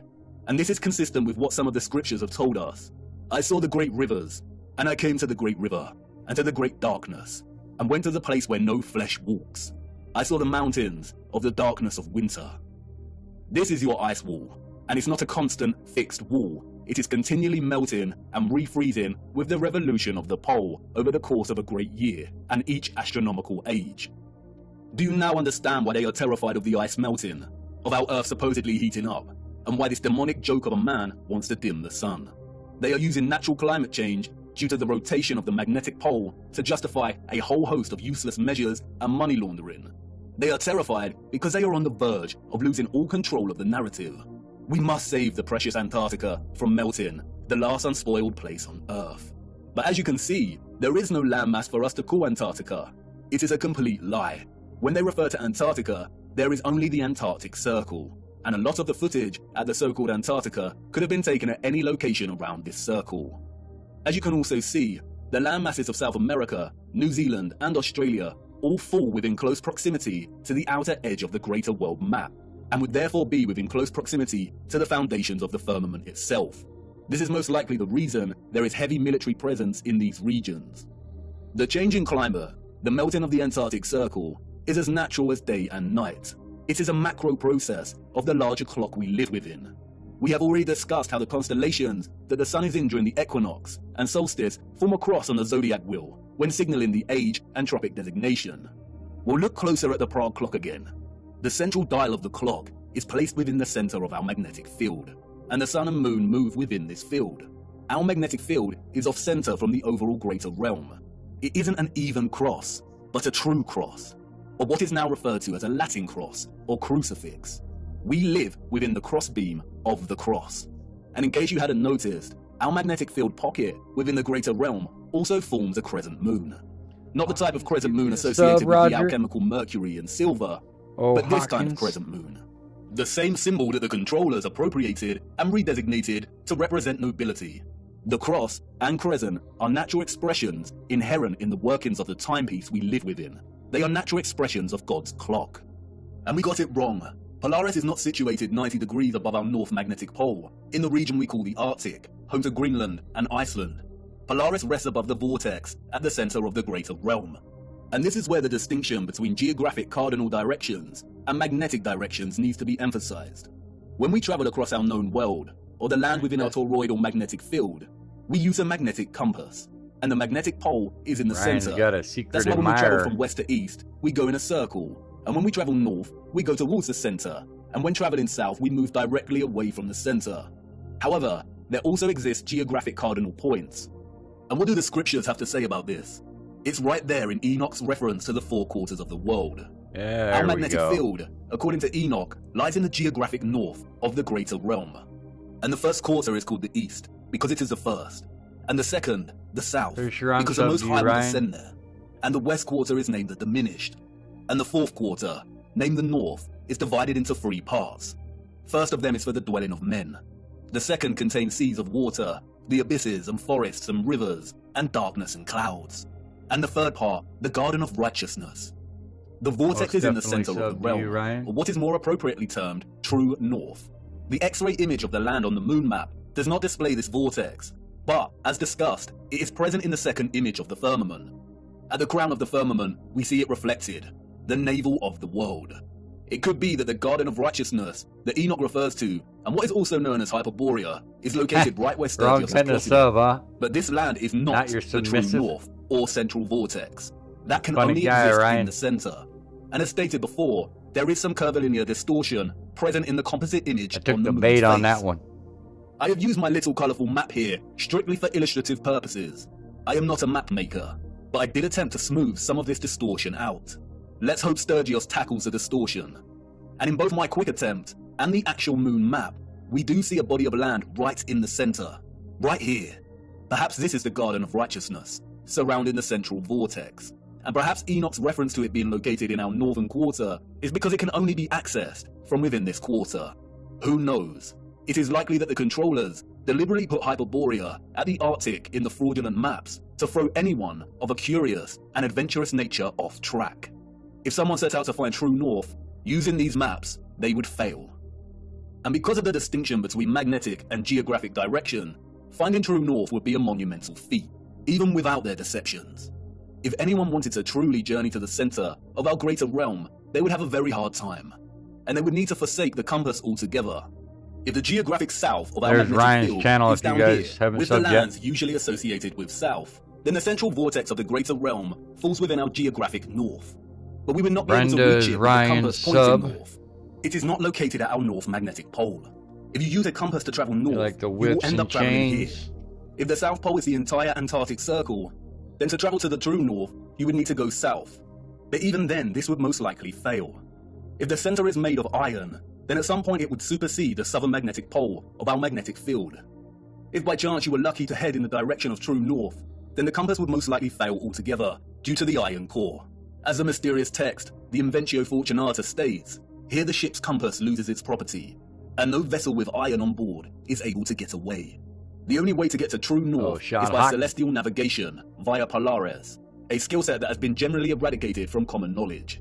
And I bet these oceans are heavily guarded. It's in alphabetical We will order, be returning to Maria. magnetic fields later in our journey. We need a Dewey Decimal And we really System need to for the reappropriate subs that you definition got, of the or word what? Planet, a smaller subsection or fraction of a much larger plane. Time is ticking, viewer. You are wondering why I brought you into this dark forest. Why is all of this important? Because once upon a reset, the established timeline is a lie. We cannot begin to map our revised timeline unless we start plotting it in accordance with the greater realm we inhabit. We need to apply the astronomical clock, the ages, to get closer to some kind of clarity. We are not out of the forest yet. And can you feel it yet? The entire matrix is starting to crumble. Everything we've ever learned, everything we've ever relied upon to shape our understanding of the realm we temporarily inhabit is now unreliable. Dewey Decimal. And all we are left with is our own eyes. And all we see over and over again is water always seeking its flat level. We see structural remains that those in the history books could not have built. And we see a great evil multiplying. We only have our eyes and old photographs, moments captured in time. The act of photography, the art of juxtaposition, of comparison and contrast. We are so small, our world in the mirror. Where are the maps of the age of Pisces? Where has our history gone? And what has become of us now? Are we that different to those we see in the 19th century? Look at us, desperately searching for lost time. Our boots caked in mud, our entire days spent digging through the deception. Digging and moving the mud. Frantically digging, tired and aching, but not giving up. And what do we find? The same things that our ancestors of the 19th century found. Glimmers of glory, of beauty, of pain, and wonder that remain stubbornly silent, offering no explanation for its existence or how it came to be. Old photographs and such glory. I haven't shown you just how impossible these structures are yet. The only thing these people have ever built is the lie, brick by brick, and I need to show you how they did it. Our world in the mirror, once upon a reset. There have been many great resets during our realm's history, all very different in nature. We need to look at all of them. How to reset time, to wind back the clock. The death and dawn of a new age. This was not the first reset, nor is it the last. It is happening again right now. Empty cities, such quietness. There is a war going on back home, viewer, and most haven't even realized. A peculiar and irregular type of war. Silent warfare, information warfare, biological warfare. Didn't think we'd make it through the whole A thing, war as old as but here time we are. itself. A war between the forces of light and those of darkness. And we're caught in the middle, on the cusp of the dawning of a new age. A war for Aquarius, the water bearer. Watch the water. And for us who fell in love with the truth, and who have resisted the darkness, we've had the armor of God on now for so long. How many of your friends and family have deserted you? How many of them left you stuck in the mud? And you've remained steadfast. But it's time we took a stand and became very loud. It's time to draw the sword of truth. The blind are going to need us because nothing can stop what is coming. the legend of Offerus, bearing Christ, bearing the truth so it can reach the masses. I will try my best to continue our journey, but as things become even darker, the lights will inevitably go out, and our journey may end here. But you have more than you know, more than you need. You've seen enough deception. Do not believe a single thing they say. We have to try and keep moving. The clock is ticking, and we don't have much time. We need to go to Siberia. There is something frozen in the ice that needs examining. Come on, it's time to address the big question. Who were the citizens of the future? And it's not what you think. The timeline is wrong, and the maps are fake. This is not the answer. No. For you see, they had a king over them, and not just any king.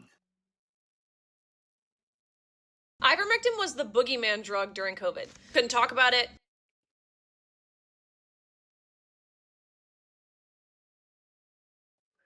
Looks like we made it, folks.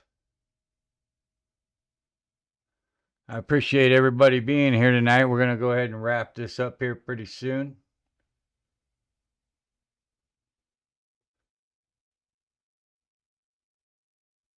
See here.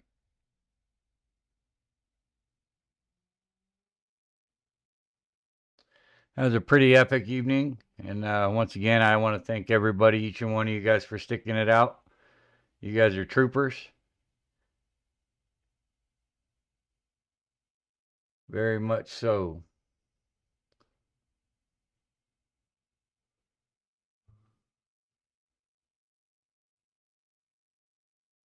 Let's see here.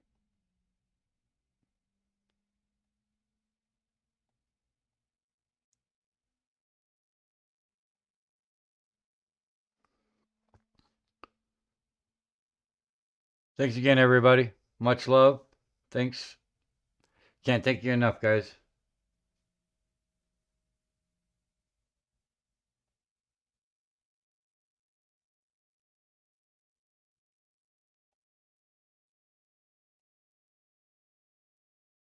So, quick question. Can you guys hear the music right now or no? I told you so.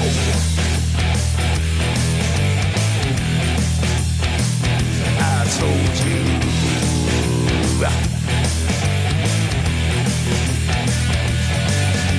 Remember when I told you about 9/11? Remember when I told you about Building 7? Remember when I told you about the fluoride in the water? Yes, I did. Remember when I told you about the New World Order? Remember that? Remember when I told you about the chemtrails in the sky? Remember when I told you that NASA was full of lies? Remember when I told you about the ultra mind control? Well, I just want to say that I told you so, yeah.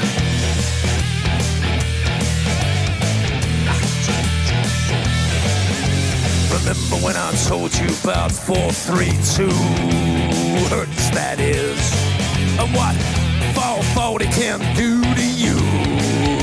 It hurts my ears. Remember when I told you about the vaccine agenda? Yes, I did. And that Michelle Obama is a transgender. Yes, he is. The dinosaur fraud, the climate change scam, and yes, Sandra Bullock is also a man. Remember when I told you that there ain't no globe? Well, I just want to say that I told you so. I told you so. I told you so. I told you so. I told you so. Yeah.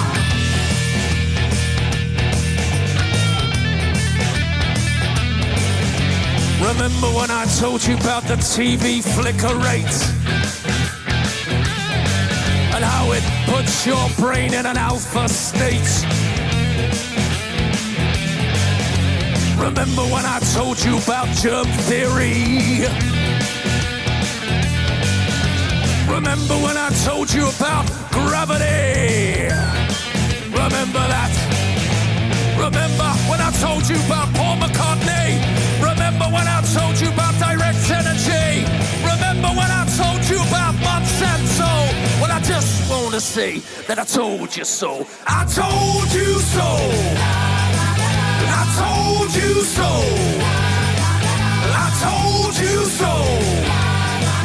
I told you so. Yeah.